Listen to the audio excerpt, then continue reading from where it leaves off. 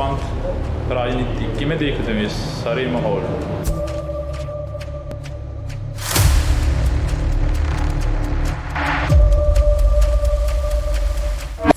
ਰਾਜਨੀਤੀ ਧਰਮ ਦੇ ਵਿੱਚ ਬੜੀ ਜ਼ਰੂਰੀ ਹੈ। ਧਰਮ ਨੂੰ ਰਾਜਨੀਤੀ ਨਾਲੋਂ ਵੱਖਰਾ ਨਹੀਂ ਕੀਤਾ ਜਾ ਸਕਦਾ। ਤੁਹਾਡੀ ਜਿਹੜੀ ਕਿ ਗੱਲ ਹੁੰਦੀ ਆ, ਹਮੇਸ਼ਾ ਤੁਸੀਂ ਮਨੁੱਖੀ ਅਧਿਕਾਰਾਂ ਦੀ ਗੱਲ ਕਰਦੇ ਹੋ। ਮਨੁੱਖੀ ਅਧਿਕਾਰਾਂ ਦਾ ਪਿਛਲੇ ਲੰਮੇ ਸਮੇਂ ਤੋਂ ਬੜਾ ਘਾਣ ਹੋਇਆ।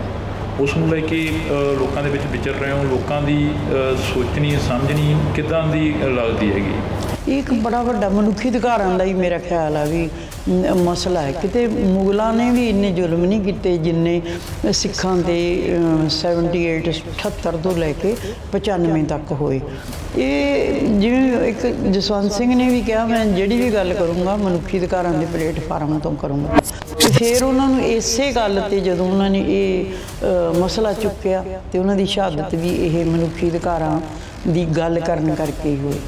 ਤੁਹਾਡੀਆਂ ਅਕਸਰ ਅਸੀਂ ਇੰਟਰਵਿਊਆਂ ਸੁਣਦੇ ਹਾਂ, ਅਕਸਰ ਅਸੀਂ ਸਪੀਚਾਂ ਸੁਣਦੇ ਹਾਂ। ਸਾਡੀ ਕੌਮ ਦੇ ਉਹ ਯੋਧੇ ਜਿਹੜੇ ਇਸ ਦੁਨੀਆ ਦੇ ਵਿੱਚੋਂ ਚਲੇ ਗਏ ਨੇ, ਪਰ ਤੁਸੀਂ ਵੀ ਉਸ ਇੰਟਰਵਿਊ ਦੇ ਵਿੱਚ ਇੱਕ 'ਚ ਦੱਸ ਰਹੇ ਸੀ ਕਿ ਬਾਹਰ ਪਾਰਕਿੰਗ ਦੇ ਵਿੱਚ ਖੜੇ ਸੀ, ਗੱਡੀ ਧੋ ਰਹੇ ਸੀ, ਕਾਰ ਵਾਸ਼ ਕਰ ਰਹੇ ਸੀ, ਉਹਨਾਂ ਨੂੰ ਚੁੱਕ ਕੇ ਲੈ ਗਏ ਬੜੇ। ਹਾਂਜੀ, ਨਹੀਂ ਘਰੋਂ ਲੈ ਕੇ ਗਏ ਆ।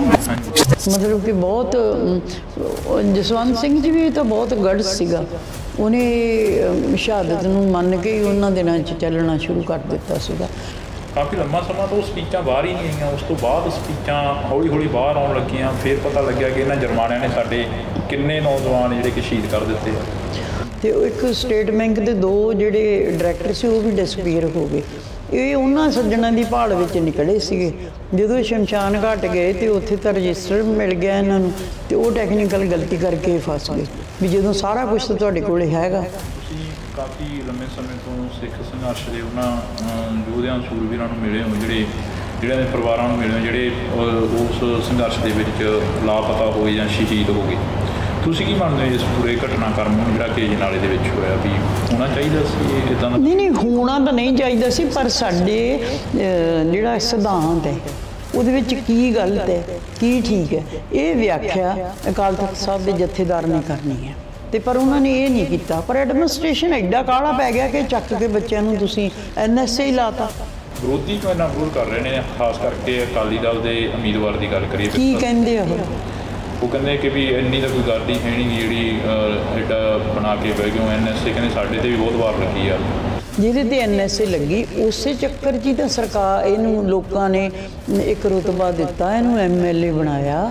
ਇਹ ਤਾਂ ਦੂਜੇ ਪਾਸੇ ਪੈ ਗਿਆ, ਸਿਆਸਤ ਵਾਲੇ ਪਾਸੇ ਪੈ ਗਿਆ। ਇਹਨੇ ਤਾਂ ਇਹ ਸੋਚ ਲਿਆ ਵੀ ਸਿਆਸਤ 'ਚੋਂ ਪੈਸੇ ਕਿਵੇਂ ਕਮਾਈਦੇ ਆ, ਸਿਆਸਤ 'ਚ ਲੋਕਾਂ ਨੂੰ ਧੱਕੇ ਕਿਵੇਂ ਦੇਈਦੇ ਆ, ਕਿਵੇਂ ਰੋਹ ਮਾਰੀ ਦਾ। ਉਹ ਆਪ ਕਹਿੰਦਾ ਮੈਂ ਧੱਕੜ ਲੀਡਰ। ਵੀ ਮੇਰਾ ਇਹ ਸਵਾਲ ਹੈ ਵੀ ਹੁਣ ਉਹ ਕਿਹੜੇ ਏਜੰਡੇ 'ਤੇ ਇਲੈਕਸ਼ਨ ਲੜ ਰਿਹਾ? ਉਹ ਆਪਣਾ ਕੋਈ ਦੱਸੇ ਸਬਜੈਕਟ ਕੀ ਆ। ਕਹਿੰਦੇ ਅਸੀਂ ਪੰਥ ਬਚਾ ਰਹੇ ਹਾਂ, ਪੰਜਾਬ ਬਚਾ ਰਹੇ ਹਾਂ, ਯਾਤਰਾਵਾਂ ਕੱਢ ਰਹੇ ਹਾਂ। ਪੰਥ ਨੂੰ ਤਾਂ ਕੁਛ ਨਹੀਂ ਹੋਇਆ। ਪੰਥ ਤੇ ਚੰਗਾ ਭਲਾ ਹੈ। ਪੰਥ ਨੂੰ ਤਾਂ ਤੁਹਾਡੇ ਵਰਗੇ ਲੋਕਾਂ ਨੂੰ ਕੋਹੜ ਚਿੰਬੜ ਗਿਆ। ਹੁਣ ਤੇ ਜੇ ਅੰਮ੍ਰਿਤਪਾਲ ਕੀ ਕਰ ਰਿਹਾ, ਇਹ ਨਹੀਂ ਪੰਥ ਬਚਾ ਰਿਹਾ। ਕਹਿੰਦੇ ਦੁਬਾਰਾ ਪੰਜਾਬ ਨੂੰ ਉਸ ਅੱਗ ਦੇ ਵਿੱਚ ਨਾ ਧੱਕੋ ਜਿਹੜੀ ਪੰਜਾਬ ਨੇ ਭੋਗ ਚੁੱਕੀ ਹੈ। ਵਿਰੋਧੀਆਂ ਦੇ ਇਹ ਬਿਆਨ ਨਹੀਂ, ਅਸੀਂ ਚਾਹੁੰਦੇ ਹਾਂ ਜਿਨ੍ਹਾਂ ਨੇ ਦੁੱਖ ਹੰਢਾਏ। ਤੂੰ ਤਾਂ ਕੁਛ ਵੀ ਨਹੀਂ ਕੀਤਾ, ਤੈਨੂੰ ਤਾਂ ਰਾਜ ਸੱਤਾ ਮਿਲ ਗਈ, ਤੂੰ ਤਾਂ ਹੱਥ ਬਾਹਾਂ ਖੜੀਆਂ ਕਰਕੇ ਵੀ ਬਾਹਰ ਆ ਗਿਆ। ਲੋਕਾਂ ਤੋਂ ਪੁੱਛੋ ਕੀ ਐਲੀਗੇਸ਼ਨ ਤੇਰੇ 'ਤੇ। ਇੱਦਾਂ ਕਿਉਂ ਹੁੰਦਾ ਵੀ ਪੱਗਾਂ ਵਾਲਿਆਂ ਦੇ ਵੈਰੀ ਬਣ ਜਾਂਦੇ ਨੇ? ਇਹ ਨਾ ਤੁਸੀਂ ਜੇ ਇੱਧਰ ਨੂੰ ਮੈਨੂੰ ਤੋਰੋਗੇ, ਇਹ ਸਾਰੇ ED ਦੇ ਡਰ ਹੈ ਇਹਨਾਂ ਨੂੰ, ਵਿਜੀਲੈਂਸ ਦੇ ਡਰ ਹੈ ਇਹਨਾਂ ਨੂੰ। ਇਹ ਤਾਂ ਕੁਝ ਜਿਹੜੇ ਸਿੱਖ ਹੈ ਨਾ, ਇਹ ਕੈਟਾਗਰੀ ਦੇ ਲੋਕ ਹੈ। ਪਰ ਦੇਖੋ ਇੰਨਾ ਰਾਜ ਭਾਗ ਮਾਣ ਕੇ ਤੇ ਤੁਸੀਂ ਫੇਰ ਉਹ RSS ਦੇ ਪੈਰਾਂ 'ਚ ਬਹਿ ਗਏ ਜਾ ਕੇ। ਇੱਕ ਵਾਰ ਫੇਰ ਇੰਡੋਸ TV ਦੇ ਨਾਲ ਤੁਸੀਂ ਜੁੜ ਚੁੱਕੇ ਹੋ। ਤਾਂ ਮੈਂ ਹਾਂ ਹਰਜਿੰਦਰ ਸਿੰਘ ਢਿੱਲੋਂ। ਜੇਕਰ ਗੱਲ ਕੀਤੀ ਜਾਵੇ ਤਾਂ ਪੰਥ ਅਤੇ ਰਾਜਨੀਤੀ ਨੂੰ ਇਕੱਠਿਆਂ ਵੀ ਕਈ ਵਾਰ ਵੇਖਿਆ ਗਿਆ ਅਤੇ ਪੰਥ ਅਤੇ ਰਾਜਨੀਤੀ ਨੂੰ ਕਈ ਵਾਰ ਵੱਖੋ ਵੱਖਰਿਆਂ ਵੀ ਦੇਖਿਆ ਗਿਆ। ਪਰ ਅੱਜ ਅਸੀਂ ਸ਼ਹੀਦ ਭਾਈ ਜਸਵੰਤ ਸਿੰਘ ਖਾਲੜਾ ਜੀ ਦੇ ਧਰਮ ਪਤਨੀ ਬੀਬੀ ਪਰਮਜੀਤ ਕੌਰ ਖਾਲੜਾ ਜੀ ਹੋਰਾਂ ਦੇ ਨਾਲ ਬੈਠੇ ਹਾਂ। ਤਾਂ ਕਾਫੀ ਜਿਹੜੀਆਂ ਕਿ ਗੱਲਾਂ ਬਾਤਾਂ ਹੋਣੀਆਂ ਨੇ, ਕਿਉਂਕਿ ਚੋਣ ਮੈਦਾਨ ਦੇ ਵਿੱਚ ਭਾਈ ਸਾਹਿਬ ਭਾਈ ਅਮਰਤਪਾਲ ਸਿੰਘ ਹੋਰਾਂ ਦੀ ਕੰਪੇਨ ਕਰ ਰਹੇ ਨੇ। ਬੀਬੀ ਜੀ, ਵਾਹਿਗੁਰੂ ਜੀ ਕਾ ਖਾਲਸਾ, ਵਾਹਿਗੁਰੂ ਜੀ ਕੀ ਫਤਿਹ। ਵਾਹਿਗੁਰੂ ਜੀ ਕਾ ਖਾਲਸਾ, ਵਾਹਿਗੁਰੂ ਜੀ ਕੀ ਫਤਿਹ ਜੀ। ਪੰਜਾਬ ਪੰਥ ਰਾਜਨੀਤੀ ਕਿਵੇਂ ਦੇਖਦੇ ਹੋ ਇਸ ਸਾਰੇ ਮਾਹੌਲ? ਵੇਖੋ ਜੀ, ਪੰਜਾਬ ਪੰਥ ਤੇ ਰਾਜਨੀਤੀ ਇਹ ਕੋਈ ਐ ਨਹੀਂ ਹੈਗਾ। ਤੁਸੀਂ ਪਹਿਲਾਂ ਵੀ ਕਿਹਾ ਹੈ ਬਈ ਕਦੇ ਇਹਨੂੰ ਧਰਮ ਦੇ ਤੌਰ ਤੇ ਵੇਖਿਆ, ਕਦੇ ਪੋਲਿਟਿਕਸ ਅੱਡੋ ਅੱਡ ਵੀ ਕੀਤੀ ਹੈ ਤੁਸੀਂ, ਪਰ ਨਹੀਂ ਵੀ ਸਾਡਾ ਤਾਂ ਮੀਰੀ ਪੀਰੀ ਦਾ ਸਿਧਾਂਤ ਹੈ। ਰਾਜਨੀਤੀ ਧਰਮ ਦੇ ਵਿੱਚ ਬੜੀ ਜ਼ਰੂਰੀ ਹੈ ਜੀ। ਧਰਮ ਨੂੰ ਰਾਜਨੀਤੀ ਨਾਲੋਂ ਵੱਖਰਾ ਨਹੀਂ ਕੀਤਾ ਜਾ ਸਕਦਾ। ਤੇ ਮੈਂ ਵੀ ਸਮਝਦੀ ਹਾਂ ਜੋ ਗੁਰੂ ਦਾ ਸਿਧਾਂਤ ਇਹ ਹੈ, ਤੇ ਜਿਹੜੀ ਵਧੀਆ ਰਾਜਨੀਤੀ, ਸ਼ੁੱਧ ਰਾਜਨੀਤੀ ਧਰਮ ਦੇ ਵਿੱਚ ਜੇ ਹੋਵੇ ਤਾਂ ਧਰਮ ਦੀ ਵੀ ਵਡਿਆਈ ਹੁੰਦੀ ਹੈ ਤੇ ਰਾਜਨੀਤੀ ਵਿੱਚ ਵੀ ਸ਼ੋਭਾ ਮਿਲਦੀ ਹੈ। ਮਨੁੱਖੀ ਅਧਿਕਾਰਾਂ ਦੀ ਤੁਹਾਡੀ ਜਿਹੜੀ ਕਿ ਗੱਲ ਹੁੰਦੀ ਆ, ਹਮੇਸ਼ਾ ਤੁਸੀਂ ਮਨੁੱਖੀ ਅਧਿਕਾਰਾਂ ਦੀ ਗੱਲ ਕਰਦੇ ਹੋ। ਮਨੁੱਖੀ ਅਧਿਕਾਰਾਂ ਦਾ ਪਿਛਲੇ ਲੰਮੇ ਸਮੇਂ ਤੋਂ ਬੜਾ ਘਾਣ ਹੋਇਆ, ਉਸ ਨੂੰ ਲੈ ਕੇ ਲੋਕਾਂ ਦੇ ਵਿੱਚ ਵਿਚਰ ਰਹੇ ਹੋ। ਲੋਕਾਂ ਦੀ ਸੋਚਣੀ ਸਮਝਣੀ ਕਿੱਦਾਂ ਦੀ ਲੱਗਦੀ ਹੈਗੀ? ਵੇਖੋ ਜੀ, ਮਨੁੱਖੀ ਅਧਿਕਾਰ ਸਰਦਾਰ ਜਸਵੰਤ ਸਿੰਘ ਖਾਲੜਾ ਨੇ ਬਹੁਤ ਵਧੀਆ ਢੰਗ ਦੇ ਨਾਲ ਮਨੁੱਖੀ ਅਧਿਕਾਰਾਂ ਨੂੰ ਪੰਜਾਬ ਦੇ ਮਨੁੱਖੀ ਅਧਿਕਾਰਾਂ ਦੇ ਪਲੇਟਫਾਰਮ 'ਤੇ ਪੰਜਾਬ ਦੀ ਗੱਲ ਕੀਤੀ, ਲਾਵਾਰਸ ਲਾਸ਼ਾਂ ਦੀ ਗੱਲ ਕੀਤੀ ਕਿ ਇਸ ਤੋਂ ਵੱਡੀ ਦਾ ਘਾਣ ਕਦੇ ਹੋ ਨਹੀਂ ਨਾ ਸਕਦਾ ਵੀ ਸਾਡੀ ਇੱਕ ਨਸਲਕੁਸ਼ੀ ਕਰਤੀ ਉਹਨਾਂ ਨੇ।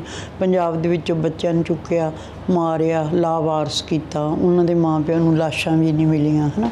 ਇਹ ਇੱਕ ਬੜਾ ਵੱਡਾ ਮਨੁੱਖੀ ਅਧਿਕਾਰਾਂ ਦਾ ਹੀ ਮੇਰਾ ਖਿਆਲ ਆ ਵੀ ਮਸਲਾ ਹੈ। ਕਿਤੇ ਮੁਗਲਾਂ ਨੇ ਵੀ ਇੰਨੇ ਜ਼ੁਲਮ ਨਹੀਂ ਕੀਤੇ ਜਿੰਨੇ ਸਿੱਖਾਂ 'ਤੇ 78 ਤੋਂ ਲੈ ਕੇ 95 ਤੱਕ ਹੋਏ।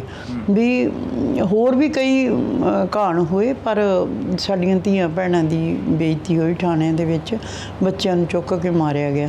ਇਹ ਜਿਵੇਂ ਇੱਕ ਜਸਵੰਤ ਸਿੰਘ ਨੇ ਵੀ ਕਿਹਾ, ਮੈਂ ਜਿਹੜੀ ਵੀ ਗੱਲ ਕਰੂੰਗਾ ਮਨੁੱਖੀ ਅਧਿਕਾਰਾਂ ਦੇ ਪਲੇਟਫਾਰਮ ਤੋਂ ਕਰੂੰਗਾ, ਕਿਉਂਕਿ ਆਪਣੀ ਉਹਨਾਂ ਨੇ ਆਪਦੇ ਭਾਸ਼ਣ ਦੇ ਵਿੱਚ ਵਿਆਖਿਆ ਕੀਤੀ ਸੀ ਵੀ ਜੇ ਤੁਸੀਂ ਆਪਣੇ ਮਨੁੱਖੀ ਅਧਿਕਾਰ ਹੀ ਨਹੀਂ ਬਚਾ ਸਕੋਗੇ ਤੇ ਫਿਰ ਗੁਰੂ ਨੇ ਤਾਂ ਤੁਹਾਨੂੰ ਥਾਪਿਆ ਸਾਰੇ ਸੰਸਾਰ ਦੇ ਸਾਰੇ ਧਰਮਾਂ ਦੇ ਮਨੁੱਖੀ ਅਧਿਕਾਰਾਂ ਦੀ ਰਾਖੀ ਕਰਨ ਵਾਸਤੇ, ਪਰ ਤੁਸੀਂ ਜੇ ਆਪਦੇ ਹੀ ਨਹੀਂ ਬਚਾ ਸਕਦੇ ਤੇ ਫਿਰ ਉਹਨਾਂ ਨੂੰ ਇਸੇ ਗੱਲ 'ਤੇ ਜਦੋਂ ਉਹਨਾਂ ਨੇ ਇਹ ਮਸਲਾ ਚੁੱਕਿਆ ਤੇ ਉਹਨਾਂ ਦੀ ਸ਼ਹਾਦਤ ਵੀ ਇਹ ਮਨੁੱਖੀ ਅਧਿਕਾਰਾਂ ਦੀ ਗੱਲ ਕਰਨ ਕਰਕੇ ਹੀ ਹੋਈ। ਹਾਂਜੀ।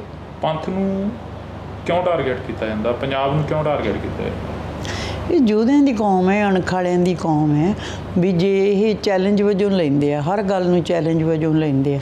ਜਦੋਂ ਇਹ ਲਹਿਰ ਚੱਲੀ ਸੀਗੀ ਤਾਂ ਉਹਦੇ ਵਿੱਚ ਜਿਹੜੇ ਆਪ ਮੁਹਾਰੇ ਜਿਹੜੇ ਜਵਾਨ ਸੀਗੇ, ਆਪਣੇ ਗੱਭਰੂ ਸੀਗੇ, ਉਹ ਸਾਰੇ ਇਸ ਲਹਿਰ ਦੇ ਵਿੱਚ ਆ ਗਏ।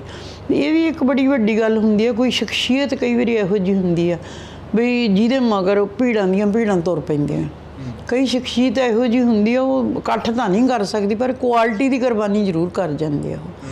ਮੈਂ ਇਵੇਂ ਜਸਵੰਤ ਸਿੰਘ ਦੀ ਗੱਲ ਕਰਨ ਲੱਗੀ ਹਾਂ ਵੀ ਸੰਤਾਂ ਦੇ ਮਗਰ ਤੇ ਭੀੜਾਂ ਤੁਰ ਸਕਦੀਆਂ ਸੀਗੀਆਂ, ਪਰ ਜਸਵੰਤ ਸਿੰਘ ਨੇ ਚੁੱਪ ਚਪੀਤੇ ਇਕੱਲਿਆਂ ਹੀ ਸਟੇਟ ਨੂੰ ਚੈਲੰਜ ਕਰਤਾ ਵੀ ਭਾਈ ਤੁਸੀਂ ਆਹ ਮਨੁੱਖੀ ਅਧਿਕਾਰਾਂ ਦਾ ਘਾਣ ਇੰਨਾ ਕੀਤਾ ਤੇ ਸਾਡੇ ਕੋਲੇ ਰਿਕਾਰਡ ਹੈ, ਸਾਡੇ ਕੋਲੇ ਉਹ ਲਿਸਟ ਹੈ ਜਿਹਦੀ ਤੁਸੀਂ ਇਹ ਐਡਾ ਪੰਜਾਬ ਦੇ ਵਿੱਚ ਘਾਣ ਕੀਤਾ ਤੇ ਮੈਂ ਸਟੇਟ ਨੂੰ ਚੈਲੰਜ ਕਰਦਾ, ਆਓ ਮੇਰੇ ਨਾਲ ਟੇਬਲ ਟਾਕ ਕਰੋ। ਜੇ ਤੁਸੀਂ ਕਹਿੰਦੇ ਆ ਵੀ ਇਹ ਨਹੀਂ ਹੋਇਆ, ਕਿਉਂਕਿ ਉਸ ਵੇਲੇ ਦੀ ਜਿਹੜੀ ਸਰਕਾਰ ਸੀਗੀ ਬੇਅੰਤ ਸਿੰਘ ਦੀ, ਔਰ KPS ਗਿੱਲ ਜਿਹੜਾ ਉਸ ਵੇਲੇ DGP ਸੀਗਾ, ਉਹ ਕਹਿੰਦਾ ਸੀ ਇਹ ਤੇ ਅਮਨ ਸ਼ਾਂਤੀ ਲਈ ਹੋਇਆ ਜੋ ਕੁਛ ਵੀ ਹੋਇਆ। ਪਰ ਸਾਨੂੰ ਵੀ ਤੇ ਲੋਕਾਂ ਨੂੰ ਵੀ ਪਤਾ ਸੀ ਵੀ ਉਹਨਾਂ ਦੇ ਕਿੰਨੇ ਇਨੋਸੈਂਟ ਬੱਚੇ ਆ ਜਿਹੜੇ 13 ਸਾਲ ਦੇ ਚੱਕ ਕੇ ਉਹਨਾਂ ਨੇ ਲਾਪਤਾ ਕੀਤੇ। ਤੇ ਮਾਪੇ ਵਿਚਾਰੇ ਲੱਭਦੇ ਉਹਨਾਂ ਤੋਂ ਫਿਰ ਪੈਸੇ ਵੀ ਲਏ, ਫਿਰ ਫੀਤੀਆਂ ਵੀ ਲਵਾਈਆਂ। ਇਹ ਬੜੀ ਲੰਮੀ ਸਟੋਰੀ ਆ ਮਨੁੱਖੀ ਅਧਿਕਾਰਾਂ ਦੀ ਇਸ ਸਮੇਂ ਜਿਹੜੀ ਚੱਲੀ ਹੈ ਨਾ। ਲਾਸ਼ਾਂ ਲੱਭਦੇ ਖੁਦ ਇੱਕ ਹਾਂਜੀ ਲਾਸ਼ ਨਹੀਂ, ਉਹਨਾਂ ਨੇ ਚੈਲੰਜ ਕੀਤਾ ਸੀਗਾ ਵੀ ਜੇ ਤੂੰ 25,000 ਲਾਸ਼ਾਂ ਦਾ, ਜਸਵੰਤ ਸਿੰਘ ਨੇ ਕਿਹਾ ਵੀ 25,000 ਬੰਦਾ ਡਿਸਪੀਅਰ ਹੋ ਗਿਆ ਪੰਜਾਬ 'ਚੋਂ। ਉਹਨਾਂ ਨੇ ਕਿਹਾ ਜੇ ਅਸੀਂ 25,000 ਦਾ ਹਿਸਾਬ ਦੇਵਾਂਗੇ ਤੇ 25,000 ਇੱਕ ਦਾ ਵੀ ਦੇ ਦਾਂਗੇ। ਤੇ ਉਹ ਇੱਕ ਚੈਲੰਜ ਸੀਗਾ ਤੇ ਉਹਨਾਂ ਨੇ ਉਵੇਂ ਕੀਤਾ। ਉਹ ਆਪਣੀ ਨਹੀਂ ਕਰਤੂਤ ਤੋਂ ਹਟੇ, ਉਹਨਾਂ ਨੇ ਜਸਵੰਤ ਸਿੰਘ ਨੂੰ ਚੱਕਿਆ, ਉਸੇ ਤਰ੍ਹਾਂ ਉਹਨਾਂ ਦੀ ਲਾਸ਼ ਵੀ ਖੁਰਦ-ਬੁਰਦ ਕੀਤੀ। ਤੁਹਾਡੀਆਂ ਅਕਸਰ ਅਸੀਂ ਇੰਟਰਵਿਊਆਂ ਸੁਣਦੇ ਹਾਂ, ਅਕਸਰ ਅਸੀਂ ਸਪੀਚਾਂ ਸੁਣਦੇ ਹਾਂ, ਸਾਡੀ ਕੌਮ ਦੇ ਉਹ ਯੋਧੇ ਜਿਹੜੇ ਇਸ ਦੁਨੀਆ ਦੇ ਵਿੱਚੋਂ ਚਲੇ ਗਏ ਨੇ, ਪਰ ਤੁਸੀਂ ਵੀ ਉਸ ਇੰਟਰਵਿਊ ਦੇ ਵਿੱਚ ਇੱਕ 'ਚ ਦੱਸ ਰਹੇ ਸੀ ਕਿ ਬਾਹਰ ਪਾਰਕਿੰਗ ਦੇ ਵਿੱਚ ਖੜੇ ਸੀ, ਗੱਡੀ ਧੋ ਰਹੇ ਸੀ, ਕਾਰ ਵਾਸ਼ ਕਰ ਰਹੇ ਸੀ, ਉਹਨਾਂ ਨੂੰ ਚੁੱਕ ਕੇ ਲੈ ਗਏ ਬੜੇ। ਹਾਂਜੀ ਨਹੀਂ, ਘਰੋਂ ਲੈ ਕੇ ਗਏ ਆ। ਸਾਡੇ ਜਿਹੜਾ ਸਾਡੀ ਰਿਹਾਇਸ਼ ਹੈ ਕਬੀਰ ਪਾਰਕ, ਕਿਉਂਕਿ ਮੇਰੀ ਯੂਨੀਵਰਸਿਟੀ ਜੋਬ ਸੀਗੀ ਤੇ ਮੈਂ ਕੰਮ 'ਤੇ ਗਈ ਹਾਂ, ਮੇਰੇ ਸਾਹਮਣੇ ਗੱਡੀ ਕੱਢੀ ਆ ਉਹਨਾਂ ਨੇ। ਤੇ ਗੱਡੀ ਧੋਂਦਿਆਂ ਜਦੋਂ ਮੈਨੂੰ ਉੱਥੇ ਫੋਨ ਗਿਆ ਯੂਨੀਵਰਸਿਟੀ ਤੇ ਮੈਂ ਘਰੇ ਆਈ ਹਾਂ, ਪਾਈਪ ਚੱਲ ਰਹੀ ਸੀ ਪਾਣੀ ਵਾਲੀ। ਮਤਲਬ ਕਿ ਬਹੁਤ ਜਸਵੰਤ ਸਿੰਘ ਜੀ ਵੀ ਤਾਂ ਬਹੁਤ ਗੜ੍ਹ ਸੀਗਾ। ਉਹਨੇ ਸ਼ਹਾਦਤ ਨੂੰ ਮੰਨ ਕੇ ਹੀ ਉਹਨਾਂ ਦਿਨਾਂ 'ਚ ਚੱਲਣਾ ਸ਼ੁਰੂ ਕਰ ਦਿੱਤਾ ਸੀਗਾ। ਅਤੇ ਉਹ ਕਦੇ ਵੀ ਜਿਵੇਂ ਉਹਨਾਂ ਨੂੰ ਲੱਗਦਾ ਸੀ ਕਿ ਕਿਸੇ ਵੇਲੇ ਮੇਰੀ ਸ਼ਹਾਦਤ ਹੋ ਸਕਦੀ ਹੈ। ਕਾਫੀ ਲੰਮਾ ਸਮਾਂ ਤੋਂ ਸਪੀਚਾਂ ਬਾਹਰ ਹੀ ਨਹੀਂ ਆਈਆਂ। ਉਸ ਤੋਂ ਬਾਅਦ ਸਪੀਚਾਂ ਹੌਲੀ ਹੌਲੀ ਬਾਹਰ ਆਉਣ ਲੱਗੀਆਂ। ਫਿਰ ਪਤਾ ਲੱਗਿਆ ਕਿ ਇਹਨਾਂ ਜਰਮਾਨਿਆਂ ਨੇ ਸਾਡੇ ਕਿੰਨੇ ਨੌਜਵਾਨ ਜਿਹੜੇ ਕਿ ਸ਼ਹੀਦ ਕਰ ਦਿੱਤੇ ਆ। ਹਾਂਜੀ, ਨਹੀਂ, ਜਸਵੰਤ ਸਿੰਘ ਨੇ ਤਾਂ 90-91 'ਚੋਂ ਇੰਗਲੈਂਡ ਤੋਂ ਵਾਪਸ ਆਏ ਆ, ਤਾਂ ਉਹਨਾਂ ਨੇ ਫਿਰ ਫੀਲਡ ਵਿੱਚ ਕੰਮ ਕੀਤਾ। ਫਿਰ ਲੋਕਾਂ ਨਾਲ ਬਈ ਮਿਲੇ, ਉਹਨਾਂ ਦੀਆਂ ਲਿਸਟਾਂ ਬਣਾਈਆਂ। ਉਹ ਤਾਂ ਪਰਮਾਤਮਾ ਵੱਲੋਂ ਕਈ ਵਾਰੀ ਕਹਿੰਦੇ ਆ ਵੀ ਕੋਈ ਵਰਤਾਰਾ ਇਹੋ ਜਿਹਾ ਵਾਪਰਿਆ। ਕੋਈ ਜਸਵੰਤ ਸਿੰਘ ਆਪਦੇ ਕਿਸੇ ਦੋਸਤ ਡਾਇਰੈਕਟਰ ਵੀ ਸੀਗੇ ਉਹ ਸਟੇਟ ਬੈਂਕ 'ਚ, ਅਤੇ ਉਹ ਇੱਕ ਸਟੇਟ ਬੈਂਕ ਦੇ 2 ਜਿਹੜੇ ਡਾਇਰੈਕਟਰ ਸੀ ਉਹ ਵੀ ਡਿਸਪੀਅਰ ਹੋ ਗਏ। ਇਹ ਉਹਨਾਂ ਸੱਜਣਾਂ ਦੀ ਭਾਲ ਵਿੱਚ ਨਿਕਲੇ ਸੀਗੇ। ਜਦੋਂ ਸ਼ਮਸ਼ਾਨ ਘਾਟ ਗਏ ਅਤੇ ਉੱਥੇ ਤਾਂ ਰਜਿਸਟਰ ਮਿਲ ਗਿਆ ਇਹਨਾਂ ਨੂੰ, ਜਿਹਦੇ ਵਿੱਚ ਉਹਨਾਂ ਨੇ ਲਿਖਿਆ ਸੀਗਾ ਵੀ ਇਹ ਜਿਹੜੇ ਲੋਕ ਹੈ, ਇਹ ਉਹਦਾ ਜਿਹੜਾ ਬੰਦਾ ਇਹਨਾਂ ਨੇ ਲਾਵਾਰਸ ਕੀਤਾ ਜਾਂ ਉਹਨਾਂ ਨੂੰ ਖਤਮ ਕੀਤਾ, ਉਹਦਾ ਨਾਂ ਲਿਖਿਆ ਸੀ, ਉਹਦੇ ਪਿਓ ਦਾ ਨਾਂ ਲਿਖਿਆ ਸੀ, ਉਹਦੇ ਪਿੰਡ ਦਾ ਨਾਂ ਲਿਖਿਆ ਸੀ। ਇਹ ਵੀ ਲਿਖਿਆ ਸੀ ਕਿ ਕਿਹੜਾ ਥਾਣੇਦਾਰ ਇਹ ਲਾਸ਼ ਲੈ ਕੇ ਆਇਆ।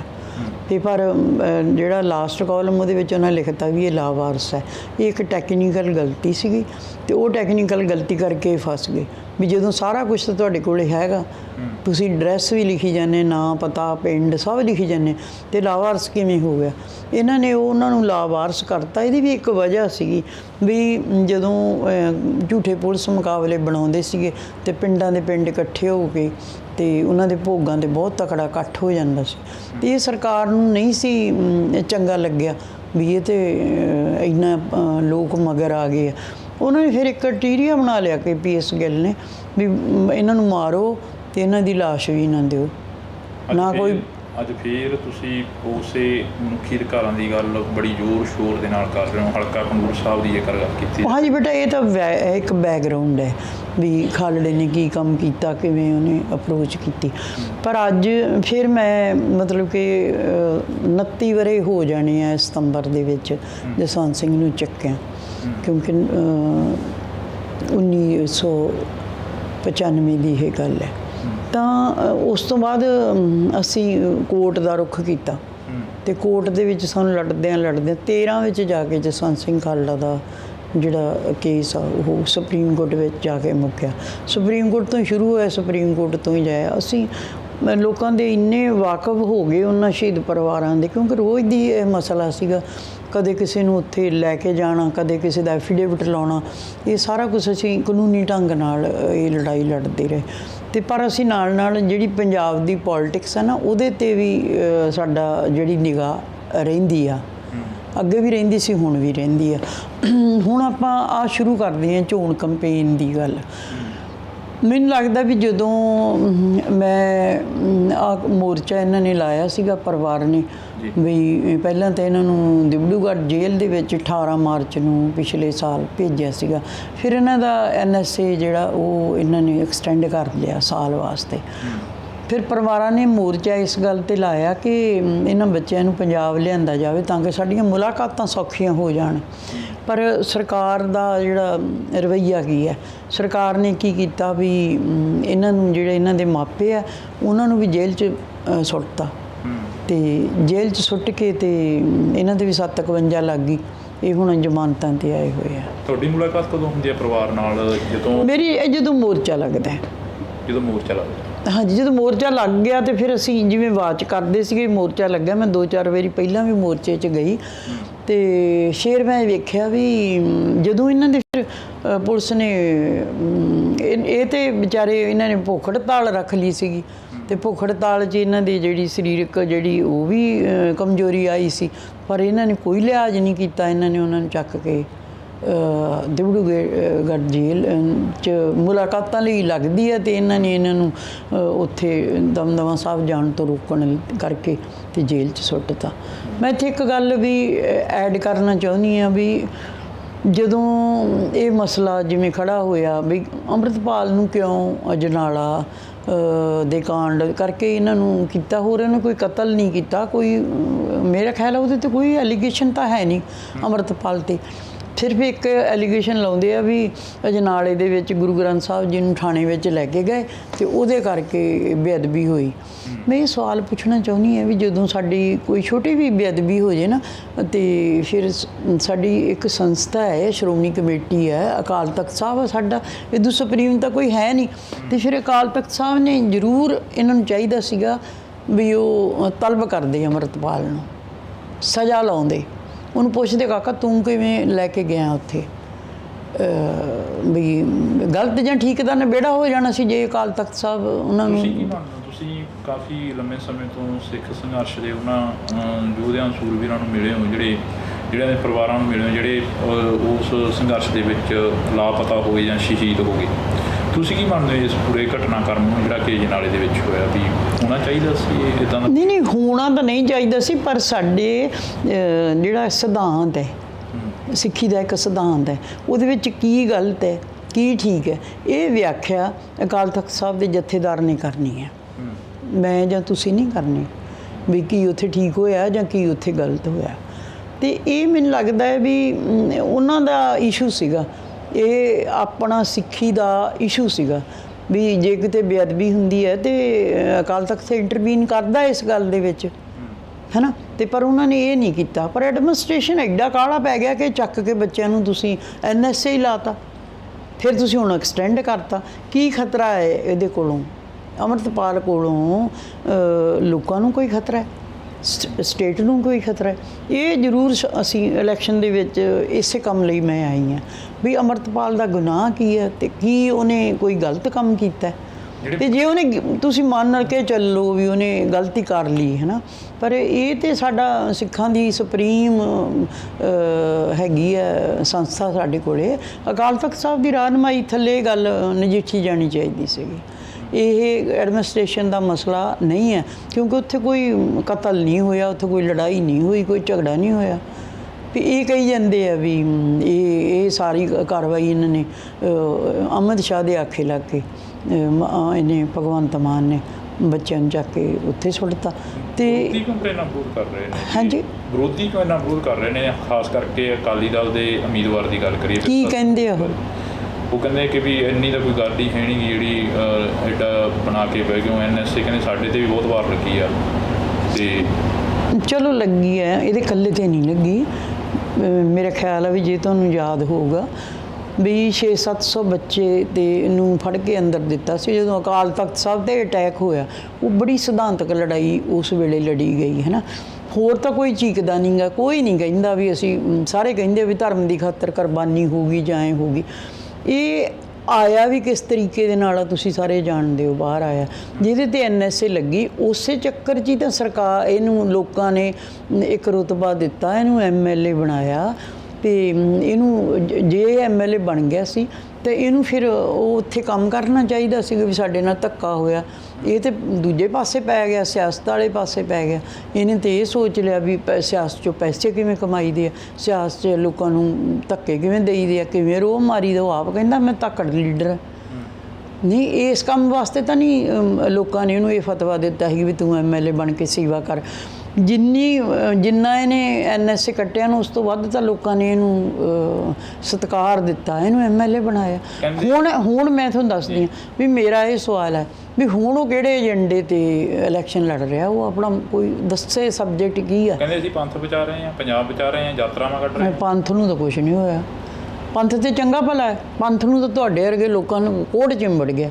ਹੁਣ ਤੇ ਜੇ ਅੰਮ੍ਰਿਤਪਾਲ ਕੀ ਕਰ ਰਿਹਾ, ਇਹ ਨਹੀਂ ਪੰਥ ਬਚਾ ਰਿਹਾ, ਇਹ ਨਸ਼ਿਆਂ ਤੋਂ ਦੂਰ ਕਰ ਰਹੇ, ਤੁਸੀਂ ਨਸ਼ਿਆਂ ਨੂੰ ਲਾ ਰਹੇ ਆ। ਪੰਥ ਕਿਵੇਂ ਬਚੂ? ਤੇ ਜਾ ਕੇ ਤਰ੍ਹਾਂ ਕਰਦੇ ਆ ਲੋਕ ਵੀ ਇਹਨਾਂ ਨੇ ਜਿਹੜੇ ਅਕਾਲੀ ਦਲ ਵਾਲੇ ਨੇ ਨਸ਼ੇ ਕਿੰਨੇ ਵੇਚੇ ਆ ਤੇ ਕਿੱਡੇ ਐਲੀਗੇਸ਼ਨ ਇਹਨਾਂ ਦੇ ਜਿਹੜੇ ਆਪਦੇ ਆਪ ਨੂੰ ਲੀਡਰ ਕਹਾਉਂਦੇ ਆ, ਉਹਨਾਂ ਤੇ ਉਹ ਕੇਸ ਭੁਗਤ ਰਹੇ ਆ ਨਸ਼ਿਆਂ ਦੇ ਸੌਦਾਗਰ ਲੋਕ ਉਹਨਾਂ ਨੂੰ ਕਹਿੰਦੇ ਆ, ਚਿੱਟੇ ਦੇ ਵਪਾਰੀ ਉਹਨਾਂ ਨੂੰ ਕਹਿੰਦੇ ਆ। ਕੋਈ ਆ ਕੇ ਕੋਈ ਬਹਿਸ ਤਾਂ ਕਿਸੇ ਵਿਸ਼ੇ ਤੇ ਕਰਨੀ ਬਣਦੀ ਹੈ ਨਾ ਵੀ ਤੁਹਾਨੂੰ ਲੋਕ ਕੀ ਫਤਵਾ ਦਿੰਦੇ ਆ। ਕਹਿੰਦੇ ਸਾਡੇ ਨਾਲ ਬਹਿਸ ਕਰ ਲਓ, ਕਹਿੰਦੇ ਬੈਠ ਕੇ, ਕਹਿੰਦੇ ਅਸੀਂ ਦੱਸ ਦਿਆਂਗੇ। ਨਹੀਂ, ਜੇ ਕੋਈ ਕੁਐਸਚਨ ਨਹੀਂ ਹੈਗਾ, ਜਦੋਂ ਬੰਦਾ ਨੂੰ ਕੋਈ ਗੱਲ ਨਾ ਆਵੇ ਫਿਰ ਬੰਦਾ ਮਾਨਸਿਕ ਤੌਰ 'ਤੇ ਇਹੋ ਜਿਹੀਆਂ ਗੱਲਾਂ ਕਰਦਾ ਹੈ। ਤੇ ਅਸੀਂ ਕਾਹ ਤੋਂ ਉਹਦੇ ਨਾਲ ਬਹਿਸ ਕਰੀਏ। ਜਿਹੜੇ ਤੇਰੇ ਥੱਲੇ ਕਮੈਂਟ ਆਉਂਦੇ ਆ, ਜਦੋਂ ਤੂੰ ਉਹ ਉੱਥੇ ਬਹਿਨਾ ਚੈਨਲਾਂ 'ਤੇ ਜਾ ਕੇ, ਤੇ ਉਦੋਂ ਤੂੰ ਬਹਿਸ ਕਰਦਾ, ਲੋਕ ਤੇਰੀ ਬੇਇੱਜ਼ਤੀ ਕਰਦੇ ਆ, ਥੱਲੋਂ ਤੈਨੂੰ ਕਮੈਂਟ ਦਿੰਦੇ ਆ, ਉਹੋ ਹੀ ਸਾਡੀ ਬਹਿਸ ਹੈ। ਹਾਂ, ਦੂਜੀ ਗੱਲ ਇਹ ਆ ਵੀ ਅੰਮ੍ਰਿਤਪਾਲ ਨੂੰ ਜਿੱਤ ਕੇ ਆ ਲੈਣ ਦੋ, ਤੇਰੀ ਤੇ ਅੰਮ੍ਰਿਤਪਾਲ ਦੀ ਬਹਿਸ ਜ਼ਰੂਰ ਕਰਾ ਦੂੰਗੀ, ਮੈਂ ਕਰਾ ਦੂੰਗੀ ਅੰਮ੍ਰਿਤਪਾਲ ਦੀ ਤੇ ਤੇਰੀ ਬਹਿਸ। ਗੁਰਦੁਆਰਾ ਸਾਹਿਬ ਕਹਿੰਦੇ ਸਾਡੇ ਨਾਲ ਧੋਖਾ ਹੋਇਆ, ਕਹਿੰਦੇ ਕਹਿੰਦੇ ਮੈਂ ਪਰਿਵਾਰ ਨੂੰ ਮਿਲਦਾ ਰਿਹਾ, ਆਖਰੀ ਦਿਨਾਂ ਤੱਕ ਮਿਲਦਾ ਰਿਹਾ, ਪਰਿਵਾਰ ਕਹਿੰਦਾ ਰਿਹਾ ਵੀ ਅਸੀਂ ਚੋਣ ਨਹੀਂ ਲੜਾਂਗੇ, ਭਾਈ ਸਾਹਿਬ ਚੋਣ ਦੇ ਵਿੱਚ ਮੈਦਾਨ ਦੇ ਵਿੱਚ ਨਹੀਂ ਉਤਰਨਗੇ, ਤੇ ਮੇਰੀ ਹਮਾਇਤ ਕਰਨ ਦੀ ਹਾਮੀ ਭਰੀ ਸੀ। ਨਹੀਂ, ਇਹ ਵੇਖੋ ਕਿੱਡਾ ਗਲਤ ਕੁਐਸਚਨ ਹੈ, ਤੁਹਾਨੂੰ ਵੀ ਨਹੀਂ ਇਹ ਕੁਐਸਚਨ ਕਰਨਾ ਚਾਹੀਦਾ। ਵੀ ਜਦੋਂ ਅੰਮ੍ਰਿਤਪਾਲ ਨੇ, ਜਦੋਂ ਆਪਾਂ ਨਹੀਂ, ਮੈਂ ਹੁਣ ਕਿਹਾ ਵੀ ਮੈਂ ਪਹਿਲਾਂ ਕਹਿਤਾ ਵੀ ਮੈਂ ਇਲੈਕਸ਼ਨ ਨਹੀਂ ਲੜਨੀ, ਹੈ ਨਾ, ਤੇ ਗੱਲ ਮੁੱਕ ਗਈ। ਤੇ ਜਦੋਂ ਅੰਮ੍ਰਿਤਪਾਲ ਵੀ ਪਹਿਲਾਂ ਕਹਿੰਦਾ ਸੀ ਮੈਂ ਇਲੈਕਸ਼ਨ ਨਹੀਂ ਲੜਨੀ, ਹੁਣ ਮੈਂ ਕਹਿਤਾ, ਮੈਂ ਜਦੋਂ ਪਹਿਲਾਂ ਇਲੈਕਸ਼ਨ ਨਹੀਂ ਲੜਦੀ ਸੀ ਤੇ ਮੈਂ ਕਹਿ ਦਿਆਂ ਵੀ ਮੈਂ ਤੈਨੂੰ ਹਮਾਇਤ ਦੇਵਾਂਗੀ, ਵੀ ਮੈਂ ਨਹੀਂ ਲੜਨੀ, ਮੈਂ ਤੁਹਾਨੂੰ ਹਮਾਇਤ ਕਰੂੰਗੀ। ਜਦੋਂ ਅਸੀਂ ਆਪ ਹੀ ਮੈਦਾਨ ਵਿੱਚ ਆ ਗਏ ਤੇ ਹੁਣ ਹਮਾਇਤ ਕਾਹਦੀ ਹਮਾਇਤ ਭਾਲਦਾ ਹੁਣ ਉਹ। ਇਹਦੇ ਵੇਖੋ ਕਿੱਡਾ ਠੱਗੀ ਮਾਰੀ ਇਹਨਾਂ ਨੇ ਮੋਰਚੇ ਦੇ ਨਾਲ। ਇਹ ਮੋਰਚੇ ਦੇ ਵਿੱਚ ਆ ਕੇ ਭਾਈ ਮਨਜੀਤ ਸਿੰਘ ਦਾ ਮੁੰਡਾ ਤੇ ਵਿਰਸਾ ਬਲਟੋਆ, ਇਹ ਫਿਰ ਕਿਸੇ ਲਾਲਚ ਹੇਤੀ ਆਏ ਸੀਗੇ ਨਾ ਵੀ ਮੋਰਚੇ ਦੀ ਜਿਹੜੀ ਵੇਵ ਆ ਉਹ ਅਸੀਂ ਇਲੈਕਸ਼ਨਾਂ ਦੇ ਵਿੱਚ ਸੰਭਾਲ ਲਾਂਗੇ।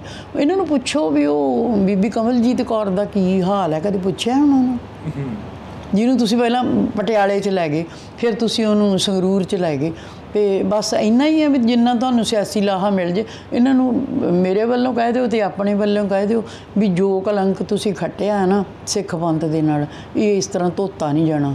ਵੀ ਤੁਸੀਂ ਲੋਕਾਂ ਝੂਠ ਮਾਰੀ ਜਾਓ ਵੀ ਮੈਨੂੰ ਇਹ ਕਰਨਗੇ। ਕੋਈ ਪਹੁੰਚ ਕੀਤੀ ਸੀ ਅਕਾਲੀ ਦਲ ਨੇ? ਇਹਨੇ ਕੀਤੀ ਸੀ ਵਿਰਸੇ ਸਿੰਘ ਨੇ, ਉਹ ਆਪ ਕਹਿੰਦਾ ਸਟੇਜ ਤੋਂ, ਮੈਂ ਤਾਂ ਇਹ ਗੱਲ ਦੱਬਣਾ ਚਾਹੁੰਦੀ ਸੀਗੀ ਵੀ ਚੱਲ ਕੀਤੀ ਤਾਂ ਕੀਤੀ, ਗੱਲ ਮੁੱਕੀ, ਮੈਂ ਜਦੋਂ ਜਾਣਾ ਹੀ ਨਹੀਂ ਇਹਨਾਂ ਵੱਲ। ਤੇ ਇਹ ਹੁਣ ਸਟੇਜ ਤੋਂ ਇਹਨੇ ਪਹਿਲੇ ਦਿਨ ਕਿਹਾ ਵੀ ਅਸੀਂ ਬੀਬੀ ਦੇ ਸੰਪਰਕ 'ਚ ਸੀ ਤੇ ਅਸੀਂ ਉਹਨਾਂ ਨੂੰ ਕਿਹਾ ਸੀ ਵੀ ਲੜ ਲਓ ਇਲੈਕਸ਼ਨ।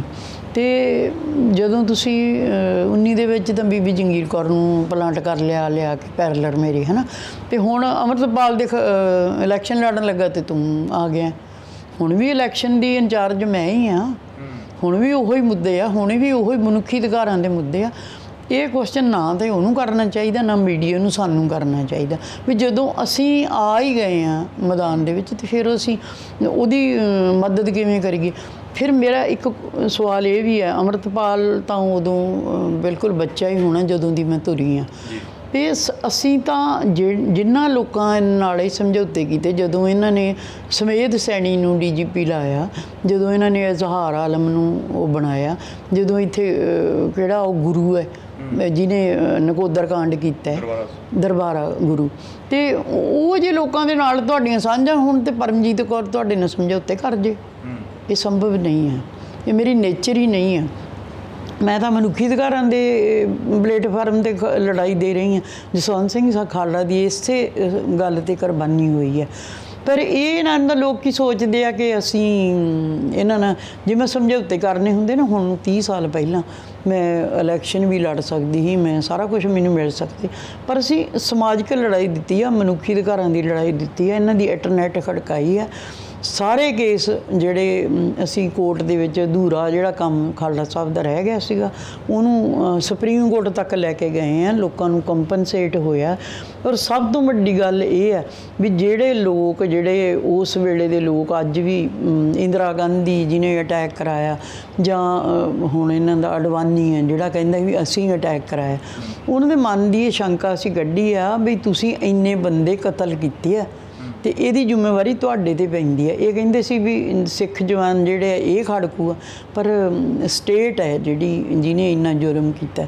ਮੈਂ ਸਮਝਦੀ ਹਾਂ ਵੀ ਇਹ ਸਟੇਟ ਅੱਤਵਾਦੀ ਹੈ। ਤੁਸੀਂ ਕਿਸ ਏਜੰਡੇ 'ਤੇ ਲੜ ਰਹੇ ਹੋ ਚੋਣ, ਜਿਹੜੀ ਇਹ ਚੋਣ ਲੜ ਰਹੇ ਹੋ? ਇਹ ਮਨੁੱਖੀ ਅਧਿਕਾਰਾਂ ਦੇ ਏਜੰਡੇ 'ਤੇ ਲੜੀ ਜਾ ਰਹੀ ਹੈ ਚੋਣ। ਪੰਥਕ ਸੀਟ ਆ, ਪੰਥ ਦੇ ਨਾਂ 'ਤੇ ਪਿੱਛੇ ਇੱਕ ਬਿਆਨ ਵਾਇਰਲ ਹੁੰਦਾ। ਨਹੀਂ, ਤੁਸੀਂ ਸਾਨੂੰ ਪੰਥ ਤੋਂ ਬਾਹਰ ਸਮਝਦੇ ਹੋ? ਨਹੀਂ, ਅਸੀਂ ਪੰਥ ਉਹੀ ਗੱਲ ਕਰ ਰਹੇ ਹਾਂ ਨਾ, ਪੰਥਕ ਸੀਟ ਦੇ ਉੱਪਰ ਤੁਸੀਂ ਵੀ ਆਏ ਹੋ, ਮਨੁੱਖੀ ਅਧਿਕਾਰਾਂ ਦੀ ਗੱਲ ਕਰ ਰਹੇ ਹੋ। ਕਿਉਂਕਿ ਪਿੱਛੇ ਇੱਕ ਬਿਆਨ ਆਉਂਦਾ ਜਥੇਦਾਰ ਸਾਹਿਬ ਦਾ, ਉਹ ਕਹਿੰਦੇ ਕਿ ਧਰਮ ਦੇ ਨਾਂ 'ਤੇ ਵੋਟ ਨਾ ਮੰਗੀ ਜਾਵੇ। ਕਿਹੜੇ ਜਥੇਦਾਰ ਦਾ? ਦਮਦਮਾ ਸਾਹਿਬ ਤੋਂ ਹਰਪ੍ਰੀਤ ਸਿੰਘ ਜਥੇਦਾਰ ਸਾਹਿਬ। ਅੱਛਾ, ਕੋਈ ਨਹੀਂ, ਧਰਮ ਦੇ ਨਾਂ 'ਤੇ ਤਾਂ ਕੋਈ ਉਹਦੀ ਆਪ ਨੂੰ ਮਨਾਹੀ ਹੈ, ਇਲੈਕਸ਼ਨ ਕਮਿਸ਼ਨ ਦੀ ਹੈ ਵੀ ਉਹ ਤਾਂ ਕਹਿੰਦੇ ਗੁਰਦੁਆਰਿਆਂ 'ਚ ਮੀਟਿੰਗ ਵੀ ਨਾ ਕਰੋ। ਠੀਕ ਆ, ਜੇ ਉਹ ਕਾਇਦਾ ਕਾਨੂੰਨ ਹੈ। ਅਸੀਂ ਧਰਮ ਦੇ ਨਾਂ 'ਤੇ ਤਾਂ ਵੋਟ ਨਹੀਂ ਮੰਗਦੇ, ਅਸੀਂ ਤਾਂ ਮਨੁੱਖੀ ਅਧਿਕਾਰਾਂ ਦੇ ਹੋਏ ਘਾਣ ਦੀ ਗੱਲ ਕਰਕੇ ਵੋਟ ਮੰਗ ਰਹੇ ਹਾਂ। ਇਹਦੇ ਨਾਲ ਜ਼ੁਲਮ ਹੋਇਆ, ਇਕੱਲੇ ਅੰਮ੍ਰਿਤਪਾਲ ਨਾਲ ਨਹੀਂ ਹੋਇਆ, ਉਹਦੇ ਨਾਲ ਕਿੰਨੇ ਸਿੰਘ ਆ, 30 ਸਾਡੇ ਇੱਥੇ ਅੰਮ੍ਰਿਤਸਰ ਦੇ ਵਿੱਚ ਤਾੜੇ ਆ, ਅਤੇ ਜਿਹੜੇ 30-30 ਸਾਲ ਸਜ਼ਾ ਕੱਟ ਕੇ ਬੈਠੇ ਆ ਉਹ ਵੀ ਤਾੜੇ ਆ।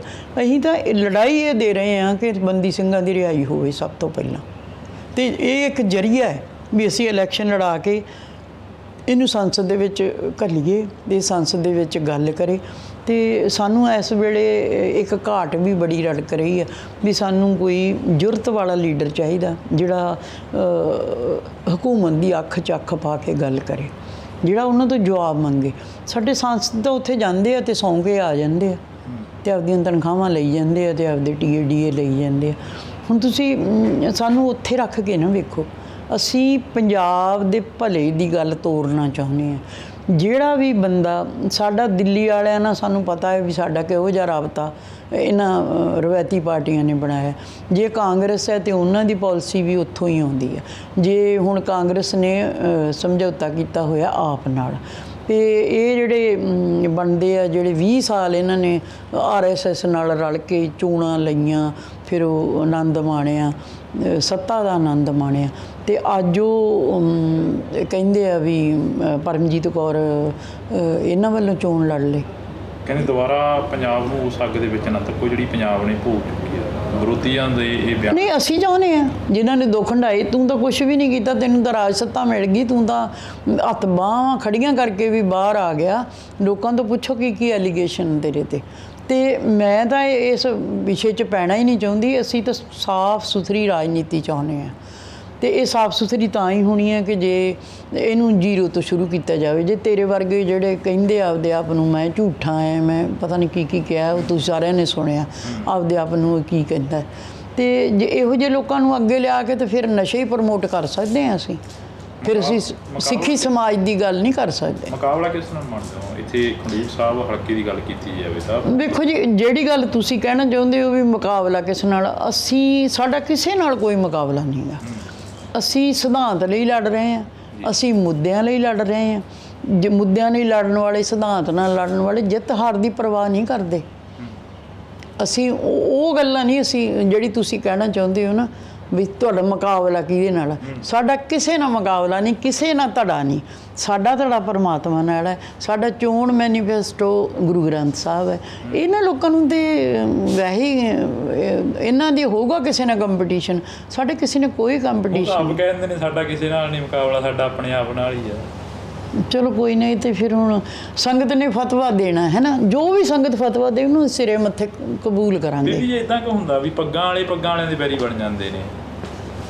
ਇਹ ਫਿਰ ਜਿਹੜੇ ਉਹ ਕੀ ਕਹਿੰਦੇ ਹੁੰਦੇ ਆ, ਕੁਛ ਆਪਣੀ ਹੈਗੇ ਆ ਸਮਾਜ ਦੇ ਵਿੱਚ ਜਿਹੜੇ ਆਪਦੇ ਆਪ ਨੂੰ ਅਸਲੀ ਜਿਵੇਂ ਸਿੱਖ ਕਹਾਉਂਦੇ ਆ, ਜਿਵੇਂ ਅੰਮ੍ਰਿਤਸਰ ਤੋਂ ਪਰਮਜੀਤ ਸੰਧੂ ਹੋ ਗਿਆ, ਅਤੇ ਜਿਹੜਾ ਉਹ ਵੀ ਕਹਿੰਦਾ, ਕੈਪਟਨ ਵੀ ਕਹਿੰਦਾ ਮੈਂ ਸਿੱਖਾਂ ਦੇ ਮਸਲੇ ਹੱਲ ਕਰਾ ਦੂੰਗਾ। ਉਹਨੂੰ ਵੇਖ ਲਓ ਤੁਸੀਂ, ਗੁਟਕਾ ਸਾਹਿਬ ਦੀ ਸਹੁੰ ਖਾ ਕੇ ਮੈਂ ਨਸ਼ੇ ਬੰਦ ਕਰਾ ਦੂੰਗਾ, ਅਤੇ ਉਹ ਵੀ ਭਾਜਪਾ ਚਲੇ ਗਿਆ। ਇਹ ਨਾ ਤੁਸੀਂ ਜੇ ਇੱਧਰ ਨੂੰ ਮੈਨੂੰ ਤੋਰੋਗੇ, ਇਹ ਸਾਰੇ ED ਦੇ ਡਰ ਹੈ ਇਹਨਾਂ ਨੂੰ, ਵਿਜੀਲੈਂਸ ਦੇ ਡਰ ਹੈ ਇਹਨਾਂ ਨੂੰ। ਇਹ ਤਾਂ ਕੁਝ ਜਿਹੜੇ ਸਿੱਖ ਹੈ ਨਾ, ਇਹ A ਕੈਟਾਗਰੀ ਦੇ ਲੋਕ ਹੈ। ਜਿਵੇਂ ਜੇ ਆ ਹੋ ਗਏ ਅੰਮ੍ਰਿਤਸਰ ਵਾਲੇ, ਮਜੀਠੀਆ ਉਹਦੀ ਪਰਿਵਾਰ ਦੀ, ਸਮੁੰਦਰੀ ਪਰਿਵਾਰ ਦੀ ਐਡੀ ਕੁਰਬਾਨੀ, ਅਤੇ ਤੂੰ ਮੇਰਾ ਖਿਆਲ ਹੈ ਵੀ ਕਿਤੇ ਝਾਕ 'ਤੇ ਬੈਠਾ ਹੋਣਾ ਵੀ ਜਿਵੇਂ ਪੁਰੀ ਹਾਰ ਗਿਆ ਅਤੇ ਉਹ ਮੰਤਰੀ, ਜੇ ਜੇਤਲੀ ਹਾਰ ਗਿਆ ਅਤੇ ਉਹ ਸਾਡਾ ਫਾਈਨਾਂਸ ਵੀ। ਇਹਨਾਂ ਨੂੰ ਜਿਹੜੇ ਲੋਕ ਆਪਦੇ ਆਪ ਨੂੰ ਹਾਈ-ਫਾਈ ਸਮਝਦੇ ਨਾ, ਇਹ ਲੋਕ ਆਪਦੇ ਆਪ ਨੂੰ ਉੱਥੇ ਰੱਖ ਕੇ ਤੁਰਦੇ ਵੀ ਸਾਨੂੰ ਅਹੁਦਿਆਂ ਤੋਂ ਬਿਨਾਂ ਹੋਰ ਕੁਛ ਚਾਹੀਦਾ ਹੀ ਨਹੀਂ। ਕੈਪਟਨ ਦਾ ਵੀ ਇਹੋ ਹਿਸਾਬ ਹੈ ਵੀ ਮੈਨੂੰ ਕਿਤੇ ਗਵਰਨਰ ਹੀ ਲਾ ਦੇਣਗੇ। ਪਰ ਵੇਖੋ, ਇੰਨਾ ਰਾਜ ਭਾਗ ਮਾਣ ਕੇ ਅਤੇ ਤੁਸੀਂ ਫਿਰ ਉਹ RSS ਦੇ ਪੈਰਾਂ 'ਚ ਬਹਿ ਗਏ ਜਾ ਕੇ, ਅਤੇ ਫਿਰ ਇਹ ਤਾਂ ਇਨਸਾਫ ਨਹੀਂ ਨਾ ਹੈਗਾ ਸਿੱਖੀ ਨਾਲ।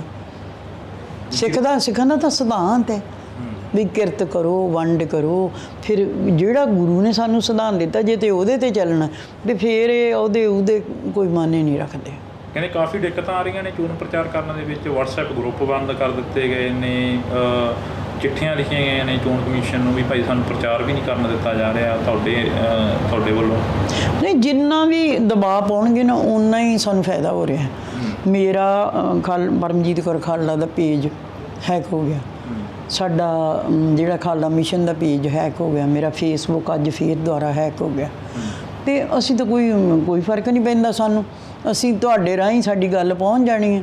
ਨਹੀਂ ਅਸੀਂ ਕਿਹੜਾ ਕੋਈ ਵਪਾਰ ਕਰਦੇ ਹਾਂ ਵੀ ਨਸ਼ਿਆਂ ਦਾ ਵਪਾਰ ਕਰਦੇ ਵੀ ਸਾਨੂੰ ਕੋਈ ਡਰ ਮਰਿਆ ਵੀ ਤੁਸੀਂ ਸਾਡੇ ਬੰਦ ਕਰ ਦਿਓ। ਜੇ WhatsApp ਗਰੁੱਪ ਬੰਦ ਕਰ ਦਿਓਗੇ, ਇੱਕ ਦਾ ਕਰ ਦਿਓਗੇ, ਕਿਹਦਾ ਕਰ ਦਿਓਗੇ, ਅਸੀਂ ਕਿਤੇ ਹੋਰ ਕੰਮ ਚੱਲ ਜੂਗਾ। ਇਹ ਨਾ ਘਨਿਆਉਣੀਆਂ ਚੱਲ ਆਏ ਜਿਵੇਂ ਜੇ ਇਵੇਂ ਕਰਨਗੇ ਤਾਂ, ਤੇ ਇਹ ਸਾਡੇ ਲਈ ਫਾਇਦੇਮੰਦ ਹੈ ਤੇ ਉਹਨਾਂ ਲਈ ਇਹ ਨੁਕਸਾਨਦੇਹ ਹੈ। ਕਰਨਗੇ ਹੁਣ ਇਹ ਵੀ ਹੋ ਸਕਦਾ ਵੀ ਇਹ ਰੌਲਾ ਪੈ ਰਿਹਾ ਵੀ ਅੰਮ੍ਰਿਤਪਾਲ ਦੇ ਉਹਨਾਂ ਨੇ ਪੇਪਰ ਹੀ ਫਾਈਲ ਨਹੀਂ ਹੋਣ ਦੇਣੇ, ਪਰ ਮੈਨੂੰ ਪਤਾ ਹੈ ਵੀ ਪੇਪਰਾਂ 'ਚ ਕੋਈ ਦਿੱਕਤ ਨਹੀਂ ਆਉਣੀ, ਪੇਪਰ ਆਰਾਮ ਨਾਲ ਹੋ ਜਾਣੇ ਆ। ਪਰ ਜਿਹੜੇ ਇਹ ਸਾਡੇ ਲੋਕਾਂ ਨੂੰ ਕਹਿੰਦੇ ਆ, ਜਿਨ੍ਹਾਂ ਨੂੰ ਇਹ ਫੋਨ ਕਰ ਕਹਿੰਦੇ ਆ ਵੀ ਉਹਦੇ 'ਤੇ ਪੇਪਰ ਰੱਦ ਹੋ ਜਾਣੇ ਆ ਤੇ ਵੋਟਾਂ ਤੁਸੀਂ ਸਾਨੂੰ ਪਾ ਦਿਓ, ਪਰ ਇਹ ਭਰਮ ਭੁਲੇਖਾ ਕੱਢ ਦੇਣ ਵੀ ਅਸੀਂ ਤਾਂ ਵੋਟ ਆਸਰਾ ਪਰਮਾਤਮਾ ਦਾ ਲਿਆ ਹੈ ਤੇ ਅਸੀਂ ਕੋਈ ਇਹਨਾਂ ਦੇ IT ਸੈੱਲਾਂ 'ਚ ਨਹੀਂ ਜਾਣਾ ਚਾਹੁੰਦੇ, ਕੋਈ ਅਸੀਂ ਅਮਿਤ ਸ਼ਾਹ ਨਾਲ ਕੋਈ ਸਾਡਾ ਮਸਲਾ ਨਹੀਂ ਹੈਗਾ। ਅਸੀਂ ਤਾਂ ਸੱਚ ਦੀ, ਇਨਸਾਫ ਦੀ ਲੜਾਈ ਲੜਨੀ ਹੈ ਤੇ ਮੈਨੂੰ ਲੱਗਦਾ ਹੈ ਵੀ ਜਿੰਨੇ ਵੀ ਇਹ ਮਸਲੇ ਖੜੇ ਕਰਨਗੇ ਨੇ ਇਹਨਾਂ 'ਤੇ ਉਲਟੇ ਪੈਣੇ ਆ। ਜੇ ਪੇਪਰ ਰੱਦ ਕਰਾਉਣ ਤੱਕ ਜਾਂਦੇ ਆ ਨਾ ਤਾਂ ਮੇਬੀ ਇਹਨਾਂ ਦੀ ਅਸੀਂ ਚੋਣ ਹੀ ਰੱਦ ਕਰਾ ਦਈਏ। ਇਹ ਕੋਈ ਮਸਲਾ ਨਹੀਂ ਹੈਗਾ ਵੀ ਇਹ ਹੁਣ ਚੋਣ ਕਮਿਸ਼ਨ ਦਾ ਕੰਮ ਹੈ ਵੀ ਚੋਣ ਕਮਿਸ਼ਨ ਨੇ ਕੀ ਕਰਨਾ, ਇਹਨਾਂ ਦੇ ਹੱਥ 'ਚ ਤਾਂ ਕੁਛ ਨਹੀਂ ਗਾ। ਇਹ ਤਾਂ ਅਫਵਾਹਾਂ ਜਿੰਨੀਆਂ ਮਰਜ਼ੀ ਫੈਲਾ ਲੈਣ, ਅਸੀਂ ਦੁੱਗਣੇ ਹੋ ਕੇ ਨਿਕਲਾਂਗੇ। ਜਿੰਨਾ ਵੀ ਇਹ ਸਾਨੂੰ ਤੰਗ ਪਰੇਸ਼ਾਨ ਕਰਨਗੇ ਨਾ, ਮੈਨੂੰ ਲੱਗਦਾ ਅਸੀਂ ਦੂਣੇ ਤੀਣੇ ਹੋ ਕੇ ਨਿਕਲਾਂਗੇ, ਉਹਨੇ ਲੋਕ ਸਾਡੇ ਨਾਲ ਫਿਰ ਜ਼ਿਆਦਾ ਹੋਣਗੇ। ਅਸੀਂ ਤਾਂ ਪੰਜਾਬ ਦੀ ਰਾਜਨੀਤੀ ਨੂੰ ਨਵੀਂ ਰਾਜਨੀਤੀ ਖੜੀ ਕਰਨਾ ਚਾਹੁੰਦੇ ਹਾਂ ਤੇ ਆ ਜਿਹੜੀ ਇਹ ਸ਼ੁਰੂਆਤ ਹੈ ਨਵੀਂ ਮਤਲਬ ਜ਼ੀਰੋ ਤੋਂ ਸ਼ੁਰੂ ਕਰਾਂਗੇ। ਇਹ ਲੋਕ ਪਾਸੇ ਹਟਣਗੇ, ਇਹ ਰਵਾਇਤੀ ਪਾਰਟੀਆਂ। ਪੰਜਾਬ ਦੇ ਮੁੱਖ ਮੰਤਰੀ ਭਗਵੰਤ ਮਾਨ ਨੇ ਵੀ ਇਹੀ ਗੱਲ ਕਹੀ ਸੀ ਜਦੋਂ 2022 ਦੀ ਇਲੈਕਸ਼ਨ ਹੋਈ ਹੈ ਕਿ ਅਸੀਂ ਜ਼ੀਰੋ ਤੋਂ ਰਾਜਨੀਤੀ ਸ਼ੁਰੂ ਕਰਾਂਗੇ, ਅਸੀਂ ਬਦਲਾਅ ਦੀ ਗੱਲ ਕਰਾਂਗੇ। ਤੁਸੀਂ ਵੀ ਉਹੀ ਗੱਲ ਕਰ ਰਹੇ ਹੋਗੇ? ਨਹੀਂ ਜੀ, ਹਰ ਬੰਦਾ ਜਿਹੜਾ ਚੰਗੀ ਸੋਚ ਵਾਲਾ ਇਵੇਂ ਹੀ ਸੋਚਦਾ ਵੀ ਉਹ ਇੱਕ ਕਲਾਕਾਰ ਹੈ। ਮੈਂ ਕੱਲ੍ਹ ਵੀ ਕਿਹਾ ਸੀ ਵੀ ਉਹ ਇੱਕ ਕਲਾਕਾਰ ਹੈ ਤੇ ਕਲਾਕਾਰੀਆਂ ਨਾਲ ਉਹ ਮੁੱਖ ਮੰਤਰੀ ਬਣ ਗਿਆ ਤੇ ਕਲਾਕਾਰੀਆਂ ਨਾਲ ਉਹਨੇ 5 ਸਾਲ ਰਾਜ ਕਰ ਜਾਣਾ, ਮੁੜ ਕੇ ਨਹੀਂ। ਮੇਰਾ ਖਿਆਲ ਹੈ ਵੀ ਜਦੋਂ ਹੁਣ ਇੱਕ ਵੱਡੀ ਗੱਲ ਹੈ ਵੀ ਉਹਦਾ ਜਿਹੜਾ ਆਕਾ ਹੈ ਕੇਜਰੀਵਾਲ ਹੈ ਨਾ, ਉਹ ਕਹਿੰਦਾ ਮੈਂ ਕੱਟੜ ਇਮਾਨਦਾਰ ਆਪਦੇ ਆਪ ਨੂੰ, ਉਹਨੇ ਇੱਕ ਸ਼ਬਦ ਵਰਤਿਆ ਕੱਟੜ ਇਮਾਨਦਾਰ। ਤੇ ਉਹਦੀ ਇਮਾਨਦਾਰੀ ਹੁਣ ਉਹ ਕਿੱਥੇ ਬੈਠਾ ਹੈ? ਕੱਟੜ ਇਮਾਨਦਾਰ ਹੁਣ ਕਿੱਥੇ ਬੈਠਾ ਹੈ? ਇਹ ਉੱਤੇ ਰੱਬ ਵੀ ਹੈਗਾ ਤੇ ਲੋਕ ਵੀ ਹੈਗੇ ਆ ਥੱਲੇ ਪਲਟੀ ਮਾਰਨ ਨੂੰ। ਤੇ ਉਹ ਹੁਣ ਜੇ ਭਗਵੰਤ ਮਾਨ ਇਵੇਂ ਕਰੂਗਾ ਹੈ ਨਾ, ਉਹ ਕਈ ਵਾਰੀ ਲੱਕ ਐਂਡ ਚਾਂਸ ਵੀ ਹੁੰਦਾ ਬੰਦੇ ਦਾ ਹੈ ਨਾ, ਉਹ ਮੁੱਖ ਮੰਤਰੀ ਬਣ ਗਿਆ, ਸਾਨੂੰ ਕੋਈ ਦਿੱਕਤ ਨਹੀਂ ਗੀ, ਉਹ ਬਣਿਆ ਠੀਕ ਹੈ, ਸਾਨੂੰ ਕੋਈ ਪ੍ਰੋਬਲਮ ਨਹੀਂ। ਲੋਕਾਂ ਨੇ ਬਣਾਇਆ, ਕਿਸੇ ਨੇ ਉਹ ਆਪੇ ਤਾਂ ਨਹੀਂ ਨਾ ਬਣਿਆ, ਲੋਕਾਂ ਨੇ ਬਣਾਇਆ ਉਹਨੂੰ, ਜਾਂ ਉਹਨੇ ਆਪਦੀ ਕਲਾਬਾਜ਼ੀ ਕਰਕੇ, ਉਹਨੇ ਲੋਕਾਂ ਨੂੰ ਹਸਾ ਕੇ ਸਾਰਾ ਕੁਛ ਕਰਕੇ ਉਹਨੇ ਇਹ ਜਿੱਤ ਲਿਆ ਹੈ ਨਾ ਚੋਣ। ਅਤੇ ਸਾਨੂੰ ਉਹਦੇ ਨਾਲ ਕੋਈ ਦਿੱਕਤ ਨਹੀਂ ਹੈਗੀ। ਅਸੀਂ ਕਹਿੰਦੇ ਹਾਂ ਵੀ ਉਹ ਨਾ 5 ਸਾਲ ਰਾਜ ਹੈ ਉਹ ਕਰੇ, ਅਤੇ 5 ਸਾਲਾਂ ਦੀ ਇਵੇਂ ਚੇਂਜ ਆਉਂਦੀ ਜਾਂਦੀ ਹੈ। ਕਿਤੇ ਬੇਗਮਪੁਰੇ ਦਾ ਰਾਜ ਵੀ ਤਾਂ ਆਉਣਾ ਹੈ ਨਾ। ਅਸੀਂ ਤਾਂ ਇੱਥੋਂ ਤੱਕ ਸੋਚ ਕੇ ਬੈਠੇ ਹਾਂ ਵੀ ਕਿਤੇ ਬਾਬੇ ਨਾਨਕ ਦਾ ਸਿਧਾਂਤ ਹੋਵੇ, ਕਿਤੇ ਬੇਗਮਪੁਰੇ ਦਾ ਰਾਜ ਹੋਵੇ, ਊਚ ਨੀਚ ਖਤਮ ਹੋਵੇ, ਜਾਤ ਪਾਤ ਖਤਮ ਹੋਵੇ, ਜਿਹੜੇ ਵੰਡੀਆਂ ਪਾਉਣ ਵਾਲੇ ਸਿਆਸੀ ਲੋਕ ਹੈ ਇਹਨਾਂ ਨੂੰ ਵੀ ਰੱਬ ਸਮੱਤ ਬਖਸ਼ੇ। ਅਤੇ ਅਸੀਂ ਤਾਂ ਕੋਈ ਮਨ 'ਚ ਮੈਲ ਨਹੀਂ ਰੱਖੀ ਵੀ ਅਸੀਂ ਕੀ ਕਰਨਾ। ਪਰ ਇਹ ਹੈ ਵੀ ਐ ਨਹੀਂ ਹੁੰਦਾ ਹਮੇਸ਼ਾ ਜਿਹੜਾ ਧਾੜਵੀ ਹੈ ਉਹੋ ਹੀ ਕਾਮਯਾਬ ਹੁੰਦਾ ਲਾਈਫ ਦੇ ਵਿੱਚ। ਪਰਮਾਤਮਾ ਕਈ ਵਾਰੀ ਮਦਦ ਕਰਦਾ। ਤੁਹਾਡੇ ਸਾਹਮਣੇ ਆ ਆਹ ਕਰੋਨਾ ਲੱਗਾ, ਸਾਰੀ ਦੁਨੀਆ ਪਰਮਾਤਮਾ ਨੇ ਤਾੜਤੀ ਸੀ ਨਾ ਅੰਦਰ। ਇਹੋ ਜਿਹਾ ਕੋਈ ਕਲਾ ਵੀ ਵਰਤ ਜਾਂਦੀ ਹੁੰਦੀ ਹੈ। ਕੀ ਪਤਾ ਏਸ਼ੀਆ ਦੇ ਖਿੱਤੇ 'ਚ ਕੀ ਹੋਣ ਵਾਲਾ ਹੈ ਹੁਣ। ਇਹ ਵੀ ਜਿਹੜੀ ਆਪਣੀ ਪੋਲੀਟਿਕਸ ਹੈ, ਜੀਓ ਪੋਲੀਟਿਕਸ ਹੈ, ਉਹਦੇ ਵਿੱਚ ਬੜਾ ਕੁਛ ਚੱਲ ਰਿਹਾ ਹੈ ਨਾ। ਵੀ ਅਸੀਂ ਤਾਂ ਨਿੱਕੇ ਨਿੱਕੇ ਐਫਰਟ ਕਰ ਰਹੇ ਹਾਂ। ਹੁਣ ਤੱਕ ਦਾ ਹੰਗਾਰਾ ਕਿੱਦਾਂ ਦਾ ਮਿਲਿਆ? ਪਿੰਡਾਂ ਦੇ ਵਿੱਚ ਕਾਫੀ ਵਿਚ ਰਹੇ ਹੋ, ਹਲਕਿਆਂ 'ਚ ਵਿਚ ਰਹੇ ਹੋ? ਹਾਂਜੀ, ਮੇਰੇ ਹਿਸਾਬ ਨਾਲ ਤਾਂ ਕੋਈ ਵੀ ਨਹੀਂ ਉਂਝ ਤਾਂ ਜਿਹੜਾ ਮਾਤੜ ਬੰਦਾ ਹੈ ਜਿਹਦੇ ਮਗਰ 4 ਬੰਦੇ ਨੇ ਉਹ ਵੀ ਕਹਿੰਦਾ ਮੇਰੀ ਬੜੀ ਵੇਵ ਚੱਲ ਰਹੀ ਹੈ। ਪਰ ਅਸੀਂ ਸੱਚਾਈ 'ਤੇ ਹਾਂ ਵੀ ਸਾਨੂੰ ਲੱਗਦਾ ਵੀ ਇਸ ਵਾਰੀ ਸਾਨੂੰ ਕੋਈ ਬਾਹਲੀ ਸਾਡੇ ਕੋਲ ਸਾਧਨ ਵੀ ਨਹੀਂ ਹੈਗੇ। ਜਿਹੜਾ ਬੰਦਾ ਆਜ਼ਾਦ ਲੜ ਰਿਹਾ ਉਹਦੇ ਕੋਲ ਸਾਧਨ ਵੀ ਨਹੀਂ ਹੈਗੇ। ਪਰਿਵਾਰ ਅੱਗੇ ਹੀ ਇਹਨਾਂ ਨੇ ਪਿੰਜਿਆ ਹੋਇਆ ਰੂਮ ਵਾਂਗੂ।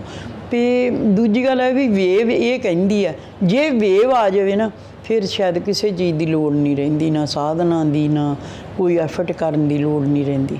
ਤੇ ਮੈਨੂੰ ਲੱਗਦਾ ਵੀ ਵੇਵ ਇੰਨੀ ਚੰਗੀ ਹੈ ਨਾ, ਜਿਸ ਤਰ੍ਹਾਂ ਸਿਮਰਨਜੀਤ ਸਿੰਘ ਮਾਨ ਬਾਹਰ ਆਏ ਸੀਗੇ, ਇਸੇ ਤਰ੍ਹਾਂ ਹੀ ਮੈਨੂੰ ਲੱਗਦਾ ਹੈ ਵੀ ਪੂਰੀ ਮੈਨੂੰ ਆਸ ਹੈ ਕਿ ਅੰਮ੍ਰਿਤਪਾਲ ਬਾਹਰ ਆਊਗਾ ਤੇ ਗੱਲ ਕਰੂਗਾ, ਪੰਥ ਪੰਜਾਬ ਦੀ ਗੱਲ ਕਰੂਗਾ। ਅਸਲ 'ਚ ਇਹਨਾਂ ਲੋਕਾਂ ਨੂੰ ਸਾਡਾ ਬਾਣੀ ਤੇ ਬਾਣਾ ਦੋਨੋਂ ਹੀ ਨਹੀਂ ਪਾਉਂਦੇ।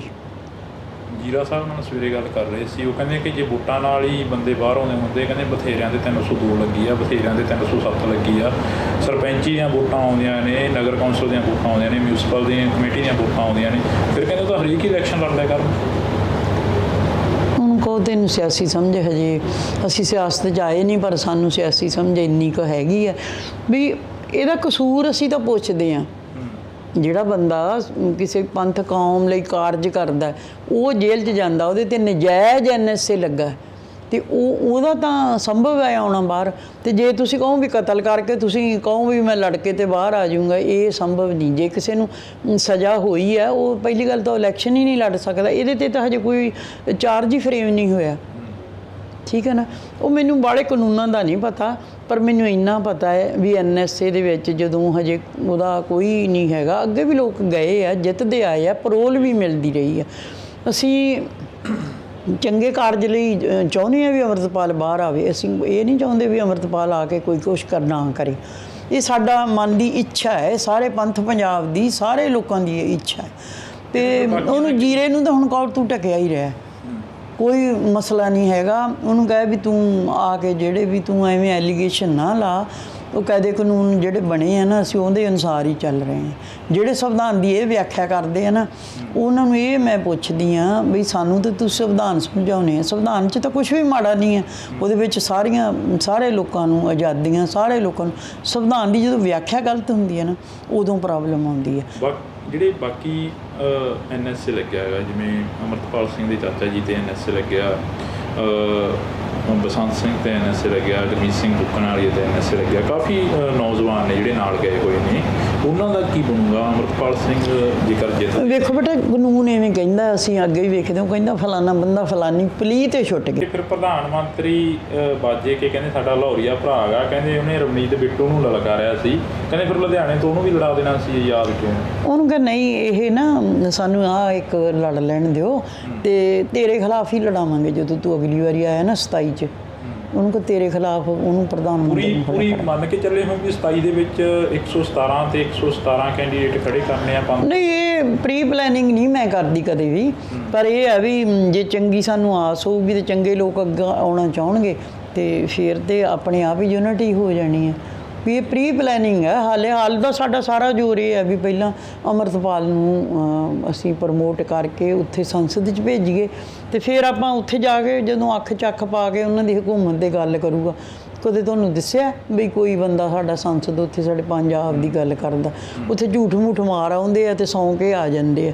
ਤੇ ਅਸੀਂ ਚਾਹੁੰਦੇ ਹਾਂ ਵੀ ਕੋਈ ਸਾਨੂੰ ਇਸ ਤਰ੍ਹਾਂ ਦਾ ਲੀਡਰ ਜਿਹੜਾ ਮਿਲੇ ਅੰਮ੍ਰਿਤਪਾਲ ਵਰਗਾ ਤੇ ਉਹ ਗੱਲ ਕਰੇ। ਉਹਨੇ ਧੜੱਲੇ ਨਾਲ ਗੱਲਾਂ ਕੀਤੀਆਂ, ਸਾਰੇ ਲੋਕਾਂ ਨੇ ਸੁਣੀਆਂ, ਡਰਦੇ ਤਾਂ ਇਹ ਉਹਦੀ ਆਵਾਜ਼ ਤੋਂ। ਹੁਣ ਐਲੀਗੇਸ਼ਨ ਉਹਨਾਂ ਨੂੰ ਕਹੋ ਤੁਸੀਂ ਨਾ ਹੀ ਲਾਓ, ਤੇ ਤੁਹਾਡੇ 'ਤੇ ਬਕਾਇਦਾ ਬਹੁਤ ਐਲੀਗੇਸ਼ਨ ਹੈ। ਤੇ ਜਿਹੜਾ ਇਹ ਮੈਨੂੰ ਵੀ ਚੈਲੰਜ ਕਰਦੇ ਆ, ਵੀ ਅੰਮ੍ਰਿਤਪਾਲ ਨੂੰ ਚੈਲੰਜ ਕਰਦੇ ਆ ਜਾਂ ਕਾਨੂੰਨੀ ਚੈਲੰਜ ਕਰਦੇ ਆ, ਉਹ ਸਾਰੇ ਲੋਕ ਜਿਹੜੇ ਸੰਵਿਧਾਨ ਦੇ ਅੰਡਰ ਤੁਸੀਂ 25,000 ਬੰਦਾ ਲਾਪਤਾ ਕਰਕੇ ਮਾਰਿਆ ਤੇ ਉਹਨਾਂ ਦਾ ਹਿਸਾਬ ਨਹੀਂ ਦਿੱਤਾ, ਉਹਨਾਂ ਦੇ ਡੈਥ ਸਰਟੀਫਿਕੇਟ ਦਿੱਤੇ, ਉਹ ਕਿਹੜਾ ਸੰਵਿਧਾਨ ਹੈ? ਤੁਸੀਂ ਸਾਰਾ ਕੁਝ ਸੰਵਿਧਾਨ ਦੇ ਅੰਡਰ ਕੀਤਾ। ਜੇ ਤਾਂ ਕੀਤਾ ਸਾਨੂੰ ਦੱਸ ਦਿਓ, ਫਿਰ ਅਸੀਂ ਵੀ ਸੰਵਿਧਾਨ ਨੂੰ, ਅਸੀਂ ਤਾਂ ਹਜੇ ਵੀ ਸੰਵਿਧਾਨ ਦੇ ਅਨੁਸਾਰ ਹੀ ਪੇਪਰ ਫਾਈਲ ਕਰਨੇ ਆ, ਫਿਰ ਉੱਥੇ ਸਹੁੰ ਵੀ ਚੱਕਣੀ ਆ, ਸਾਰਾ ਕੁਝ ਕਰਨਾ ਹੈ ਅਸੀਂ। ਅਤੇ ਇਹ ਜਿਹੜੀ ਲੜਾਈ ਹੈ ਨਾ, ਇਹ ਜਿਹੜੇ ਸਿਆਸੀ ਲੋਕ ਆ, ਹੋਰ ਤਾਂ ਮੈਨੂੰ ਲੱਗਦਾ ਨਾ ਕਿਸੇ ਮੀਡੀਆ ਨੇ ਮੇਰੇ 'ਤੇ ਕਦੇ ਕੋਈ ਸਵਾਲ ਕੀਤਾ ਇਹੋ ਜਿਹਾ, ਅਤੇ ਨਾ ਕਦੇ ਲੋਕਾਂ ਨੇ ਕੀਤਾ ਮੇਰੇ 'ਤੇ। ਮੈਨੂੰ ਤਾਂ ਕਦੇ, ਮੈਂ ਆਪਦੀ ਕੰਪੇਨ ਵੀ ਕੀਤੀ ਆ, ਮੇਰੇ 'ਤੇ ਕੋਈ ਕੁਐਸਚਨ ਰੇਜ ਨਹੀਂ ਕੀਤਾ ਕਦੇ ਕਿਸੇ ਨੇ। ਅਤੇ ਨਾ ਅਸੀਂ ਕਿਸੇ ਕੁਰਬਾਨੀ ਨੂੰ ਕਿਸੇ ਸਿਆਸਤ ਦੀ ਤੱਕੜੀ ਵਿੱਚ ਮੈਂ ਤੋਲ ਕੇ ਵੇਖਦੀ ਹਾਂ ਵੀ ਜਸਵੰਤ ਸਿੰਘ ਦੀ ਕੁਰਬਾਨੀ ਹੋਈ ਹੈ ਜੀ, ਹੁਣ ਤੁਸੀਂ ਮੈਨੂੰ ਆਹ ਕਰ ਦਿਓ ਅਤੇ ਉਹ ਕਰ ਦਿਓ। ਅਸੀਂ ਬੜੇ ਤਿਆਗ ਨਾਲ, ਠਰਮੇ ਨਾਲ ਇਹ ਲੜਾਈ ਲੜੀ ਹੈ। 30 ਸਾਲ ਮੈਂ ਸੜਕਾਂ 'ਤੇ ਫਿਰ ਕੇ ਆਪਣੇ ਛੋਟੇ ਛੋਟੇ ਨਿਆਣਿਆਂ ਨੂੰ ਕੰਮਾਂ ਵਾਲਿਆਂ ਦੇ ਆਸਰੇ ਛੱਡ ਕੇ ਮੈਂ ਇਹ ਲੜਾਈ ਲੜੀ ਹੈ। ਮੈਂ ਹੁਣ ਜੇ ਕੋਈ ਕਵੇ ਵੀ ਹੁਣ ਇਹ ਸਮਝੌਤੇਵਾਦੀ ਗੱਲ ਹੈ, ਨਹੀਂ, ਇਹ ਹੁਣ ਲੜਾਈ ਹੱਕ ਸੱਚ ਇਨਸਾਫ ਲਈ ਹੈ। ਇਹ ਲੜਾਈ ਅਸੀਂ ਲੜਨੀ ਹੈ, ਭਾਵੇਂ ਅਸੀਂ ਜੀ ਜਾਨ ਨਾਲ ਲੜਨੀ ਹੈ ਔਰ ਅਖੀਰ ਤੱਕ ਲੜਨੀ ਹੈ। ਖਾਲੜਾ ਮਿਸ਼ਨ ਦਾ ਜਿੰਨਾ ਕੰਮ ਹੈ, ਜਿੰਨਾ ਮਨੁੱਖੀ ਅਧਿਕਾਰਾਂ ਦਾ ਕੰਮ ਹੈ, ਜਿੱਥੇ ਵੀ ਵਾਇਲੇਸ਼ਨ ਹੋਊਗੀ ਅਸੀਂ ਜਾਣਾ ਹੈ। ਅਸੀਂ ਸਮਝਿਆ ਹੈ ਕਿ ਇਹ ਵਾਇਲੇਸ਼ਨ ਹੈ NSA ਦੀ, ਅਤੇ ਤਾਂ ਅਸੀਂ ਇਹਨਾਂ ਦੇ ਮਗਰ ਆਏ ਹਾਂ।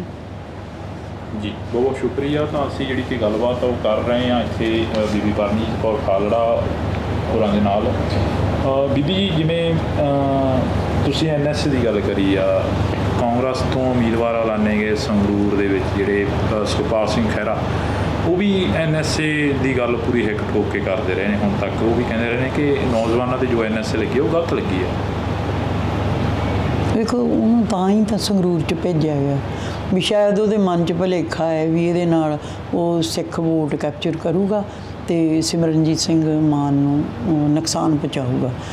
ਪਰ ਮੈਂ ਕਹਿੰਦੀ ਹਾਂ ਵੀ ਮੈਨੂੰ ਤਾਂ ਹਜੇ ਤੱਕ 5 ਸਾਲਾਂ ਤੋਂ ਪਹਿਲਾਂ ਤਾਂ ਮੈਂ ਜਾਣਦੀ ਨਹੀਂ ਸੀਗੀ ਖਹਿਰਾ ਸਾਹਿਬ ਨੂੰ। 5 ਸਾਲਾਂ 'ਚ ਮੈਂ ਵੇਖਦੀ ਹਾਂ ਵੀ ਉਹ ਇੱਕ ਈਡੀਅਮ ਹੈ ਪੰਜਾਬੀ ਦਾ ਵੀ ਆ ਬਲਾਏ ਦੁਪਹਿਰਾ ਕੱਟ ਜਾ, ਹਰ ਬਲਾ ਨੂੰ ਆਪਦੇ ਗਲ ਪਵਾਈ ਜਾਂਦਾ ਹੈ ਨਾ। ਹੁਣ ਉਹਦਾ ਸੰਗਰੂਰ ਜਾਣਾ ਮੈਨੂੰ ਨਹੀਂ ਸਮਝ ਲੱਗਿਆ ਵੀ ਉਹ ਸੰਗਰੂਰ ਜਾਣਾ ਉਹਦਾ ਕਿਵੇਂ ਠੀਕ ਹੈ, ਕਿਉਂਕਿ ਇੱਕ ਤਾਂ ਉਹਨੂੰ ਬਠਿੰਡੇ 'ਚੋਂ ਜਿਹੜਾ ਕੁਛ ਮਿਲਿਆ ਫਿਰ ਉਹਨੂੰ ਮਾफ़ੀ ਮੰਗਣੀ ਪਈ ਵੀ ਮੇਰੀ ਉਹਨੇ ਕਿਹਾ ਗਲਤੀ ਸੀਗੀ, ਅਤੇ ਹੁਣ ਸੰਗਰੂਰ ਵਾਲੀ ਗਲਤੀ ਨੂੰ ਕਿਵੇਂ ਸੰਭਾਲੂਗਾ ਉਹ, ਹੈ ਨਾ। ਸਾਡਾ ਉਹਦੀ ਪਾਰਟੀ ਦਾ ਹੁਕਮ ਹੈ, ਉਹ ਇਲੈਕਸ਼ਨ ਲੜ ਰਿਹਾ, ਪਰ ਬੰਦੇ ਦੀ ਆਪਦੀ ਜ਼ਮੀਰ ਵੀ ਹੁੰਦੀ ਹੈ। ਜੇ ਉਹ NSA ਦੀ ਗੱਲ ਕਰਦਾ ਰਿਹਾ, ਅੰਮ੍ਰਿਤਪਾਲ ਦੇ ਹੱਕ 'ਚ ਵੀ ਬੋਲਦਾ ਰਿਹਾ, ਫਿਰ ਤਾਂ ਉਹਨੂੰ ਚਾਹੀਦਾ ਸੀ ਇਲੈਕਸ਼ਨ ਨਾ ਲੜਦਾ ਅਤੇ ਉੱਥੋਂ ਭਾਵੇਂ ਘਰੇ ਵੀਡੀਓ ਪਾਈ ਜਾਂਦਾ ਵੀ ਭਾਈ NSA ਦੇ ਖਿਲਾਫ ਜਾਣਾ ਚਾਹੀਦਾ। ਅਤੇ ਹੁਣ ਉਹ ਆਪ ਵੀ ਕਾਇਦੇ ਕਾਨੂੰਨਾਂ 'ਚ ਫਸਿਆ ਹੋਇਆ, ਉਹਦੇ 'ਤੇ ਵੀ NDP ਦਾ ਜਿਹੜਾ ਵੱਡਾ ਐਲੀਗੇਸ਼ਨ ਔਰ ਉਹ ਸਜ਼ਾ ਕੱਟ ਕੇ ਆਇਆ ਹੈ ਨਾ। ਉਸ ਕੇਸਾਂ ਨੂੰ ਅੰਮ੍ਰਿਤਪਾਲ ਵਾਲੇ NSA ਨਾਲ ਕੰਪੇਅਰ ਨਹੀਂ ਕੀਤਾ ਜਾ ਸਕਦਾ। ਉਹ ਕਿਹੜੇ ਕੇਸ 'ਚ ਅੰਦਰ ਹੈ, ਕੇਜਰੀਵਾਲ ਕਿਹੜੇ ਕੇਸ 'ਚ ਅੰਦਰ ਹੈ, ਇਹ ਸਾਰਾ ਕੁਝ ਵੱਖਰੇ ਵੱਖਰੇ ਵਿਸ਼ੇ ਆ। ਅਤੇ ਅੰਮ੍ਰਿਤਪਾਲ ਤਾਂ ਮੈਂ ਸਮਝਦੀ ਵੀ ਨਹੀਂ, ਇਹਦਾ ਕ੍ਰਾਈਮ ਕੀ ਹੈ, ਇਹਦੇ 'ਤੇ ਐਲੀਗੇਸ਼ਨ ਕੀ ਹੈ। ਬਸ ਇਹੋ ਹੀ ਆ ਵੀ ਉਹ ਸਿੱਖੀ ਸਿਧਾਂਤ ਦੀ ਗੱਲ ਕਰਦਾ ਅਤੇ ਉਹ ਨਸ਼ੇ ਛਡਾਉਣ ਦੀ ਗੱਲ ਕਰਦਾ। ਜੇ ਨਸ਼ੇ ਛੁੱਟ ਗਏ ਤਾਂ ਇਹਨਾਂ ਲੋਕਾਂ ਨੂੰ ਤਾਂ ਪ੍ਰੋਬਲਮ ਤਾਂ ਇਹੋ ਹੀ ਆ ਵੀ ਨਸ਼ੇ ਛੱਡਣ। ਜੇ ਇੱਕ ਹੁੰਦਾ ਨਸ਼ੇ ਛਡਾਉਣਾ ਵੀ ਜਿਹੜੇ ਨਸ਼ੇ ਦੇ ਸੌਦਾਗਰ ਆ ਉਹਨਾਂ ਨੂੰ ਇਹ ਕਹਿੰਦੇ ਆ ਉਹ ਖ਼ਤਮ ਕਰ ਦਿਆਂਗੇ, ਪਰ ਅੰਮ੍ਰਿਤਪਾਲ ਨੇ ਆਪਣੇ ਅੰਮ੍ਰਿਤ ਰਾਹੀਂ ਅੰਮ੍ਰਿਤ ਛਕਾ ਕੇ ਬੱਚਿਆਂ ਨੂੰ ਅੰਮ੍ਰਿਤ ਛਡਾਉਣ ਦੀ ਗੱਲ ਕੀਤੀ। ਇਹਦਾ ਜਵਾਬ ਉਹਨਾਂ ਕੋਲ ਹੈ ਨਹੀਂ ਗਾ। ਅਤੇ ਮੈਨੂੰ ਲੱਗਦਾ ਹੈ ਵੀ ਸਾਨੂੰ ਸਮਾਂ ਇਹ ਮੰਗ ਕਰਦਾ ਕਿ ਜਿਹੜਾ ਨਸ਼ੇ ਛਡਾਉਣ ਦਾ ਤਰੀਕਾ ਇੱਕੋ ਇੱਕ ਹੈ ਕਿ ਕੌਮ ਨੂੰ ਅੰਮ੍ਰਿਤਧਾਰੀ ਕੀਤਾ ਜਾਵੇ ਅਤੇ ਪਰਿਵਾਰਾਂ ਦੇ ਵਿੱਚ ਪ੍ਰਚਾਰ ਹੋਵੇ, ਤਾਂ ਇਹ ਨਸ਼ੇ ਛੁੱਟ ਸਕਦੇ ਅਸੀਂ। ਅਤੇ ਦੂਜਾ ਜਿਹੜੇ ਅਕਾਲੀ ਦਲ ਵਾਲੇ ਇਹ ਕਹਿੰਦੇ ਆ ਵੀ 10 ਲੱਖ ਰੁਪਈਆ ਅਸੀਂ ਤੁਹਾਨੂੰ ਲੋਨ ਲੈ ਕੇ ਦੇਵਾਂਗੇ ਜੇ ਤੁਹਾਡਾ ਬੱਚਾ ਬਾਹਰ ਜਾਣਾ ਚਾਹੁੰਦਾ ਹੈ ਤਾਂ। ਇਹਨਾਂ ਦਾ ਕੀ ਹੈ ਮਕਸਦ, ਕੀ ਹੈ ਵੀ ਅਸੀਂ ਤਾਂ ਚਾਹੁੰਦੇ ਹਾਂ ਵੀ ਲੋਕਾਂ ਦੇ ਇੱਕ 2 ਬੱਚੇ ਆ ਵੀ ਉਹ ਇੱਥੇ ਰਹਿਣ, ਉਹਨਾਂ ਨੂੰ ਰੁਜ਼ਗਾਰ ਮਿਲੇ, ਉਹ ਨਸ਼ਿਆਂ ਤੋਂ ਰਹਿਤ ਹੋਣ। ਅਤੇ ਇਹ ਕਹਿੰਦੇ ਵੀ ਇਹਨਾਂ ਨੂੰ ਇੱਥੋਂ ਕੱਢ ਕੇ ਅਤੇ ਬਈਆਂ ਦੀਆਂ ਵੋਟਾਂ ਲੈ ਕੇ ਅਤੇ ਅਸੀਂ ਬਣਦੇ ਰਹੀਏ। ਇਹ ਹੁਣ ਗੱਲਾਂ ਨਹੀਂ ਚੱਲਣੀਆਂ। ਪੰਥ ਪੰਜਾਬ ਬਚਾਓ ਯਾਤਰਾ ਕਰ ਰਿਹਾ ਅਕਾਲੀ ਦਲ, ਉਹ ਤਾਂ ਮੁੱਕ ਗਈ ਹੁਣ। ਨਾ ਸੁਖਬੀਰ ਸਿੰਘ ਲੜ ਰਿਹਾ, ਨਾ ਮਜੀਠੀਆ ਲੜ ਰਿਹਾ। ਹਰਸਿਮਰਤ ਕੌਰ ਨੂੰ ਦਾਅ 'ਤੇ ਲਾਇਆ, ਉਹ ਤਾਂ ਉਹਨਾਂ ਦੀ ਮਜਬੂਰੀ ਹੈ, ਨਹੀਂ ਤਾਂ ਉਹਨੇ ਭੱਜ ਜਾਣਾ ਸੀ ਵੀ ਬਹਿ ਜਾਓ ਘਰੇ, ਕੋਈ ਗੱਲ ਨਹੀਂ। ਅਤੇ ਪਰ ਇਹ ਹੈ ਵੀ ਇਹ ਆਪਣੀ ਲੜਾਈ ਕਾਹਦੀ ਲੜ ਰਹੇ ਆ। ਅਕਾਲੀ ਦਲ ਹੁਣ ਜਿੱਤਣ ਦੇ ਤਰੀਕੇ ਨਾਲ ਨਹੀਂ ਲੜ ਰਿਹਾ। ਅਕਾਲੀ ਦਲ ਤਾਂ ਹੁਣ ਅੰਮ੍ਰਿਤਪਾਲ ਦੀ ਚੋਣ ਨੂੰ ਸਾਬੋਤਾਜ ਕਰਨ ਦੇ ਲਈ ਲੜ ਰਿਹਾ, ਕਿਉਂਕਿ ਉਹਨਾਂ ਨੇ ਬੰਦਾ ਹੀ ਪ੍ਰੋਪਰ ਵਿੱਚ ਖੜਾ ਕਰਤਾ। ਜਾਂ ਉਹ ਚਾਹੁੰਦੇ ਆ ਵੀ ਪੰਥ ਨੂੰ ਵੇਚ ਵੱਟ ਕੇ ਅਤੇ ਅਮਿਤ ਸ਼ਾਹ ਕੋਲੇ ਫੜਾ ਆਈਏ। ਇਹ ਹੁਣ ਲੋਕ ਸਿਆਣੇ ਹੋ ਗਏ, ਸੋਸ਼ਲ ਮੀਡੀਆ ਦਾ ਯੁੱਗ ਹੈ, ਹੁਣ ਲੋਕ ਇਹਨਾਂ 'ਤੇ ਵਿਸ਼ਵਾਸ ਨਹੀਂ ਕਰਦੇ, ਨਾ ਸੁਖਬੀਰ ਬਾਦਲ 'ਤੇ ਅਤੇ ਨਾ ਬਿਕਰਮ ਸਿੰਘ ਮਜੀਠੀਆ 'ਤੇ। ਹੁਣ ਤਾਂ ਲਲਕਾਰੇ ਮਾਰੀ ਜਾਣ, ਆਪੇ ਹਟ ਜਾਣਗੇ ਮਾਰ ਕੇ। ਇਸ ਇਲੈਕਸ਼ਨ ਦੇ ਵਿੱਚ ਮੈਨੂੰ ਲੱਗਦਾ ਵੀ ਇਹਨਾਂ ਦੀ ਕੋਈ ਨਹੀਂ, ਕੋਈ ਜ਼ੀਰੋ ਆਉਣੀ ਹੈ ਇਸ ਵਾਰੀ ਇਹਨਾਂ ਦੀ, ਅਤੇ ਆਪੇ ਨਵੀਂ ਉਸਾਰੀ ਹੋਊਗੀ। ਅਸੀਂ ਅਕਾਲੀ ਦਲ ਦੇ ਥੋੜ੍ਹੀ ਖਿਲਾਫ ਹੈ, ਅਸੀਂ ਤਾਂ ਜਿਹੜੇ ਇਹਨਾਂ ਦੇ ਧੱਕੇ ਨਾਲ ਵਾਰਸ ਬਣ ਗਏ। ਤੇ ਪੰਜਾਬ ਦੇ ਵਿੱਚ ਇਹਨਾਂ ਦਾ ਜਦੋਂ ਰਾਜ ਸੀ, ਇਹਨਾਂ ਨੇ ਪੈਰਲਰ ਜਥੇਦਾਰ ਖੜੇ ਕੀਤੇ ਸੀਗੇ MLA ਦੇ, ਵੀ ਪਰਚੇ ਦਰਜ ਕਰਾਓ। ਉਹ ਰਾਜਨੀਤੀ ਜਿਹੜੀ ਇਹਨਾਂ ਨੇ ਕੀਤੀ ਹੈ ਨਾ, ਉਹ ਸਾਰੀ ਖਤਮ ਹੋਣੀ ਚਾਹੀਦੀ ਹੈ। ਹੋਰ ਕੁਝ ਕਹਿਣਾ ਚਾਹੁੰਦੇ ਜਾਂਦੇ ਨਹੀਂ ਜੀ, ਬਸ ਸਭ ਠੀਕ ਹੈ। ਬਸ ਇਹੋ ਮੇਰੀ ਅਪੀਲ ਹੈ ਕਿ ਇਸ ਵਾਰ ਅਸੀਂ ਵੀ ਇਮਤਿਹਾਨ ਵਿੱਚ ਹਾਂ ਤੇ ਤੁਸੀਂ ਵੀ ਖਡੂਰ ਸਾਹਿਬ ਦੀ ਸੰਗਤ, ਈਵਨ ਸਾਰੇ ਪੰਜਾਬ ਦੀ ਸੰਗਤ ਇਮਤਿਹਾਨ ਦੇ ਵਿੱਚ ਹੈ। ਖਡੂਰ ਸਾਹਿਬ ਤੋਂ ਪਹਿਲ ਕਦਮੀ ਕਰਦੇ ਹਾਂ।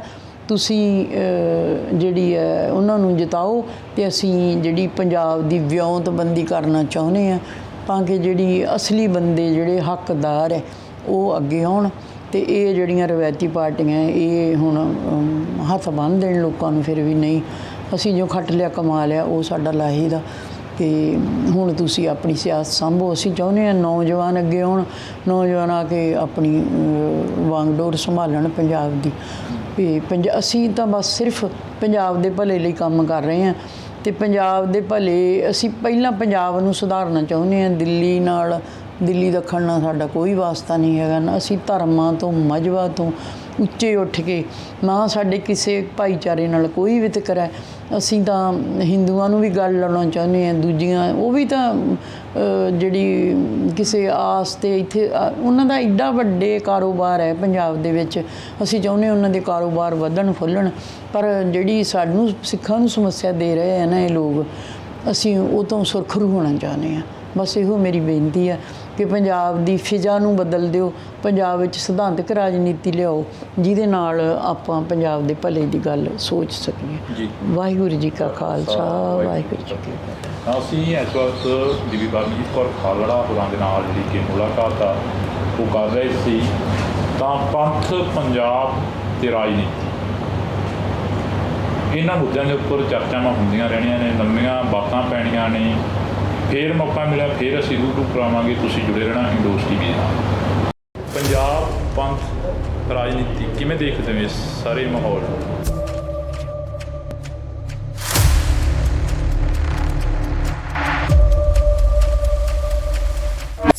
ਰਾਜਨੀਤੀ ਧਰਮ ਦੇ ਵਿੱਚ ਬੜੀ ਜ਼ਰੂਰੀ ਹੈ। ਧਰਮ ਨੂੰ ਰਾਜਨੀਤੀ ਨਾਲੋਂ ਵੱਖਰਾ ਨਹੀਂ ਕੀਤਾ ਜਾ ਸਕਦਾ। ਤੁਹਾਡੀ ਜਿਹੜੀ ਕਿ ਗੱਲ ਹੁੰਦੀ ਆ, ਹਮੇਸ਼ਾ ਤੁਸੀਂ ਮਨੁੱਖੀ ਅਧਿਕਾਰਾਂ ਦੀ ਗੱਲ ਕਰਦੇ ਹੋ। ਮਨੁੱਖੀ ਅਧਿਕਾਰਾਂ ਦਾ ਪਿਛਲੇ ਲੰਮੇ ਸਮੇਂ ਤੋਂ ਬੜਾ ਘਾਣ ਹੋਇਆ। ਉਸ ਨੂੰ ਲੈ ਕੇ ਲੋਕਾਂ ਦੇ ਵਿੱਚ ਵਿਚਰ ਰਹੇ ਹੋ। ਲੋਕਾਂ ਦੀ ਸੋਚਣੀ ਸਮਝਣੀ ਕਿੱਦਾਂ ਦੀ ਲੱਗਦੀ ਹੈਗੀ? ਇਹ ਇੱਕ ਬੜਾ ਵੱਡਾ ਮਨੁੱਖੀ ਅਧਿਕਾਰਾਂ ਦਾ ਹੀ ਮੇਰਾ ਖਿਆਲ ਆ ਵੀ ਮਸਲਾ ਹੈ। ਕਿਤੇ ਮੁਗਲਾਂ ਨੇ ਵੀ ਇੰਨੇ ਜ਼ੁਲਮ ਨਹੀਂ ਕੀਤੇ ਜਿੰਨੇ ਸਿੱਖਾਂ 'ਤੇ 78 ਤੋਂ ਲੈ ਕੇ 95 ਤੱਕ ਹੋਏ। ਇਹ ਜਿਵੇਂ ਇੱਕ ਜਸਵੰਤ ਸਿੰਘ ਨੇ ਵੀ ਕਿਹਾ, ਮੈਂ ਜਿਹੜੀ ਵੀ ਗੱਲ ਕਰੂੰਗਾ ਮਨੁੱਖੀ ਅਧਿਕਾਰਾਂ ਦੇ ਪਲੇਟਫਾਰਮ ਤੋਂ ਕਰੂੰਗਾ। ਤੇ ਫਿਰ ਉਹਨਾਂ ਨੂੰ ਇਸੇ ਗੱਲ 'ਤੇ ਜਦੋਂ ਉਹਨਾਂ ਨੇ ਇਹ ਮਸਲਾ ਚੁੱਕਿਆ ਤੇ ਉਹਨਾਂ ਦੀ ਸ਼ਹਾਦਤ ਵੀ ਇਹ ਮਨੁੱਖੀ ਅਧਿਕਾਰਾਂ ਦੀ ਗੱਲ ਕਰਨ ਕਰਕੇ ਹੀ ਹੋਈ। ਤੁਹਾਡੀਆਂ ਅਕਸਰ ਅਸੀਂ ਇੰਟਰਵਿਊਆਂ ਸੁਣਦੇ ਹਾਂ, ਅਕਸਰ ਅਸੀਂ ਸਪੀਚਾਂ ਸੁਣਦੇ ਹਾਂ। ਸਾਡੀ ਕੌਮ ਦੇ ਉਹ ਯੋਧੇ ਜਿਹੜੇ ਇਸ ਦੁਨੀਆ ਦੇ ਵਿੱਚੋਂ ਚਲੇ ਗਏ ਨੇ, ਪਰ ਤੁਸੀਂ ਵੀ ਉਸ ਇੰਟਰਵਿਊ ਦੇ ਵਿੱਚ ਇੱਕ 'ਚ ਦੱਸ ਰਹੇ ਸੀ ਕਿ ਬਾਹਰ ਪਾਰਕਿੰਗ ਦੇ ਵਿੱਚ ਖੜੇ ਸੀ, ਗੱਡੀ ਧੋ ਰਹੇ ਸੀ, ਕਾਰ ਵਾਸ਼ ਕਰ ਰਹੇ ਸੀ, ਉਹਨਾਂ ਨੂੰ ਚੁੱਕ ਕੇ ਲੈ ਗਏ ਬੜੇ। ਹਾਂਜੀ, ਨਹੀਂ ਘਰੋਂ ਲੈ ਕੇ ਗਏ ਆ। ਮਤਲਬ ਕਿ ਬਹੁਤ ਜਸਵੰਤ ਸਿੰਘ ਜੀ ਵੀ ਤਾਂ ਬਹੁਤ ਗੜ੍ਹ ਸੀਗਾ। ਉਹਨੇ ਸ਼ਹਾਦਤ ਨੂੰ ਮੰਨ ਕੇ ਹੀ ਉਹਨਾਂ ਦਿਨਾਂ 'ਚ ਚੱਲਣਾ ਸ਼ੁਰੂ ਕਰ ਦਿੱਤਾ ਸੀਗਾ। ਕਾਫੀ ਲੰਮਾ ਸਮਾਂ ਤੋਂ ਸਪੀਚਾਂ ਬਾਹਰ ਹੀ ਨਹੀਂ ਆਈਆਂ। ਉਸ ਤੋਂ ਬਾਅਦ ਸਪੀਚਾਂ ਹੌਲੀ ਹੌਲੀ ਬਾਹਰ ਆਉਣ ਲੱਗੀਆਂ। ਫਿਰ ਪਤਾ ਲੱਗਿਆ ਕਿ ਇਹਨਾਂ ਜਰਮਾਨਿਆਂ ਨੇ ਸਾਡੇ ਕਿੰਨੇ ਨੌਜਵਾਨ ਜਿਹੜੇ ਕਿ ਸ਼ਹੀਦ ਕਰ ਦਿੱਤੇ ਆ। ਤੇ ਇੱਕ ਸਟੇਟ ਬੈਂਕ ਦੇ 2 ਜਿਹੜੇ ਡਾਇਰੈਕਟਰ ਸੀ ਉਹ ਵੀ ਡਿਸਪੀਅਰ ਹੋ ਗਏ। ਇਹ ਉਹਨਾਂ ਸੱਜਣਾਂ ਦੀ ਭਾਲ ਵਿੱਚ ਨਿਕਲੇ ਸੀਗੇ। ਜਦੋਂ ਸ਼ਮਸ਼ਾਨ ਘਾਟ ਗਏ ਤੇ ਉੱਥੇ ਤਾਂ ਰਜਿਸਟਰ ਮਿਲ ਗਿਆ ਇਹਨਾਂ ਨੂੰ, ਤੇ ਉਹ ਟੈਕਨੀਕਲ ਗਲਤੀ ਕਰਕੇ ਫਸ ਗਏ ਵੀ ਜਦੋਂ ਸਾਰਾ ਕੁਝ ਤਾਂ ਤੁਹਾਡੇ ਕੋਲ ਹੈਗਾ। ਤੁਸੀਂ ਕਾਫੀ ਲੰਮੇ ਸਮੇਂ ਤੋਂ ਸਿੱਖ ਸੰਘਰਸ਼ ਦੇ ਉਹਨਾਂ ਯੋਧਿਆਂ ਸੂਰਵੀਰਾਂ ਨੂੰ ਮਿਲੇ ਹੋ, ਜਿਹੜਿਆਂ ਦੇ ਪਰਿਵਾਰਾਂ ਨੂੰ ਮਿਲੇ ਹੋ, ਜਿਹੜੇ ਉਸ ਸੰਘਰਸ਼ ਦੇ ਵਿੱਚ ਲਾਪਤਾ ਹੋਏ ਜਾਂ ਸ਼ਹੀਦ ਹੋ ਗਏ। ਤੁਸੀਂ ਕੀ ਮੰਨਦੇ ਹੋ ਇਸ ਪੂਰੇ ਘਟਨਾਕ੍ਰਮ ਨੂੰ ਜਿਹੜਾ ਕਿ ਅਜਨਾਲੇ ਦੇ ਵਿੱਚ ਹੋਇਆ, ਵੀ ਹੋਣਾ ਚਾਹੀਦਾ ਸੀ ਇੱਦਾਂ ਦਾ? ਨਹੀਂ, ਹੋਣਾ ਤਾਂ ਨਹੀਂ ਚਾਹੀਦਾ ਸੀ, ਪਰ ਸਾਡੇ ਜਿਹੜਾ ਸਿਧਾਂਤ ਹੈ ਉਹਦੇ ਵਿੱਚ ਕੀ ਗਲਤ ਹੈ ਕੀ ਠੀਕ ਹੈ ਇਹ ਵਿਆਖਿਆ ਅਕਾਲ ਤਖਤ ਸਾਹਿਬ ਦੇ ਜਥੇਦਾਰ ਨੇ ਕਰਨੀ ਹੈ। ਤੇ ਪਰ ਉਹਨਾਂ ਨੇ ਇਹ ਨਹੀਂ ਕੀਤਾ। ਪਰ ਐਡਮਿਨਿਸਟ੍ਰੇਸ਼ਨ ਐਡਾ ਕਾਹਲਾ ਪੈ ਗਿਆ ਕਿ ਚੱਕ ਕੇ ਬੱਚਿਆਂ ਨੂੰ ਤੁਸੀਂ NSA ਹੀ ਲਾਤਾ। ਵਿਰੋਧੀ ਕਿਉਂ ਇੰਨਾ ਵਿਰੋਧ ਕਰ ਰਹੇ ਨੇ, ਖਾਸ ਕਰਕੇ ਅਕਾਲੀ ਦਲ ਦੇ ਉਮੀਦਵਾਰ ਦੀ ਗੱਲ ਕਰੀਏ? ਕੀ ਕਹਿੰਦੇ ਆ ਉਹ? ਉਹ ਕਹਿੰਦੇ ਕਿ ਵੀ ਇੰਨੀ ਤਾਂ ਕੋਈ ਗੱਲ ਹੀ ਹੈ ਨਹੀਂ ਜਿਹੜੀ ਐਡਾ ਬਣਾ ਕੇ ਬਹਿ ਗਏ NSA ਕਹਿੰਦੇ ਸਾਡੇ ਤੇ ਵੀ ਬਹੁਤ ਵਾਰ ਲੱਗੀ ਆ। ਜਿਹਦੇ ਤੇ NSA ਲੱਗੀ ਉਸੇ ਚੱਕਰ 'ਚ ਹੀ ਤਾਂ ਸਰਕਾਰ ਇਹਨੂੰ ਲੋਕਾਂ ਨੇ ਇੱਕ ਰੁਤਬਾ ਦਿੱਤਾ, ਇਹਨੂੰ MLA ਬਣਾਇਆ। ਇਹ ਤਾਂ ਦੂਜੇ ਪਾਸੇ ਪੈ ਗਿਆ, ਸਿਆਸਤ ਵਾਲੇ ਪਾਸੇ ਪੈ ਗਿਆ। ਇਹਨੇ ਤਾਂ ਇਹ ਸੋਚ ਲਿਆ ਵੀ ਸਿਆਸਤ 'ਚੋਂ ਪੈਸੇ ਕਿਵੇਂ ਕਮਾਈਦੇ ਆ, ਸਿਆਸਤ 'ਚ ਲੋਕਾਂ ਨੂੰ ਧੱਕੇ ਕਿਵੇਂ ਦੇਈਦੇ ਆ, ਕਿਵੇਂ ਰੋਹ ਮਾਰੀ ਦਾ। ਉਹ ਆਪ ਕਹਿੰਦਾ ਮੈਂ ਧੱਕੜ ਲੀਡਰ। ਵੀ ਮੇਰਾ ਇਹ ਸਵਾਲ ਹੈ ਵੀ ਹੁਣ ਉਹ ਕਿਹੜੇ ਏਜੰਡੇ ਤੇ ਇਲੈਕਸ਼ਨ ਲੜ ਰਿਹਾ, ਉਹ ਆਪਣਾ ਕੋਈ ਦੱਸੇ ਸਬਜੈਕਟ ਕੀ ਆ। ਕਹਿੰਦੇ ਅਸੀਂ ਪੰਥ ਬਚਾ ਰਹੇ ਹਾਂ, ਪੰਜਾਬ ਬਚਾ ਰਹੇ ਹਾਂ, ਯਾਤਰਾਵਾਂ ਕੱਢ ਰਹੇ ਹਾਂ। ਪੰਥ ਨੂੰ ਤਾਂ ਕੁਝ ਨਹੀਂ ਹੋਇਆ। ਪੰਥ ਤੇ ਚੰਗਾ ਭਲਾ ਹੈ, ਪੰਥ ਨੂੰ ਤਾਂ ਤੁਹਾਡੇ ਵਰਗੇ ਲੋਕਾਂ ਨੂੰ ਕੋੜ ਚਿੰਬੜ ਗਿਆ। ਹੁਣ ਤੇ ਜੇ ਅੰਮ੍ਰਿਤਪਾਲ ਕੀ ਕਰ ਰਿਹਾ, ਇਹ ਨਹੀਂ ਪੰਥ ਬਚਾ ਰਿਹਾ। ਕਹਿੰਦੇ ਦੁਬਾਰਾ ਪੰਜਾਬ ਨੂੰ ਉਸ ਅੱਗ ਦੇ ਵਿੱਚ ਨਾ ਤੱਕੋ ਜਿਹੜੀ ਪੰਜਾਬ ਨੇ ਭੋਗ ਚੁੱਕੀ ਹੈ। ਵਿਰੋਧੀਆਂ ਦੇ ਇਹ ਬਿਆਨ ਨਹੀਂ, ਅਸੀਂ ਚਾਹੁੰਦੇ ਹਾਂ ਜਿਨ੍ਹਾਂ ਨੇ ਦੁੱਖ ਹੰਢਾਏ। ਤੂੰ ਤਾਂ ਕੁਝ ਵੀ ਨਹੀਂ ਕੀਤਾ, ਤੈਨੂੰ ਤਾਂ ਰਾਜ ਸੱਤਾ ਮਿਲ ਗਈ, ਤੂੰ ਤਾਂ ਹੱਥ ਬਾਹਾਂ ਖੜੀਆਂ ਕਰਕੇ ਵੀ ਬਾਹਰ ਆ ਗਿਆ। ਲੋਕਾਂ ਤੋਂ ਪੁੱਛੋ ਕੀ ਐਲੀਗੇਸ਼ਨ ਤੇਰੇ ਤੇ। ਕੀ ਇਦਾਂ ਕਿਉਂ ਹੁੰਦਾ ਵੀ ਪੱਗਾਂ ਵਾਲਿਆਂ ਦੇ ਬੈਰੀ ਬਣ ਜਾਂਦੇ ਨੇ? ਇਹ ਨਾ ਤੁਸੀਂ ਜੇ ਇੱਧਰ ਨੂੰ ਮੈਨੂੰ ਤੋਰੋਗੇ, ਇਹ ਸਾਰੇ ED ਦੇ ਡਰ ਹੈ ਇਹਨਾਂ ਨੂੰ, ਵਿਜੀਲੈਂਸ ਦੇ ਡਰ ਹੈ ਇਹਨਾਂ ਨੂੰ। ਇਹ ਤਾਂ ਕੁਝ ਜਿਹੜੇ ਸਿੱਖ ਹੈ ਨਾ, ਇਹ ਕੈਟਾਗਰੀ ਦੇ ਲੋਕ ਹੈ। ਪਰ ਦੇਖੋ ਇੰਨਾ ਰਾਜ ਭਾਗ ਮਾਣ ਕੇ ਤੇ ਤੁਸੀਂ ਫੇਰ ਉਹ RSS ਦੇ ਪੈਰਾਂ 'ਚ ਬਹਿ ਗਏ ਜਾ ਕੇ। ਇੱਕ ਵਾਰ ਫੇਰ ਇੰਡੋਸ TV ਦੇ ਨਾਲ ਤੁਸੀਂ ਜੁੜ ਚੁੱਕੇ ਹੋ। ਤਾਂ ਮੈਂ ਹਾਂ ਹਰਜਿੰਦਰ ਸਿੰਘ ਢਿੱਲੋਂ। ਜੇਕਰ ਗੱਲ ਕੀਤੀ ਜਾਵੇ ਤਾਂ ਪੰਥ ਤੇ ਰਾਜਨੀਤੀ ਨੂੰ ਇਕੱਠਿਆਂ ਵੀ ਕਈ ਵਾਰ ਵੇਖਿਆ ਗਿਆ ਤੇ ਪੰਥ ਤੇ ਰਾਜਨੀਤੀ ਨੂੰ ਕਈ ਵਾਰ ਵੱਖੋ ਵੱਖਰਿਆਂ ਵੀ ਦੇਖਿਆ ਗਿਆ। ਪਰ ਅੱਜ ਅਸੀਂ ਸ਼ਹੀਦ ਭਾਈ ਜਸਵੰਤ ਸਿੰਘ ਖਾਲੜਾ ਜੀ ਦੇ ਧਰਮ ਪਤਨੀ ਬੀਬੀ ਪਰਮਜੀਤ ਕੌਰ ਖਾਲੜਾ ਜੀ ਹੋਰਾਂ ਦੇ ਨਾਲ ਬੈਠੇ ਹਾਂ। ਤਾਂ ਕਾਫੀ ਜਿਹੜੀਆਂ ਕਿ ਗੱਲਾਂ ਬਾਤਾਂ ਹੋਣੀਆਂ ਨੇ, ਕਿਉਂਕਿ ਚੋਣ ਮੈਦਾਨ ਦੇ ਵਿੱਚ ਭਾਈ ਸਾਹਿਬ ਭਾਈ ਅਮਰਤਪਾਲ ਸਿੰਘ ਹੋਰਾਂ ਦੀ ਕੰਪੇਨ ਕਰ ਰਹੇ ਨੇ। ਬੀਬੀ ਜੀ, ਵਾਹਿਗੁਰੂ ਜੀ ਕਾ ਖਾਲਸਾ, ਵਾਹਿਗੁਰੂ ਜੀ ਕੀ ਫਤਿਹ। ਵਾਹਿਗੁਰੂ ਜੀ ਕਾ ਖਾਲਸਾ, ਵਾਹਿਗੁਰੂ ਜੀ ਕੀ ਫਤਿਹ ਜੀ। ਪੰਜਾਬ ਪੰਥ ਰਾਜਨੀਤੀ ਕਿਵੇਂ ਦੇਖਦੇ ਹੋ ਇਸ ਸਾਰੇ ਮਾਹੌਲ ਨੂੰ? ਵੇਖੋ ਜੀ, ਪੰਜਾਬ ਪੰਥ ਤੇ ਰਾਜਨੀਤੀ ਇਹ ਕੋਈ ਐ ਨਹੀਂ ਹੈਗਾ। ਤੁਸੀਂ ਪਹਿਲਾਂ ਵੀ ਕਿਹਾ ਹੈ ਬਈ ਕਦੇ ਇਹਨੂੰ ਧਰਮ ਦੇ ਤੌਰ ਤੇ ਵੇਖਿਆ, ਕਦੇ ਪੋਲਿਟਿਕਸ ਅੱਡੋ ਅੱਡ ਵੀ ਕੀਤੀ ਹੈ ਤੁਸੀਂ। ਪਰ ਨਹੀਂ, ਵੀ ਸਾਡਾ ਤਾਂ ਮੀਰੀ ਪੀਰੀ ਦਾ ਸਿਧਾਂਤ ਹੈ। ਰਾਜਨੀਤੀ ਧਰਮ ਦੇ ਵਿੱਚ ਬੜੀ ਜ਼ਰੂਰੀ ਹੈ।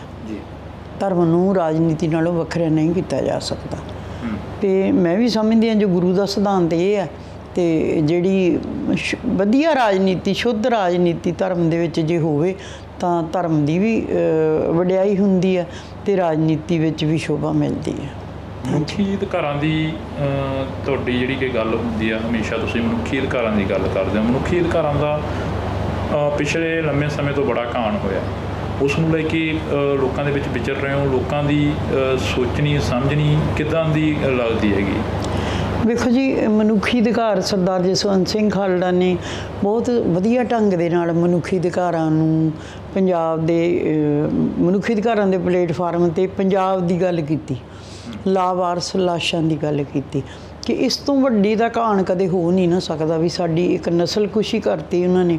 ਪੰਜਾਬ ਦੇ ਵਿੱਚੋਂ ਬੱਚਿਆਂ ਨੂੰ ਚੁੱਕਿਆ, ਮਾਰਿਆ, ਲਾਵਾਰਸ ਕੀਤਾ, ਉਹਨਾਂ ਦੇ ਮਾਂ ਪਿਓ ਨੂੰ ਲਾਸ਼ਾਂ ਵੀ ਨਹੀਂ ਮਿਲੀਆਂ, ਹੈ ਨਾ। ਇਹ ਇੱਕ ਬੜਾ ਵੱਡਾ ਮਨੁੱਖੀ ਅਧਿਕਾਰਾਂ ਦਾ ਹੀ ਮੇਰਾ ਖਿਆਲ ਆ ਵੀ ਮਸਲਾ ਹੈ। ਕਿਤੇ ਮੁਗਲਾਂ ਨੇ ਵੀ ਇੰਨੇ ਜ਼ੁਲਮ ਨਹੀਂ ਕੀਤੇ ਜਿੰਨੇ ਸਿੱਖਾਂ 'ਤੇ 78 ਤੋਂ ਲੈ ਕੇ 95 ਤੱਕ ਹੋਏ। ਵੀ ਹੋਰ ਵੀ ਕਈ ਘਾਣ ਹੋਏ, ਪਰ ਸਾਡੀਆਂ ਧੀਆਂ ਭੈਣਾਂ ਦੀ ਬੇਇੱਜ਼ਤੀ ਹੋਈ ਥਾਣਿਆਂ ਦੇ ਵਿੱਚ, ਬੱਚਿਆਂ ਨੂੰ ਚੁੱਕ ਕੇ ਮਾਰਿਆ ਗਿਆ। ਇਹ ਜਿਵੇਂ ਇੱਕ ਜਸਵੰਤ ਸਿੰਘ ਨੇ ਵੀ ਕਿਹਾ, ਮੈਂ ਜਿਹੜੀ ਵੀ ਗੱਲ ਕਰੂੰਗਾ ਮਨੁੱਖੀ ਅਧਿਕਾਰਾਂ ਦੇ ਪਲੇਟਫਾਰਮ ਤੋਂ ਕਰੂੰਗਾ।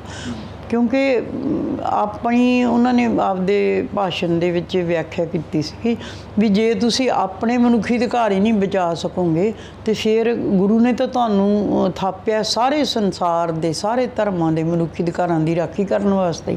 ਪਰ ਤੁਸੀਂ ਜੇ ਆਪਦੇ ਹੀ ਨਹੀਂ ਬਚਾ ਸਕਦੇ ਤੇ ਫਿਰ ਉਹਨਾਂ ਨੂੰ ਇਸੇ ਗੱਲ 'ਤੇ ਜਦੋਂ ਉਹਨਾਂ ਨੇ ਇਹ ਮਸਲਾ ਚੁੱਕਿਆ ਤੇ ਉਹਨਾਂ ਦੀ ਸ਼ਹਾਦਤ ਵੀ ਇਹ ਮਨੁੱਖੀ ਅਧਿਕਾਰਾਂ ਦੀ ਗੱਲ ਕਰਨ ਕਰਕੇ ਹੀ ਹੋਈ।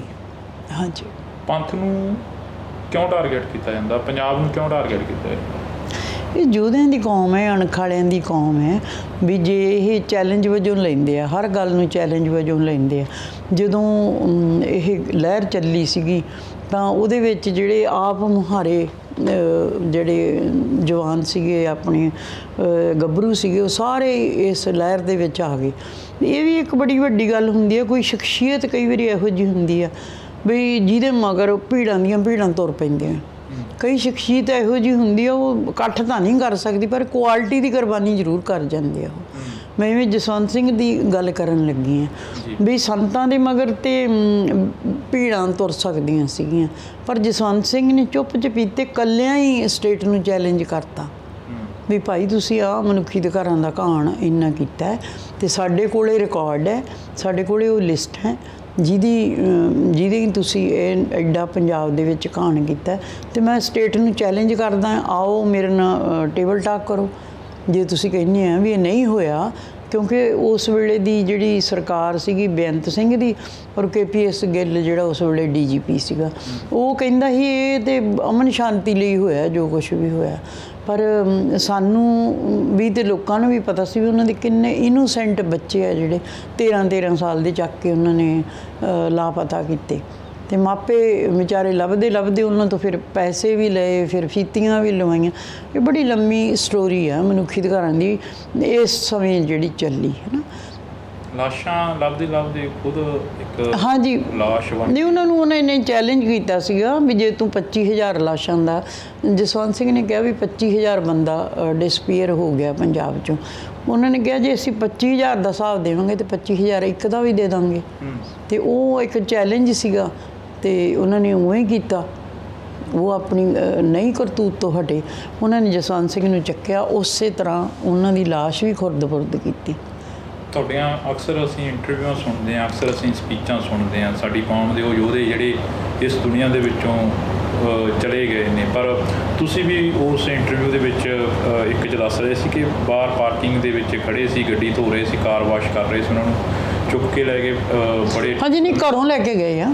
ਸਾਡੇ ਜਿਹੜਾ ਸਾਡੀ ਰਿਹਾਇਸ਼ ਹੈ ਕਬੀਰ ਪਾਰਕ, ਕਿਉਂਕਿ ਮੇਰੀ ਯੂਨੀਵਰਸਿਟੀ ਜੋਬ ਸੀਗੀ ਤੇ ਮੈਂ ਕੰਮ 'ਤੇ ਗਈ ਹਾਂ, ਮੇਰੇ ਸਾਹਮਣੇ ਗੱਡੀ ਕੱਢੀ ਆ ਉਹਨਾਂ ਨੇ ਤੇ ਗੱਡੀ ਧੋਂਦਿਆਂ ਜਦੋਂ ਮੈਨੂੰ ਉੱਥੇ ਫੋਨ ਗਿਆ ਯੂਨੀਵਰਸਿਟੀ ਤੇ ਮੈਂ ਘਰੇ ਆਈ ਹਾਂ, ਪਾਈਪ ਚੱਲ ਰਹੀ ਸੀ ਪਾਣੀ ਵਾਲੀ। ਮਤਲਬ ਕਿ ਬਹੁਤ ਜਸਵੰਤ ਸਿੰਘ 'ਚ ਵੀ ਤਾਂ ਬਹੁਤ ਗੜ੍ਹ ਸੀਗਾ, ਉਹਨੇ ਸ਼ਹਾਦਤ ਨੂੰ ਮੰਨ ਕੇ ਹੀ ਉਹਨਾਂ ਦਿਨਾਂ 'ਚ ਚੱਲਣਾ ਸ਼ੁਰੂ ਕਰ ਦਿੱਤਾ ਸੀਗਾ ਤੇ ਉਹ ਕਦੇ ਵੀ ਜਿਵੇਂ ਉਹਨਾਂ ਨੂੰ ਲੱਗਦਾ ਸੀ ਕਿ ਕਿਸੇ ਵੇਲੇ ਮੇਰੀ ਸ਼ਹਾਦਤ ਹੋ ਸਕਦੀ ਹੈ। ਕਾਫੀ ਲੰਮਾ ਸਮਾਂ ਤੋਂ ਸਪੀਚਾਂ ਬਾਹਰ ਹੀ ਨਹੀਂ ਆਈਆਂ, ਉਸ ਤੋਂ ਬਾਅਦ ਸਪੀਚਾਂ ਹੌਲੀ ਬਾਹਰ ਆਉਣ ਲੱਗੀਆਂ, ਫਿਰ ਪਤਾ ਲੱਗਿਆ ਕਿ ਇਹਨਾਂ ਜਰਮਾਨਿਆਂ ਨੇ ਸਾਡੇ ਕਿੰਨੇ ਨੌਜਵਾਨ ਜਿਹੜੇ ਕਿ ਸ਼ਹੀਦ ਕਰ ਦਿੱਤੇ ਆ। ਹਾਂਜੀ ਨਹੀਂ, ਜਸਵੰਤ ਸਿੰਘ ਨੇ ਤਾਂ 90-91 'ਚੋਂ ਇੰਗਲੈਂਡ ਤੋਂ ਵਾਪਸ ਆਏ ਆ ਤਾਂ ਉਹਨਾਂ ਨੇ ਫਿਰ ਫੀਲਡ ਵਿੱਚ ਕੰਮ ਕੀਤਾ, ਫਿਰ ਲੋਕਾਂ ਨਾਲ ਬਈ ਮਿਲੇ, ਉਹਨਾਂ ਦੀਆਂ ਲਿਸਟਾਂ ਬਣਾਈਆਂ। ਉਹ ਤਾਂ ਪਰਮਾਤਮਾ ਵੱਲੋਂ ਕਈ ਵਾਰੀ ਕਹਿੰਦੇ ਆ ਵੀ ਕੋਈ ਵਰਤਾਰਾ ਇਹੋ ਜਿਹਾ ਵਾਪਰਿਆ। ਕੋਈ ਜਸਵੰਤ ਸਿੰਘ ਆਪਦੇ ਕਿਸੇ ਦੋਸਤ ਡਾਇਰੈਕਟਰ ਵੀ ਸੀਗੇ ਉਹ ਸਟੇਟ ਬੈਂਕ 'ਚ, ਅਤੇ ਇੱਕ ਸਟੇਟ ਬੈਂਕ ਦੇ 2 ਜਿਹੜੇ ਡਾਇਰੈਕਟਰ ਸੀ ਉਹ ਵੀ ਡਿਸਪੀਅਰ ਹੋ ਗਏ। ਇਹ ਉਹਨਾਂ ਸੱਜਣਾਂ ਦੀ ਭਾਲ ਵਿੱਚ ਨਿਕਲੇ ਸੀਗੇ।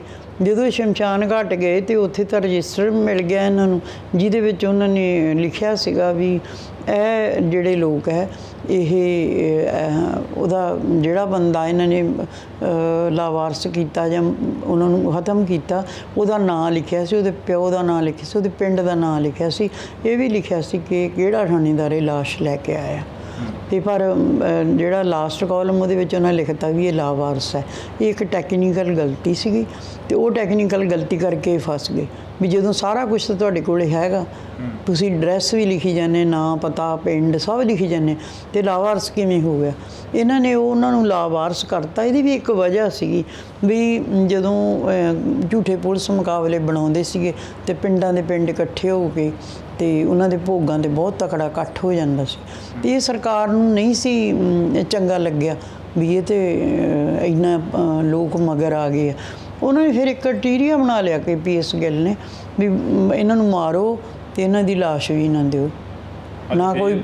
ਅੱਜ ਫਿਰ ਤੁਸੀਂ ਉਸੇ ਮਨੁੱਖੀ ਅਧਿਕਾਰਾਂ ਦੀ ਗੱਲ ਬੜੀ ਜ਼ੋਰ ਸ਼ੋਰ ਦੇ ਨਾਲ ਕਰ ਰਹੇ ਹੋ। ਹਲਕਾ ਖਡੂਰ ਸਾਹਿਬ ਦੀ ਜੇਕਰ ਗੱਲ ਕੀਤੀ, ਹਾਂਜੀ ਬੇਟਾ, ਇਹ ਤਾਂ ਇੱਕ ਬੈਕਗਰਾਊਂਡ ਹੈ ਵੀ ਖਾਲੜੇ ਨੇ ਕੀ ਕੰਮ ਕੀਤਾ, ਕਿਵੇਂ ਉਹਨੇ ਅਪਰੋਚ ਕੀਤੀ।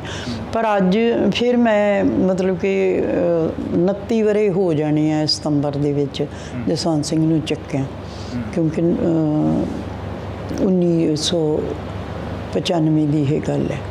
ਤਾਂ ਉਸ ਤੋਂ ਬਾਅਦ ਅਸੀਂ ਕੋਰਟ ਦਾ ਰੁੱਖ ਕੀਤਾ ਅਤੇ ਕੋਰਟ ਦੇ ਵਿੱਚ ਸਾਨੂੰ ਲੜਦਿਆਂ 13 ਵਿੱਚ ਜਾ ਕੇ ਜਸਵੰਤ ਸਿੰਘ ਖਾਲੜਾ ਦਾ ਜਿਹੜਾ ਕੇਸ ਆ ਉਹ ਸੁਪਰੀਮ ਕੋਰਟ ਵਿੱਚ ਜਾ ਕੇ ਮੁੱਕਿਆ। ਸੁਪਰੀਮ ਕੋਰਟ ਤੋਂ ਹੀ ਸ਼ੁਰੂ ਹੋਇਆ, ਸੁਪਰੀਮ ਕੋਰਟ ਤੋਂ ਹੀ ਜਾਇਆ। ਅਸੀਂ ਲੋਕਾਂ ਦੇ ਇੰਨੇ ਵਾਕਫ ਹੋ ਗਏ ਉਹਨਾਂ ਸ਼ਹੀਦ ਪਰਿਵਾਰਾਂ ਦੇ, ਕਿਉਂਕਿ ਰੋਜ਼ ਦੀ ਇਹ ਮਸਲਾ ਸੀਗਾ। ਕਦੇ ਕਿਸੇ ਨੂੰ ਉੱਥੇ ਲੈ ਕੇ ਜਾਣਾ, ਕਦੇ ਕਿਸੇ ਦਾ ਐਫੀਡੇਵਿਟ ਲਾਉਣਾ, ਇਹ ਸਾਰਾ ਕੁਛ ਅਸੀਂ ਕਾਨੂੰਨੀ ਢੰਗ ਨਾਲ ਇਹ ਲੜਾਈ ਲੜਦੇ ਰਹੇ। ਅਤੇ ਪਰ ਅਸੀਂ ਨਾਲ ਨਾਲ ਜਿਹੜੀ ਪੰਜਾਬ ਦੀ ਪੋਲੀਟਿਕਸ ਹੈ ਨਾ, ਉਹਦੇ 'ਤੇ ਵੀ ਸਾਡਾ ਜਿਹੜੀ ਨਿਗਾਹ ਰਹਿੰਦੀ ਆ। ਅੱਗੇ ਵੀ ਰਹਿੰਦੀ ਸੀ, ਹੁਣ ਵੀ ਰਹਿੰਦੀ ਆ। ਹੁਣ ਆਪਾਂ ਆਹ ਸ਼ੁਰੂ ਕਰਦੇ ਹਾਂ ਚੋਣ ਕੰਪੇਨ ਦੀ ਗੱਲ। ਮੈਨੂੰ ਲੱਗਦਾ ਵੀ ਜਦੋਂ ਮੈਂ ਆਹ ਮੋਰਚਾ ਇਹਨਾਂ ਨੇ ਲਾਇਆ ਸੀਗਾ ਪਰਿਵਾਰ ਨੇ, ਵੀ ਪਹਿਲਾਂ ਤਾਂ ਇਹਨਾਂ ਨੂੰ ਦਿਬੜੂਗੜ੍ਹ ਜੇਲ੍ਹ ਦੇ ਵਿੱਚ 18 ਮਾਰਚ ਨੂੰ ਪਿਛਲੇ ਸਾਲ ਭੇਜਿਆ ਸੀਗਾ। ਫਿਰ ਇਹਨਾਂ ਦਾ NSA ਜਿਹੜਾ ਉਹ ਇਹਨਾਂ ਨੇ ਐਕਸਟੈਂਡ ਕਰ ਲਿਆ ਸਾਲ ਵਾਸਤੇ।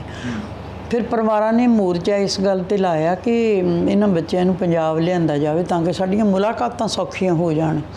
ਪਰ ਸਰਕਾਰ ਦਾ ਜਿਹੜਾ ਰਵੱਈਆ ਕੀ ਹੈ, ਸਰਕਾਰ ਨੇ ਕੀ ਕੀਤਾ ਵੀ ਇਹਨਾਂ ਨੂੰ ਜਿਹੜੇ ਇਹਨਾਂ ਦੇ ਮਾਪੇ ਆ ਉਹਨਾਂ ਨੂੰ ਵੀ ਜੇਲ੍ਹ 'ਚ ਸੁੱਟਤਾ। ਅਤੇ ਜੇਲ੍ਹ 'ਚ ਸੁੱਟ ਕੇ ਅਤੇ ਇਹਨਾਂ ਦੇ ਵੀ 751 ਲੱਗ ਗਈ। ਇਹ ਹੁਣ ਜ਼ਮਾਨਤਾਂ 'ਤੇ ਆਏ ਹੋਏ ਆ। ਤੁਹਾਡੀ ਮੁਲਾਕਾਤ ਕਦੋਂ ਹੁੰਦੀ ਹੈ ਪਰਿਵਾਰ ਨਾਲ? ਮੇਰੀ ਜਦੋਂ ਮੋਰਚਾ ਲੱਗਦਾ।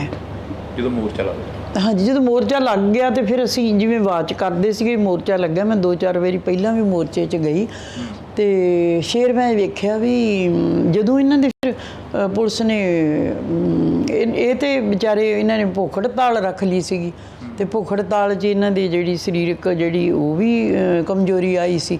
ਪਰ ਇਹਨਾਂ ਨੇ ਕੋਈ ਲਿਹਾਜ਼ ਨਹੀਂ ਕੀਤਾ। ਇਹਨਾਂ ਨੇ ਉਹਨਾਂ ਨੂੰ ਚੱਕ ਕੇ ਦਿਬੜੂਗੜ੍ਹ ਜੇਲ੍ਹ 'ਚ ਮੁਲਾਕਾਤਾਂ ਲਈ ਲੱਗਦੀ ਹੈ, ਅਤੇ ਇਹਨਾਂ ਨੇ ਇਹਨਾਂ ਨੂੰ ਉੱਥੇ ਦਮਦਮਾ ਸਾਹਿਬ ਜਾਣ ਤੋਂ ਰੋਕਣ ਕਰਕੇ ਅਤੇ ਜੇਲ੍ਹ 'ਚ ਸੁੱਟਤਾ।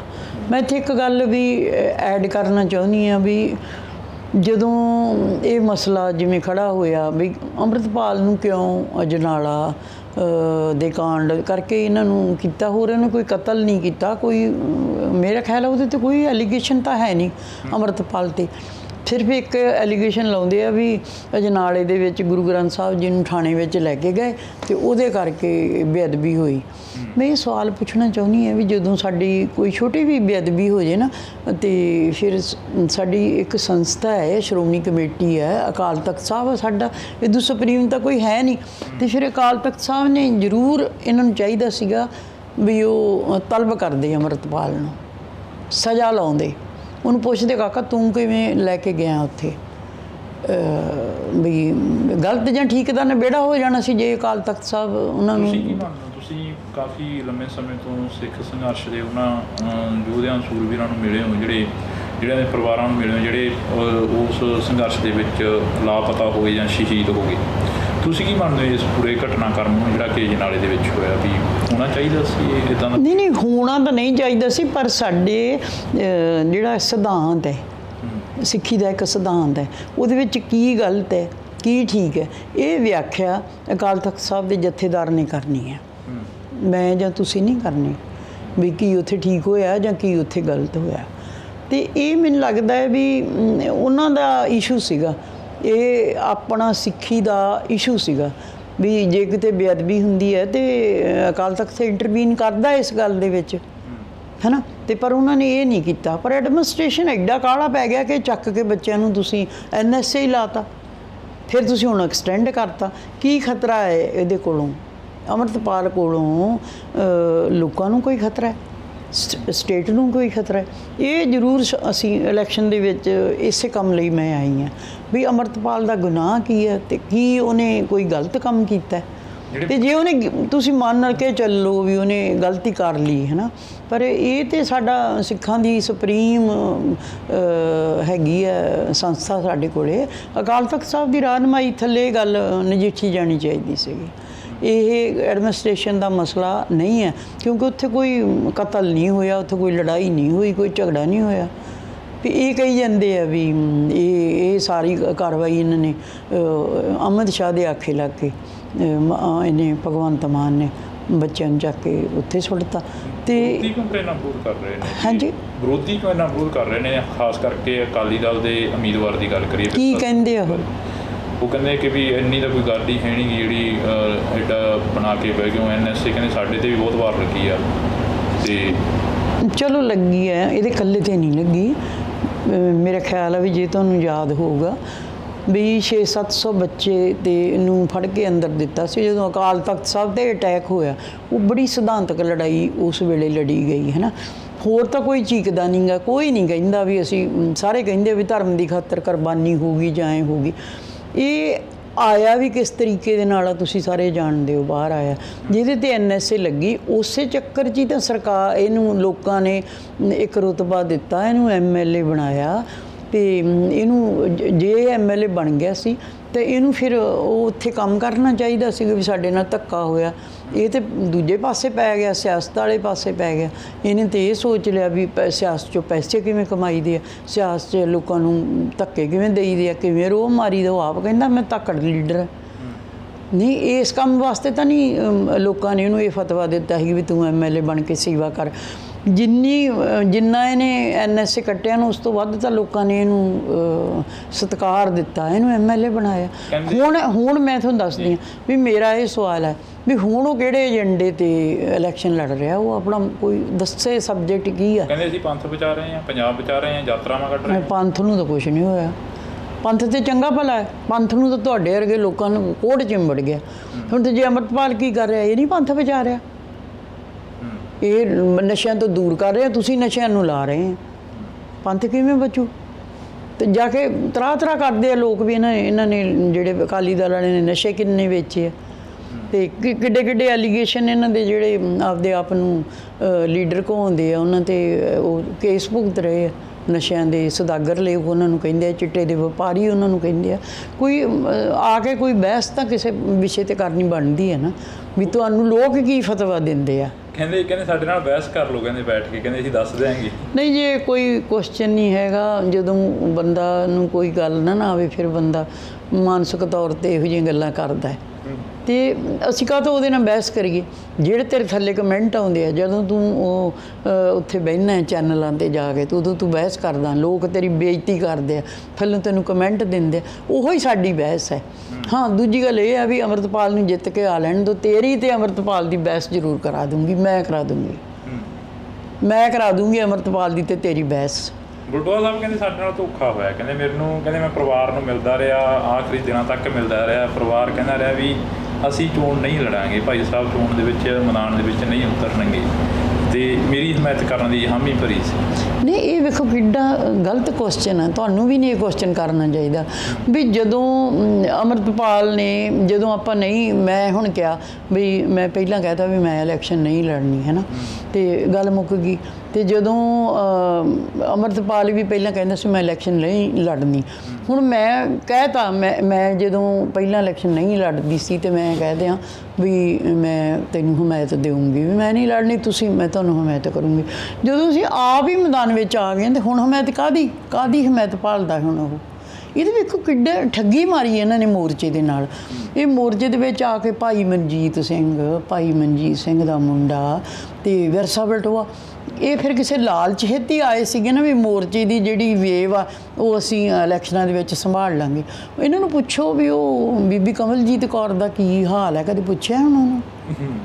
ਜਿਹਨੂੰ ਤੁਸੀਂ ਪਹਿਲਾਂ ਪਟਿਆਲੇ 'ਚ ਲੈ ਗਏ, ਫਿਰ ਤੁਸੀਂ ਉਹਨੂੰ ਸੰਗਰੂਰ 'ਚ ਲੈ ਗਏ, ਤੇ ਬਸ ਇੰਨਾ ਹੀ ਹੈ ਵੀ ਜਿੰਨਾ ਤੁਹਾਨੂੰ ਸਿਆਸੀ ਲਾਹਾ ਮਿਲ ਜੇ। ਇਹਨਾਂ ਨੂੰ ਮੇਰੇ ਵੱਲੋਂ ਕਹਿ ਦਿਓ ਤੇ ਆਪਣੇ ਵੱਲੋਂ ਕਹਿ ਦਿਓ ਵੀ ਜੋ ਕਲੰਕ ਤੁਸੀਂ ਖੱਟਿਆ ਹੈ ਨਾ ਸਿੱਖ ਪੰਥ ਦੇ ਨਾਲ, ਇਹ ਇਸ ਤਰ੍ਹਾਂ ਧੋਤਾ ਨਹੀਂ ਜਾਣਾ ਵੀ ਤੁਸੀਂ ਲੋਕਾਂ ਝੂਠ ਮਾਰੀ ਜਾਓ ਵੀ ਮੈਨੂੰ ਇਹ ਕਰਨਗੇ।